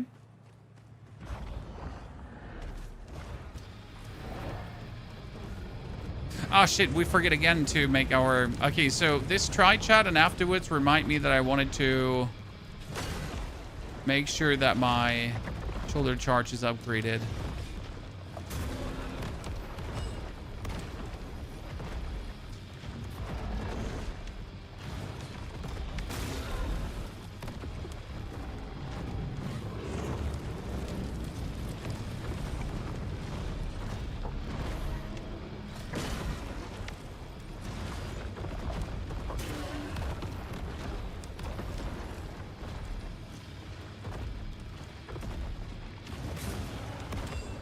So like that one is technically so easy to deal with.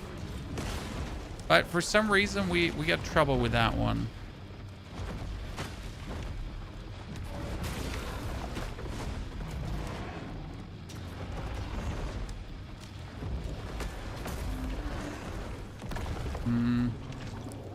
That was a terrible first fight.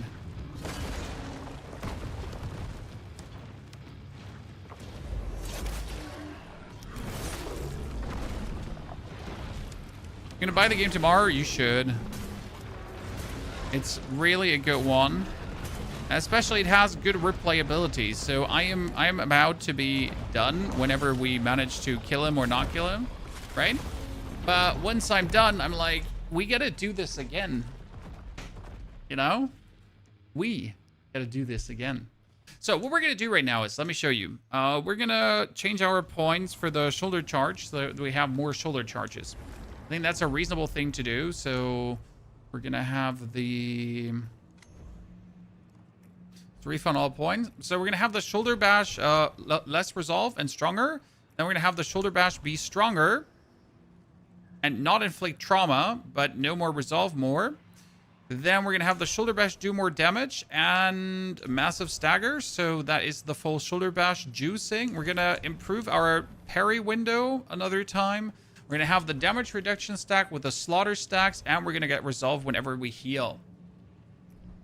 Now, if we do this, we do actually have 2 shoulder charges for the price of my resolve. And as you can see, the shoulder charge is doing some of the most stagger from all the things I have in my arsenal.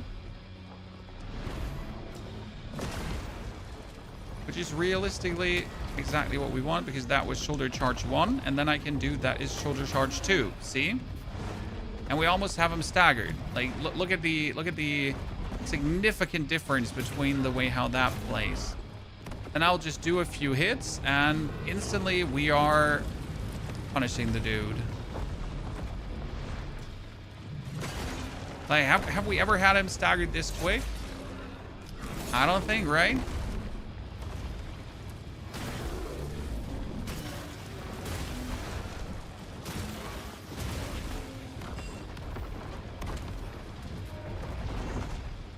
One shoulder charge. And 2 shoulder charge. See?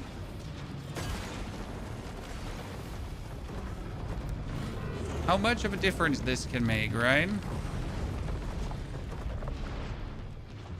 And already executed again.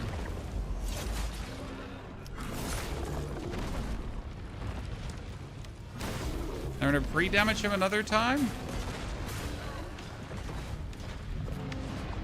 Look out that he doesn't get me, right?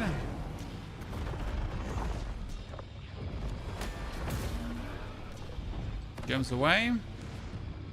Boom.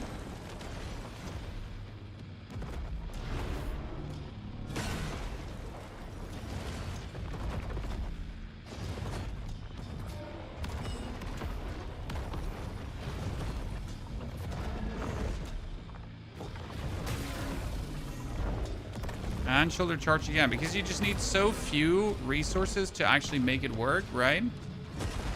Shit, wrong button. Literally wrong button.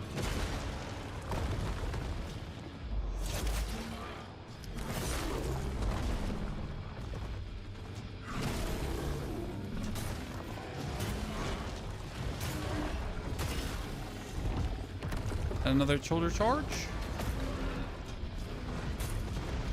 Me once.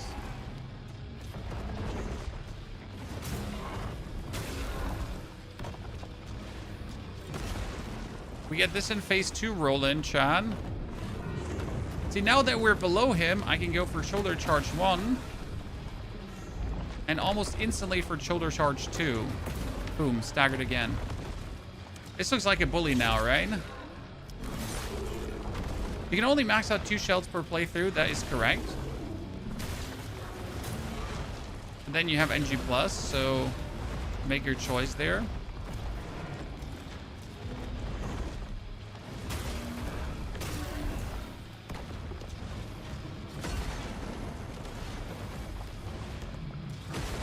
I'd say this looks like proper bullying, ladies and gentlemen.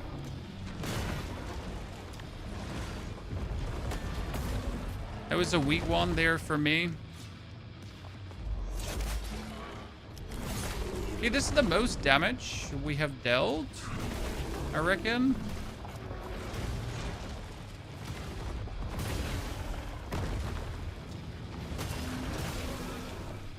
Yeah, we have him over half HP down. That's the first.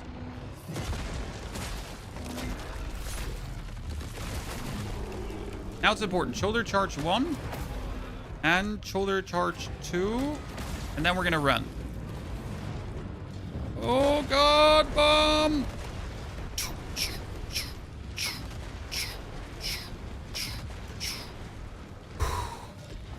Risky, but worth, I reckon. I would do everything like this again. I mean, this is going to burn now for a while. How are we gonna play this now?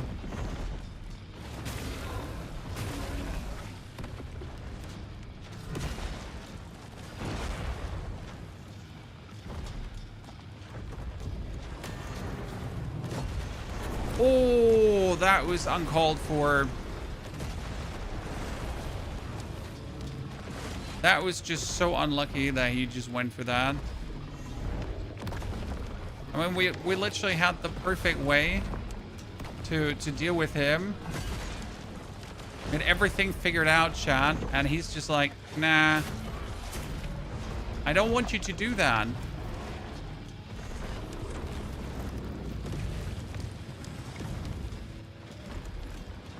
That was not what I counted on.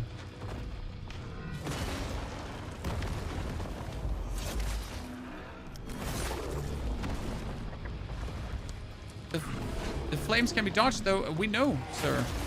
You're not telling us anything new. But they're far from easy to be dodged.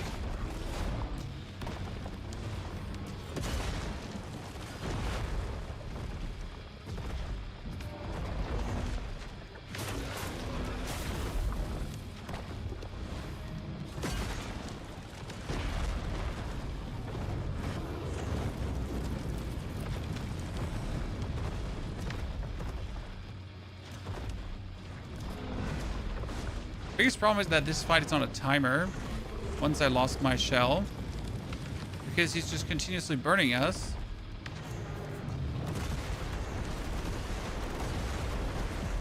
Yep. That move is a little bit too fast for my... I'm like not certain if I want to do the same aggressive playstyle in phase 2 as I do in phase 1. So, I mean, phase 1 aggressivity has worked, right? Let's not kid ourselves. This has been an absolute banger. We've been destroying the dude. But I think in phase 2, I gotta play passive Andy and bait out attacks. Because I just don't see how I can play the same level of aggressive gameplay.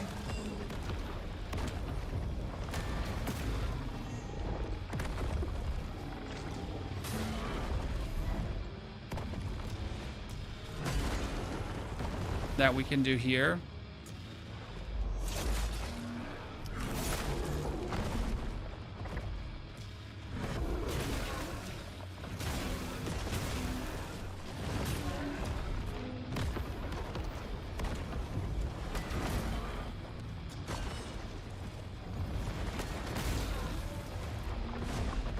Yeah, look at that, almost staggered again.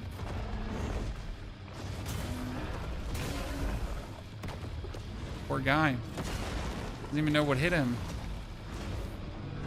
Oh shit, that was greedy.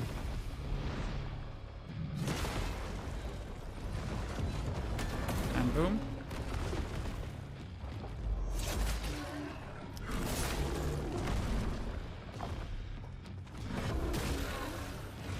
Give me a second. Need to check if my tiny human is in the bus.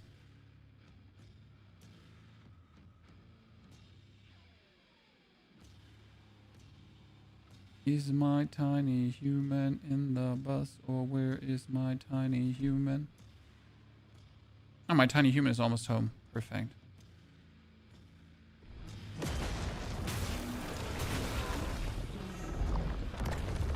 Charge.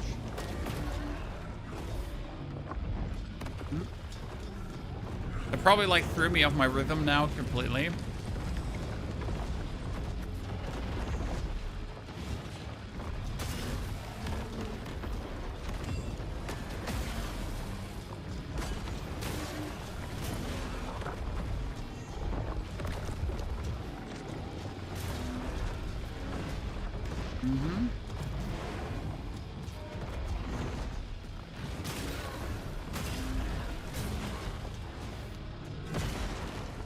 Come on, do more.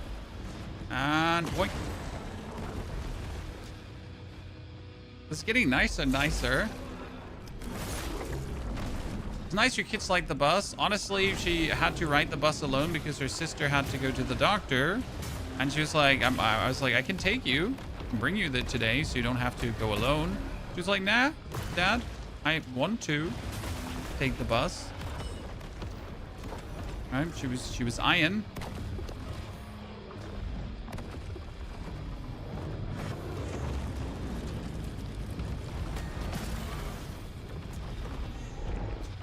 That tiny human is independent as hell now, which is good, right? You should nurture that, not try to dissuade it. That was an absolute clean try. When after all these tries, it would also be a shame if we didn't have clean tries, right? Imagine we would still not get shit done. But what do you think? Is the double shoulder charge, is that asking for too much?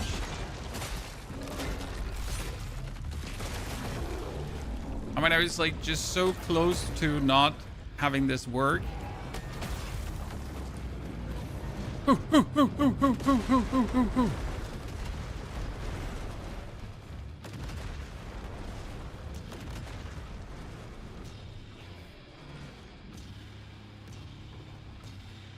So what I think right now is I would like to just bait out attacks, right? I think this is the easiest way to play this. Because we have his overhead swing. I know I can bait that out and it's not going to kill me. But if I'm going to try to be aggressive, I'm probably going to get hit. Right? I mean, his flames, they're easy to dodge, so you don't get hit from that. Problem is that he's like, usually he should do the overhead hit now from this distance, but he doesn't do it.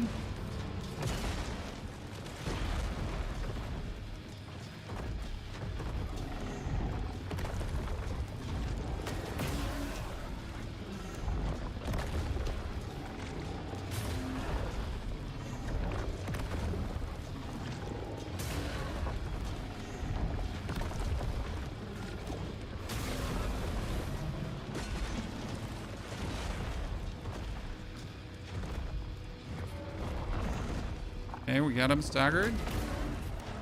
Interesting.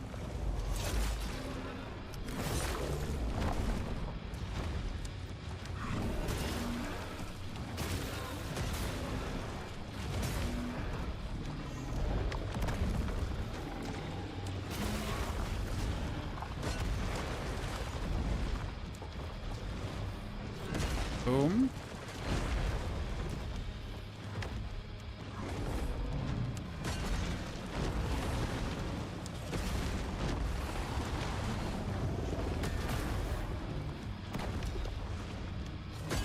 Nice.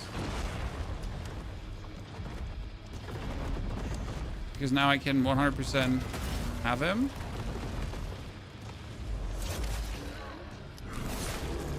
Okay, ladies and gentlemen.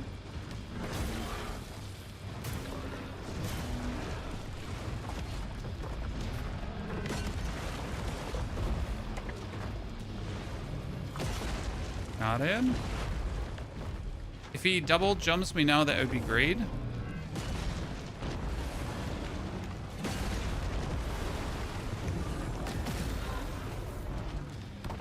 Overhead and boom.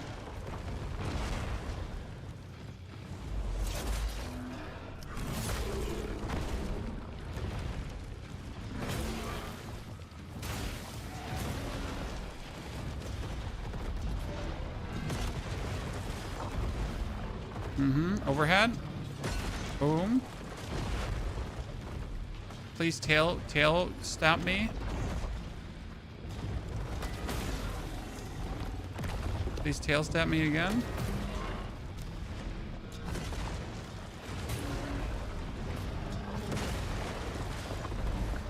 Okay, overhead. Oh no, shit, I was expecting an overhead. Don't be greedy now, because he's changed the pattern. If he goes double forward. Got it.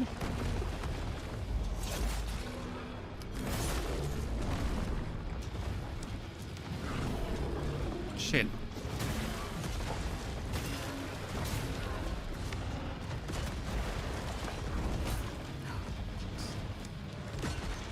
The heal. Gonna change pattern now, probably, so we're gonna be careful.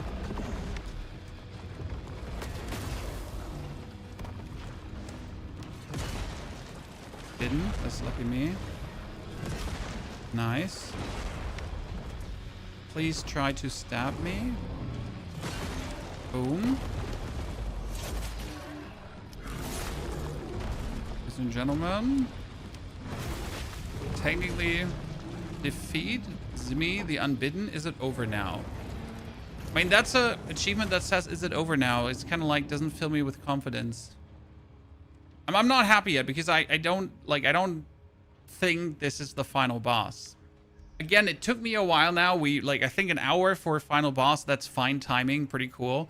But I just don't think this is the final boss. Oh god, what is that? What the fuck is... What?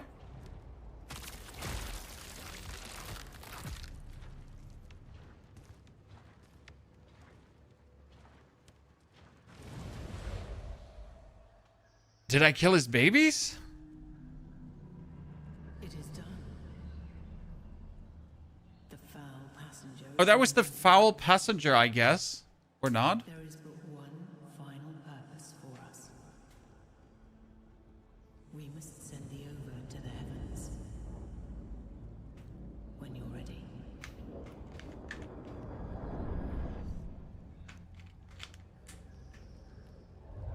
Okay, so the Undermother has been cleansed and the foul passenger and the Ova for their journey.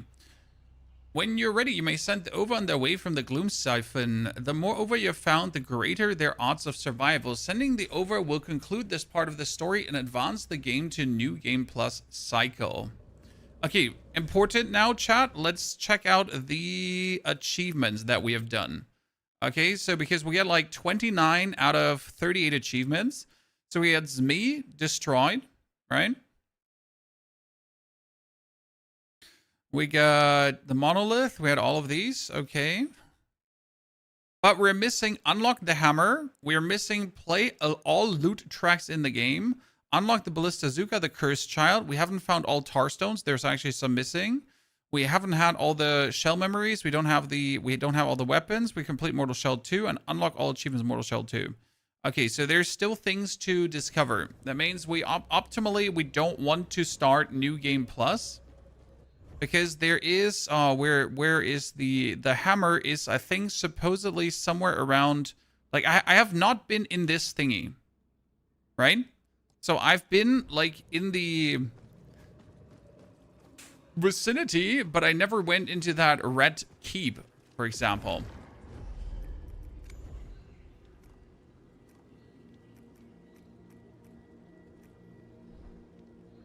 How many hours already? That was now around about 18 hours. Eothin. I will say, though, that I first tried most bosses. I cheesed a lot. And, I mean, what means cheesed? I just used a very efficient strategy. Now it's for me time to do night mode. Because, obviously, night mode is supposedly a complete different game. And for night mode, we got, like, a very special build planned.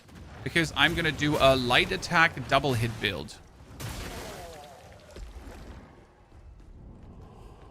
Where all my attacks will strike twice. We actually have a whole YouTube video on that light attack double hit build up. And it's so good. It's going to be crazy.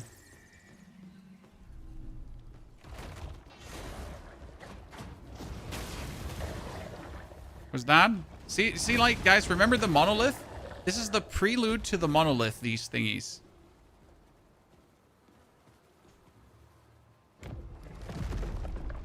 Kind of Mammon. Mammon? Mammon? That one can open up, and I am 400% sure about that, but I just need to find the key to open that up. I mean, realistically, it looks like you could open that up.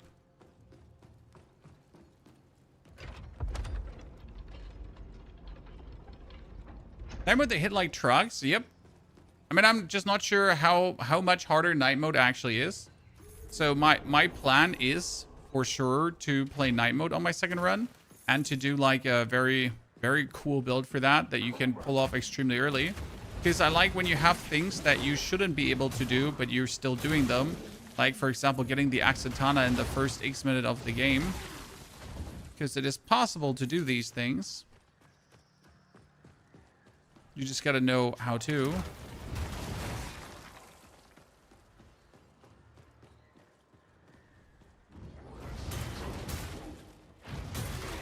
And there are obviously certain things that are only possible in night mode, which I think is pretty damn cool.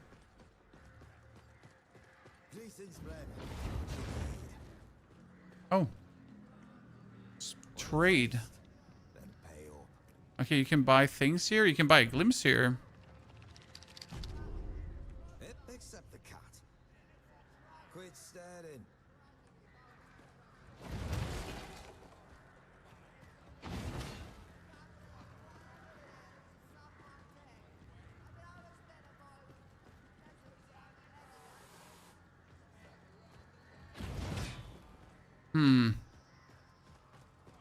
Is this just a brigand fortress and that's it?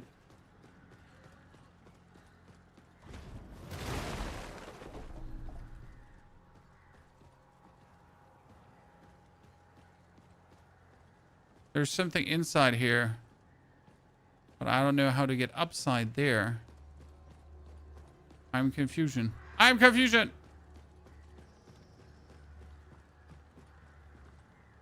It's not the good kind of confusion.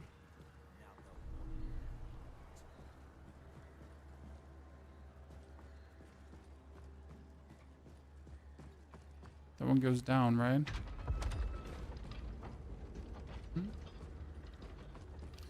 Missed a quest line with these guys. Interesting.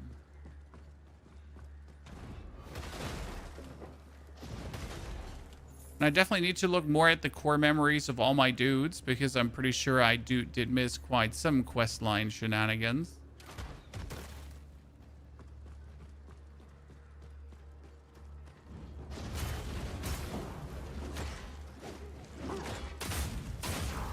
So I'm also not interested in New Game Plus because there's still so much to do on this save, you know? And New Game Plus seems like a pipe dream.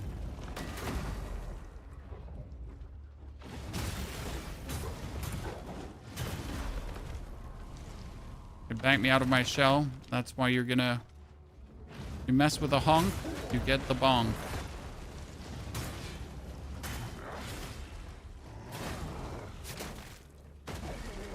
Nerd.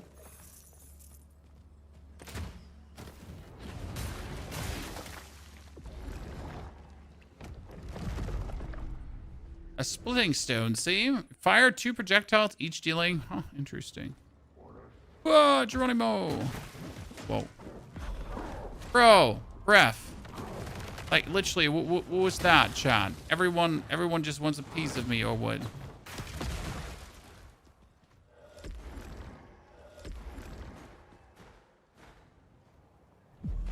That's exactly what I wanted to do.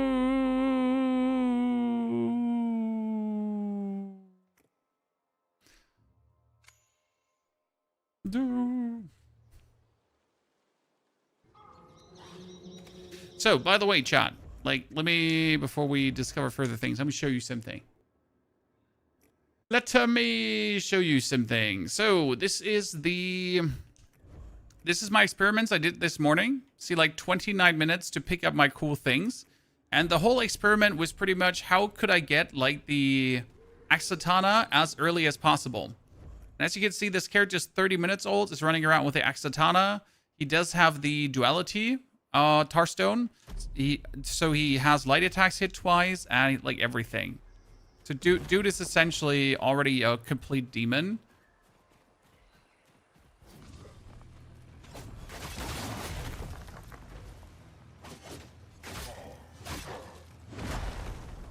Oh, I completely forgot how to harden properly. The only thing we're missing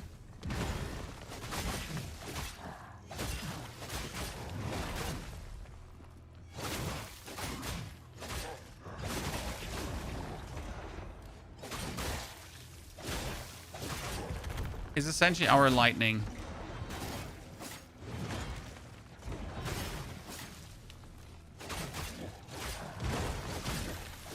I still like how much of damage you can deal right away.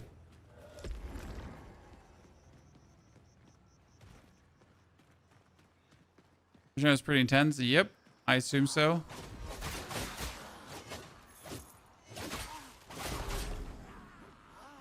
And since all your light attacks are attacking twice, right? You don't even want to do anything else.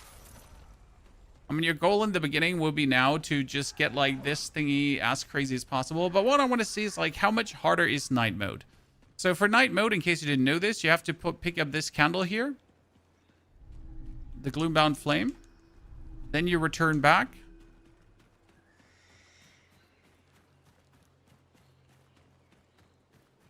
Should add the Ganessa shell. Razan, I was thinking about playing the Ganessa shell with this one, but I'm probably not going to do that. I'm going to go for Proxima and go for lightning damage overload and see like how brutal lightning damage can be. That's my initial plan.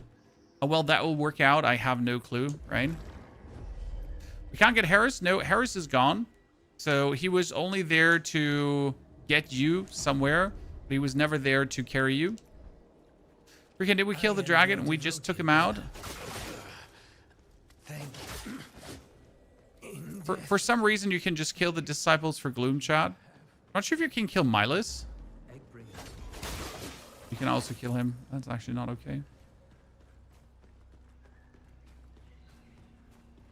Dude has like this much relevancy for the story, right?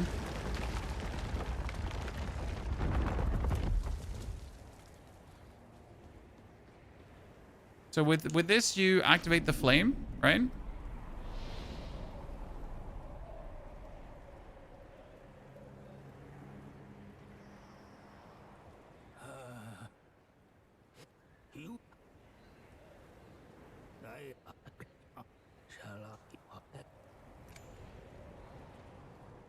Now, night mode is supposedly getting better rewards, right?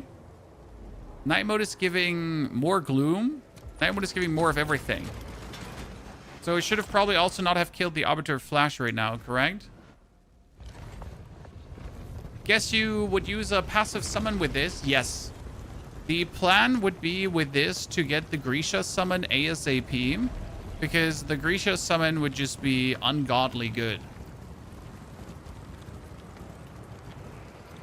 New ending is you play night mode? No, I don't think so.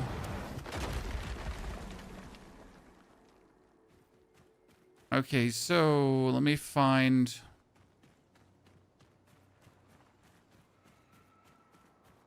The best way to test night mode is just to fall into the abyss, which tells me that night mode is definitely not for me because it's too dark.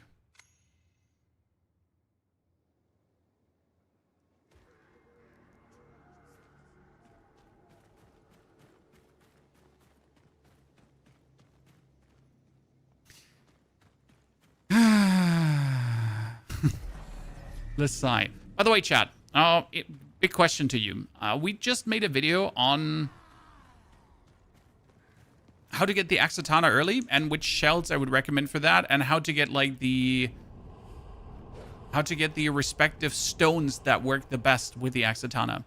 Would you like videos like this for the other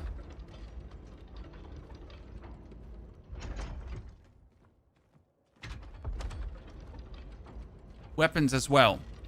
like how to get the obsidian hammer early, if that is even possible, because I don't even know if that's easily possible.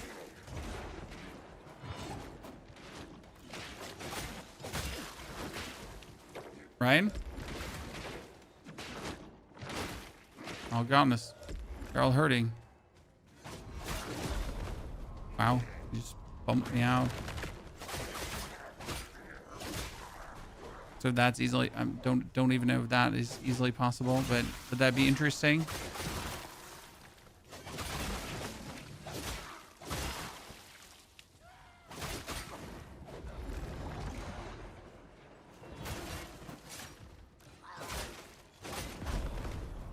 Okay.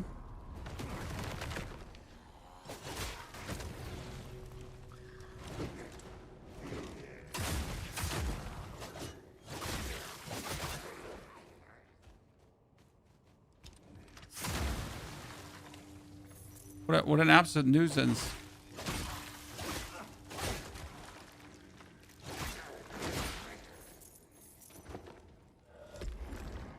As a brutal seller.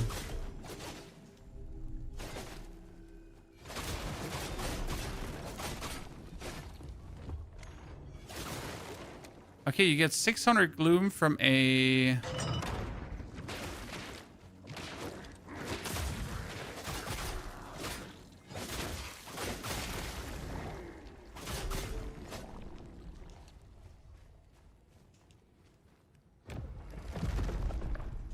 I can see night mode being an absolute nightmare to play through. See, now you get the parasitic stone, which I usually use for more HP, right? But useless because you don't need more HP. You just need the stone leveled up as quick as possible. So if you could now get this tar stone, right? If you could get the 10,000 XP done, that's insane. That's why I also think it's like so important to get this one early, because I literally get duality like 30 minutes in the game, that you can actually just level it up as fast as possible.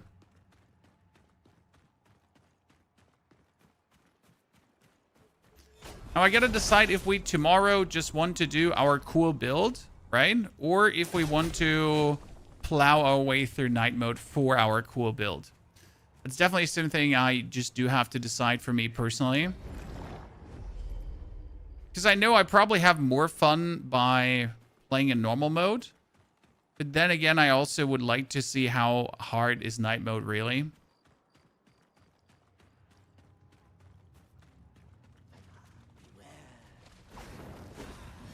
So far, it seems like one of these modes that's going to be annoying early. And later, it's not a problem. Because in the beginning, you just have limited tools to deal with scenarios. Right? Like I just don't have like all my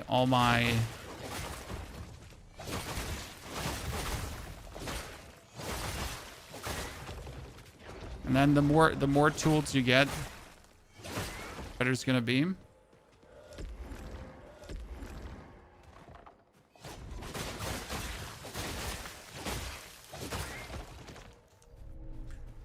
Because damage-wise, you're... The problem is essentially not the damage. The problem is the enemy's HP, right? But are you really getting that much more gloom? Because you're supposed to get, like, more gloom, more gold. Oh, wow, there's so many more of these.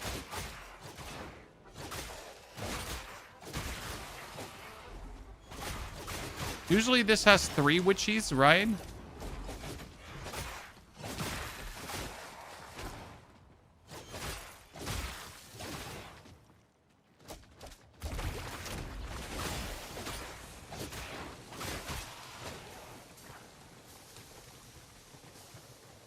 Wait, these mushrooms...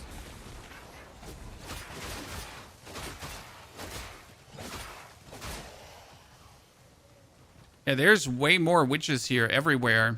And also, these poisonous mushrooms are not part of the day mode, right? I'm not crazy, chat. There are no poisonous mushrooms in the day mode. I think we'll get the hair shell again, future DLCs. I mean, the problem with the DLC is I wouldn't see how to integrate it, because technically the story is a closed loop. So what you want to have here, so you go for trade, right? And we're going to buy the Grisha Renmin because this is the thing you want to have as early as possible. Because what you can do now is you can put this as a passive, which gives you a 2% chance to summon the Grisha on light attacks. And since we're spamming light attacks, they should actually happen really often.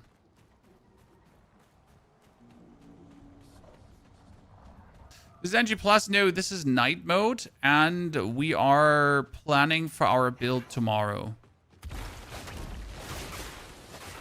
I mean, it's only a 2% chance, right? But your goal would be now to increase that 2% chance. There he is already. Look at that. And that 2% chance, you can actually get up all the way to 30.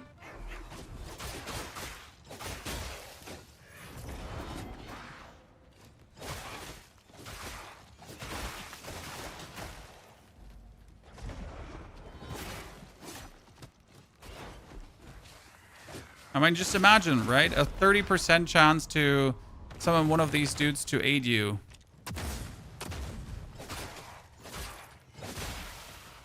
Seems legit, doesn't it?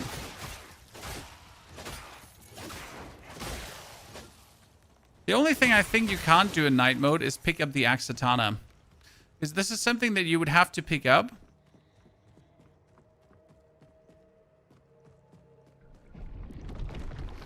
Okay, what is happening here?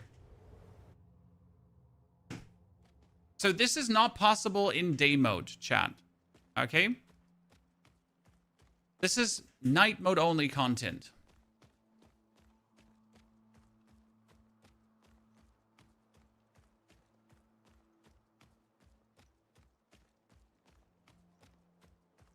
I didn't know this. No, I haven't been there yet, Lazen, because this is my first time doing night mode, so this is like new for me. That's why I kind of want to play the whole game in night mode again, because there's so much that will be new. But what does this even do for us?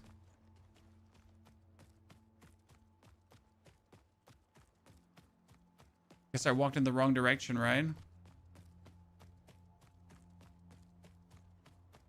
Is there a way to increase maximum resolve? No, there's only ways to reduce the resolve cost of things.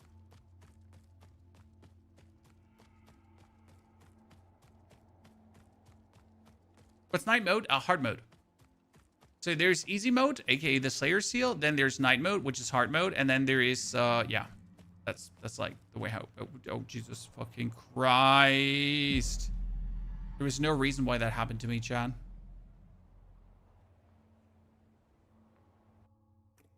Okay, let's leave this discovery for tomorrow, Chad. Yeah? Let's leave this for tomorrow. So we're going to do this Axatana build. We're going to be fighting the Arbiter Flash, also night mode. I really don't know what to expect. I guess everyone is going to be happy for this, hyped for this or not.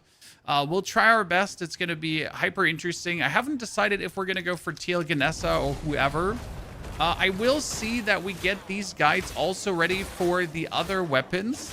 I'm not sure which weapon would make sense, like which weapon you can get early, because I actually haven't gotten the Obsidian Hammer, right? So what I need to find out is where is the Obsidian Hammer again? Chat, where even is the Obsidian Hammer?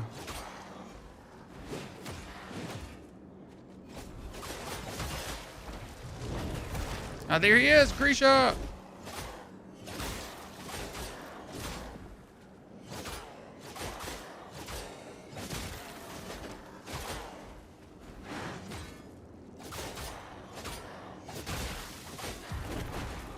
I will say one thing that annoys me on night mode is that everyone is a bullet sponge. Okay, for a 2% chance, this happens relatively often.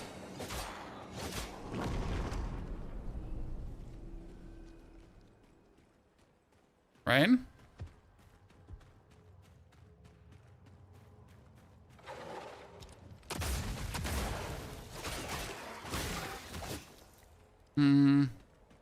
So where do you get the hammer, Chan?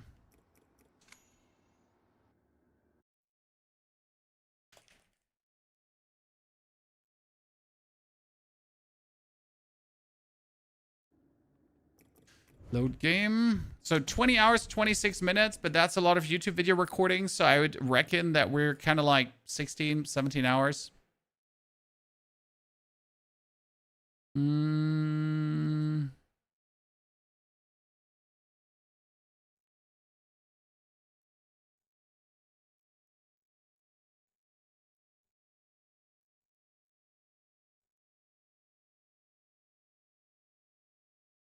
Obsidian hammer is supposedly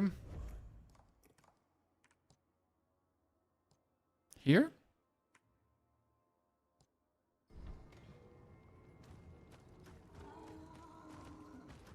Where the cluckety cluck am I? How the cluckety clack cluck do I get there?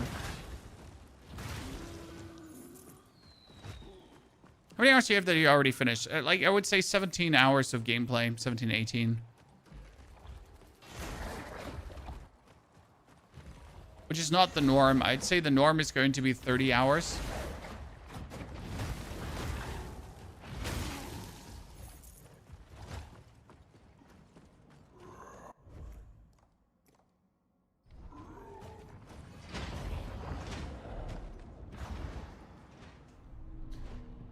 Okay, let's see.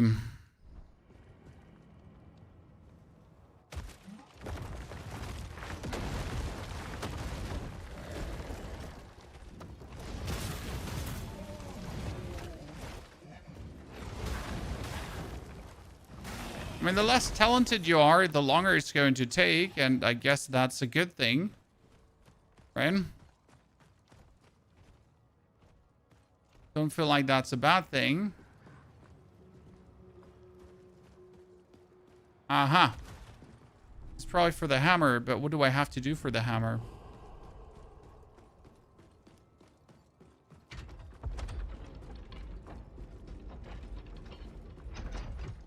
Where do you need to go after killing the Melbourne? You need to discover the whole area.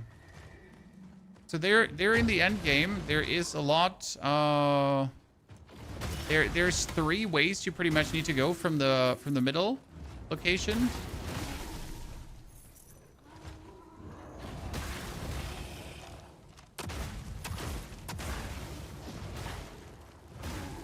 And there is a total of 6 bosses you gotta fight. This is the Shattering Stone. The next melee attack deals on killing an enemy. No, that's not worth it. Okay.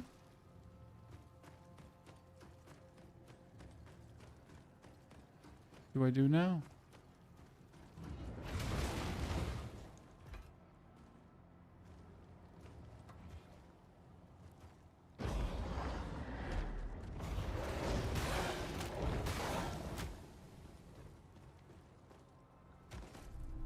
Ladder ride? Sound of the game is a bit low. It's fine. Okay, there's no hammer in here. Where the hell is the obsidian hammer, Chad?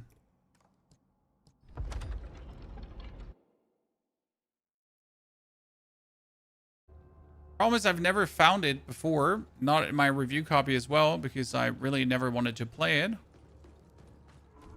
But where is it? Has any one of you found it?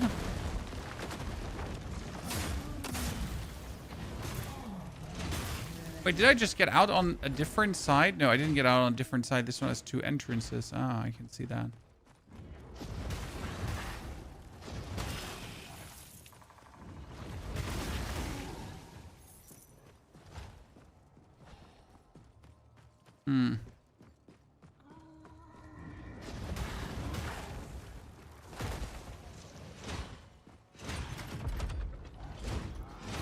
Elevator.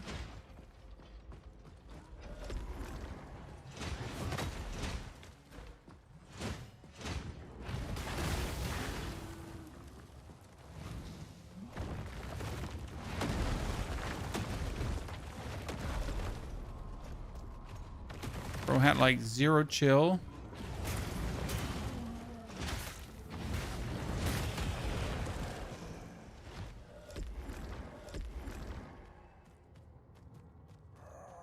You like punched out of your shell so fast at times.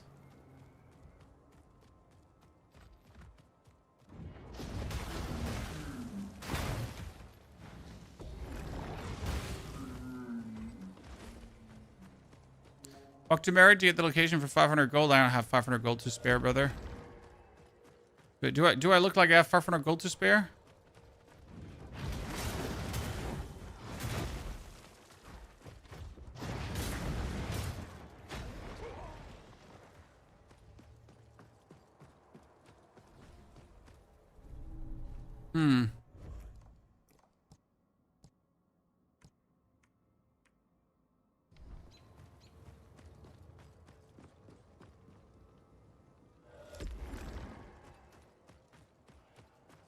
No, the hammer you're talking about is the sword, sir. So you're not talking about the hammer. The sword is in the castle.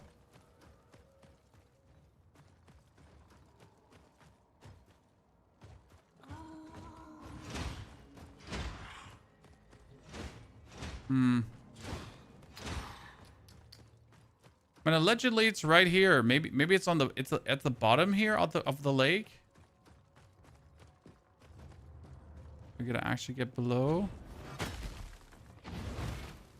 Right?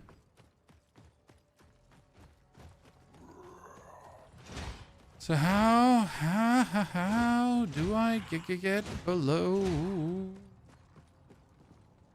with an elevator? Question is just always, what do you need to do to get something? So, for example, for the Forgotten Crossbow, that one you can get without fighting. Super easy.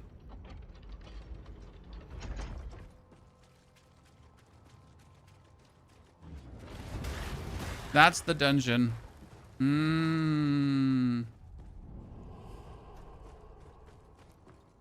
It's like the Forgotten Crossbow I can get without killing a single opponent. Right? So easily possible with a new character.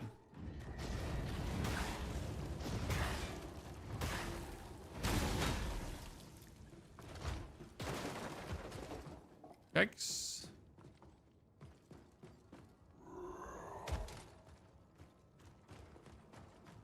Okay, this one has me in a room full of dudes.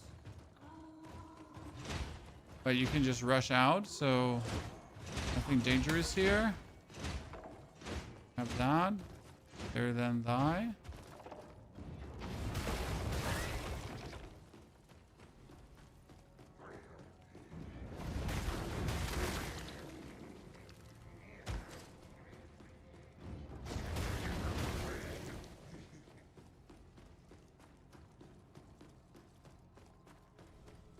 Okay. Yeah, I guess that's a no to getting the hammer early. I mean, that being said, this dude is like, he's one of the easiest to beat because his attacks are very, like, he doesn't have any attacks, so to talk about. That makes sense. Right, he has this overhead and you can harden that super simple. And even parry that super simple.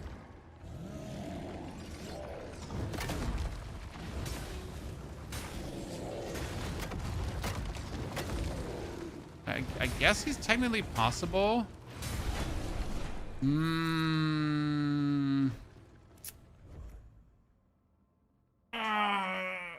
Is this possible in a new character chat? What do you think?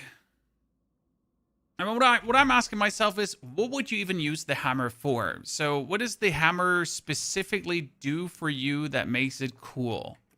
Like, I'm just thinking about like a possible build, right? What's a build with a hammer? What makes sense hammer-wise? So, tar stones. What can we do? We could go for the guaranteed critical. We could go for leech, break damage. We can go for... The flying hit doesn't work. Actually, none of the abilities really work. What the fuck? There's only... What? I mean, I know I'm missing some tar stones, but...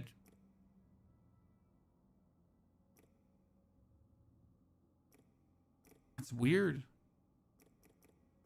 I mean, infusion-wise, you could go for stasis, trauma. You can go for... That's it? Stasis or trauma, which would be really late in the game.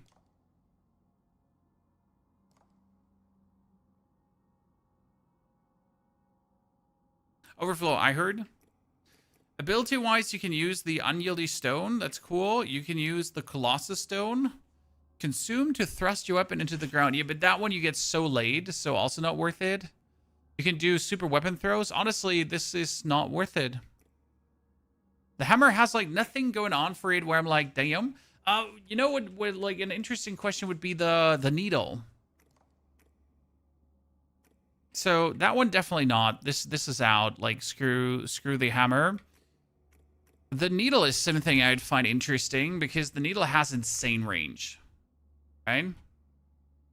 The Night Mode Merchant has 2 or 3 stones for the hammer. Which the Night Mode Merchant, you mean the one in the like he actually sells you things? From the beginning on. I'm running to the toilet and letting this guy kill me. Okay, we're back.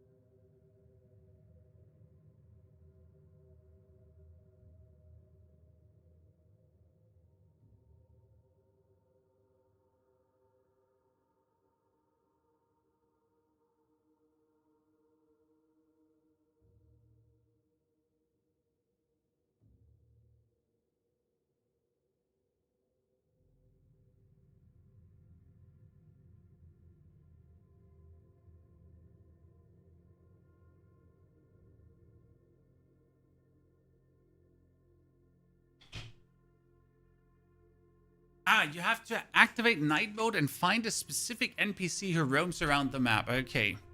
But is that replicable? Right?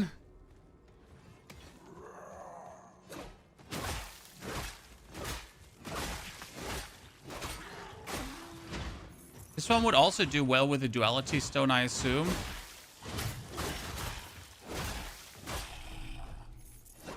Trying to see what this one does better than the others. I mean, I like the rush attack is pretty good. Right, if you use this against bosses. You have the scythe. I have the scythe, yes. But the scythe is impossible to get easy early. Right? It's just like, I mean, impossible. It's harder. What do we have for Black Needle, Tarstone wise, Chad? So Black Needle could get the every 5th attack crit hit, guaranteed. Your weapon light attack combo has stagger immunity. Or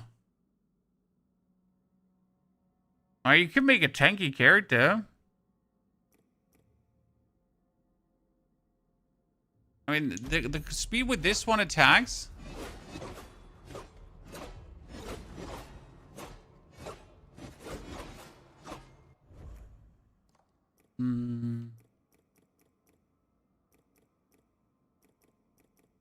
It can get poison. Huh. Now that intrigues me. So this one can get poison.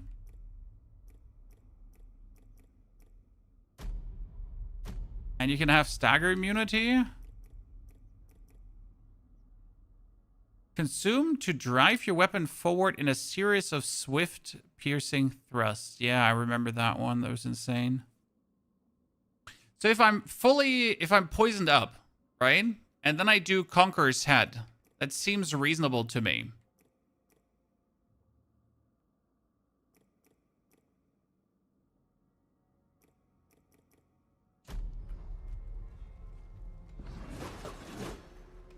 Dude. What is that attack, Chad?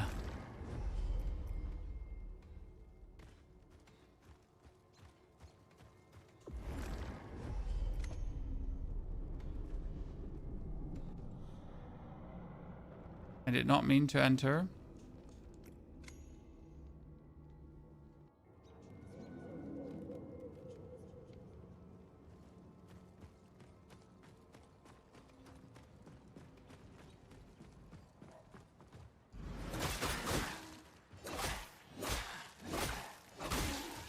I mean, damage in general seems lackluster, but this is also like a plus 0 upgraded map in here, so obviously it's not going to do very much. But who would you use this on?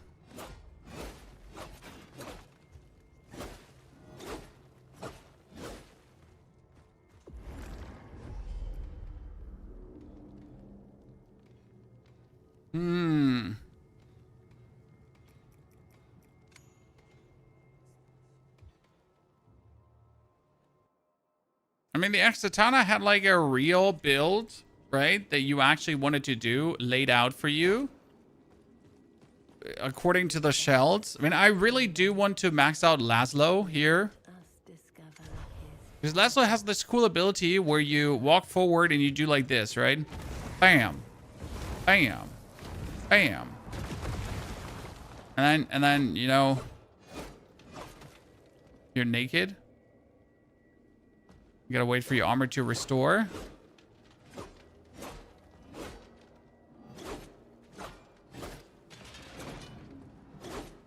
Katie, what craft are you picking up?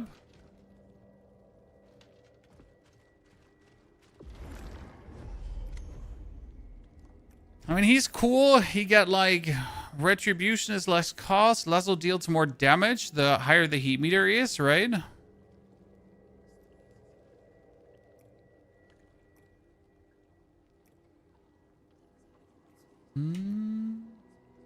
Also, Laszlo has more crit chance when you burn like through his armor.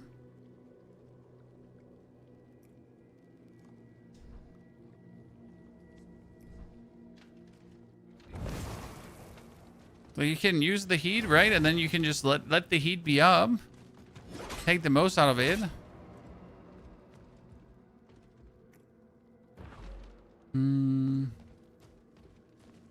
I mean, realistically, if you do poison, you have to do teal.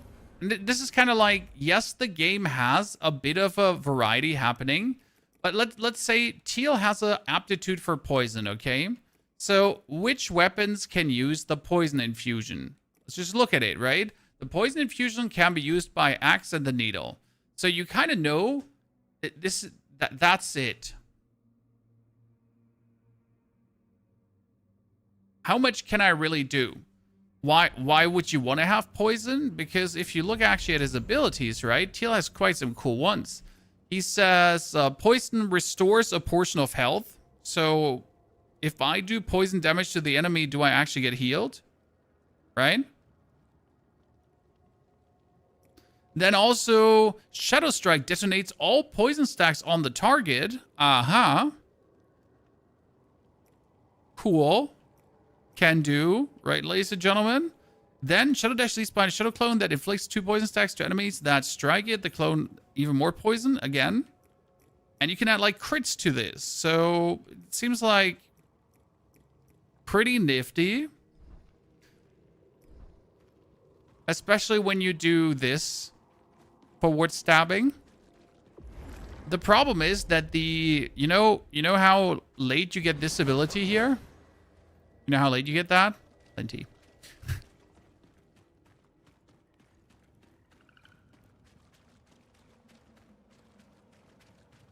What I wanted you to know is for all my light weapons. Look what the creature dragged in. Guardsman, which shell to max out? You should probably look at the... When you think about the shells to max out, you should look at the bottom right. Bottom right made the decision for most of the shells for me. Let me show you what I mean.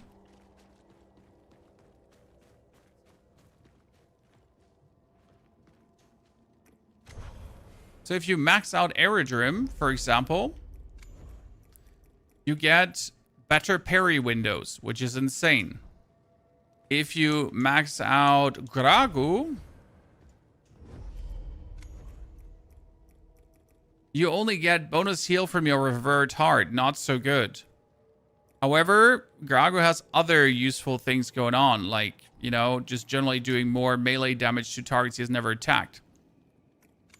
Zariel in the bottom right corner, for example, gets the damage cursed enemies. You deal more damage to them. Not bad. And then if you look at Proxima, for example, Proximus is useless because Proximus in the bottom right says, when reviving Proxima, grafted armor always mitigates damage. Proxima releases a shockwave. Proxima has a chance to fully restore resolve. With reviving, they mean if you get her actually back, which is just not good enough if you think about it. Especially if you're looking at Teal, for example, in comparison.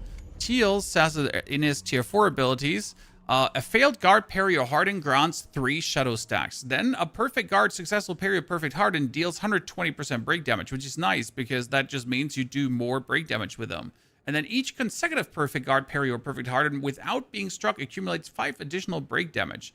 Also very useful, right? So that's like, if you like to parry things, then Teal could actually work for your playstyle.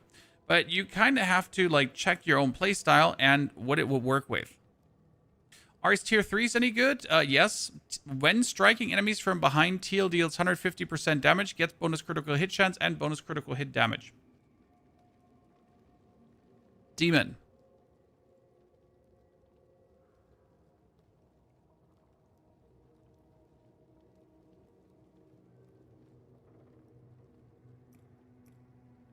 So Teal is probably all about dodging because you want to activate Teal's ability. So when you play him here, so Teal gains shadow and prepares to perform a shadow strike with his dagger when you actually dodge out of enemy's way, right? And dashing, you just before getting struck grants Teal shadow and inflicts stagger damage. And that shadow is like you're undetectable for duration. And you can get more stacks of shadow with all your stuff and then be like an absolute menace, right? So like you're just going to dodge everything, not care too much about repose, and then just go stab, and Exitana style. That's why I said either Teal or Proxima for my Exitana playstyle. I haven't decided yet, but I want to go full lightning and just absolutely lightning overload enemies. I'm just not sure if that will be enough damage right down the line. Again, though, it's always the question, what can you do here with all these Tarstone, right? What can we done? I mean, I definitely want to do a ranged only build as well. That's going to be interesting. Duality sadly only works on 2 different weapons, so that's that. There's like not that many combat stones, I'll have to say, right? Like generally speaking, there's not many different interesting combat stones, or I just missed some, so I'll probably have to look what I'm missing. And infusions, like I kind of want to do a bleed build, but for a bleed build, you require the scythe. And I don't actually think you can get the scythe early. But what did you have to do for the scythe again?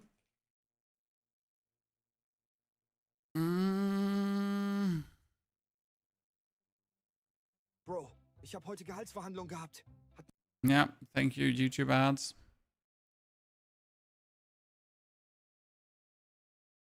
Oh no, for the scythe you had to kill the boss. Oh. I mean, the boss wasn't strong.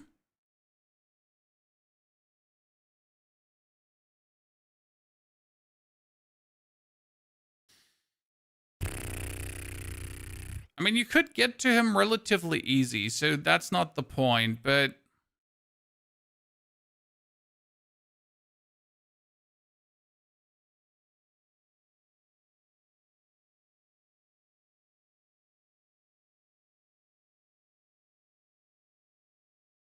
Nah, that's not happening. I mean, there's probably a way how to cheese it when you get the faith-based character. What was he called again? When you get the shell first, that allows you to freeze time. Because with a shell that freezes time, you're pretty much able to cheese a lot of locations, right? Yeah. Size of the end of the map, yeah, I know, but like the Exitana is also here. I mean, this is where the Exitana is, but on a new account, I'm gonna take 10 minutes to get there.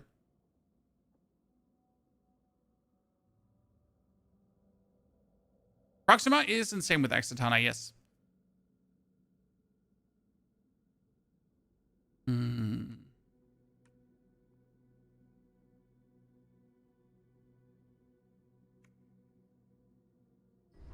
I'm just not sure, like, for example, what do you want to do with a two-handed sword? That one you couldn't also get early. This one requires, like, a really hard fight, so the Great Martyr's Blade you couldn't get early. I mean, you can get the Veteran's Battle Axe, and I feel like we could do more different builds with that.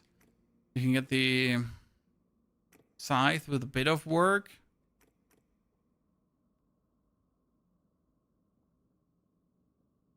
I mean, with Teal, you get to a lot of locations, yes, but you can't, like, for example, for the two-handed sword, you need to...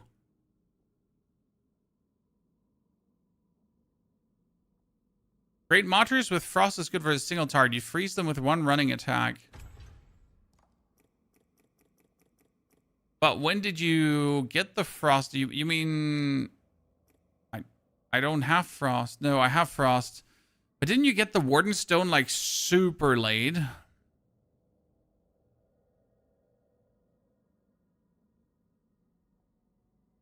Like, super late? And the Lightning Stone is difficult enough.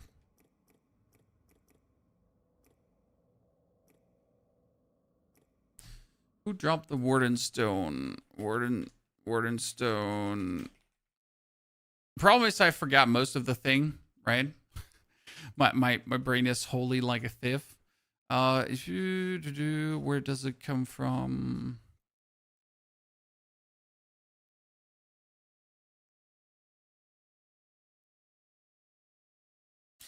No, the Warden Stone was from a chest. No, you had to defeat Urig the Executioner. Nope. Not happening early. I mean, same actually goes to the Voltaic. So in order to get the Voltaic crown, right, on a brand new character, you need to kill a specific boss, which is actually easy in normal. I mean, it's not impossible in normal mode, right? If I get like, if I get Teal together, I should be able to get that done. It's just always the question, what can you do early that is like very powerful, right? What can't you do early what's very powerful? Where's the Black Needle? Black Needle. How did you get the Black Needle again? Because I'd like to do a poison build. What are we cooking? We just finished the game and we're just thinking about what other weapons can you grab early for like cool, fun builds. Right?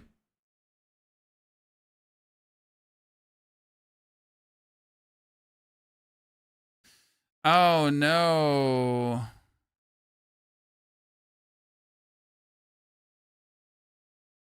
I mean, the beacon you can reach relatively easy. Not the problem. But the thing you... Oh, no. Oh, no. This one you're not going to get done. Oh, no. Mm-mm. Because you have to kill this here. You have to kill, like, twin sisters early, right? And these are like very... They're very, very annoying to beat early on.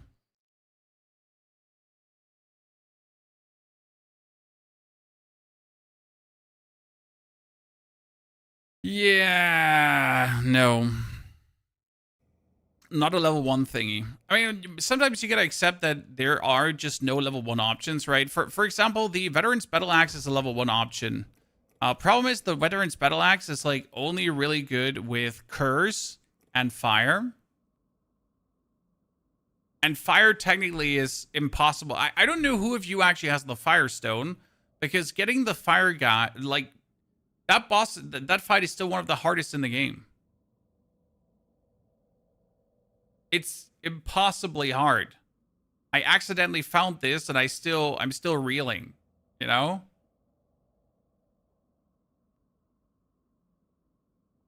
And I haven't tried out Curse, how good Curse actually is, right? Curse says nullifying their next melee strike against you, turning it back up on them.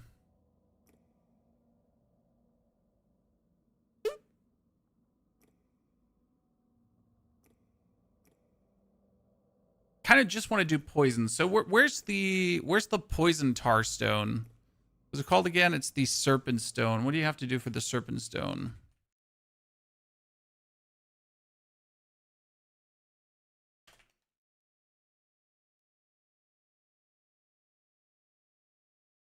For the serpent stone.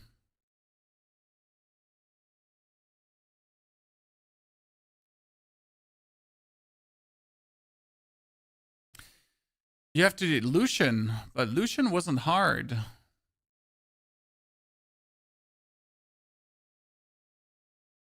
See, that one you could get early, relatively early.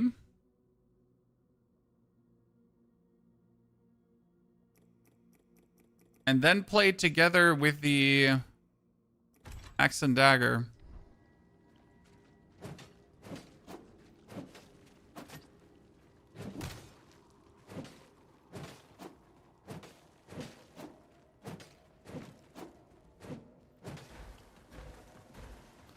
I'm just not sure how good poison is.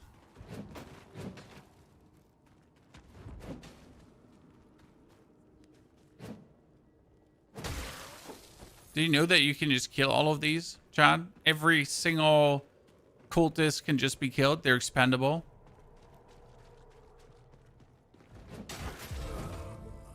Study of Milos. Oh. Oh, he's a pervert, Chad.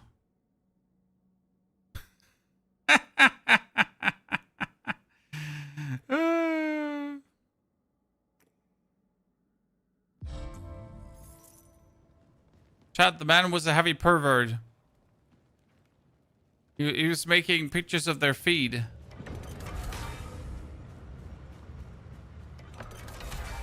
Oh, what a weirdo.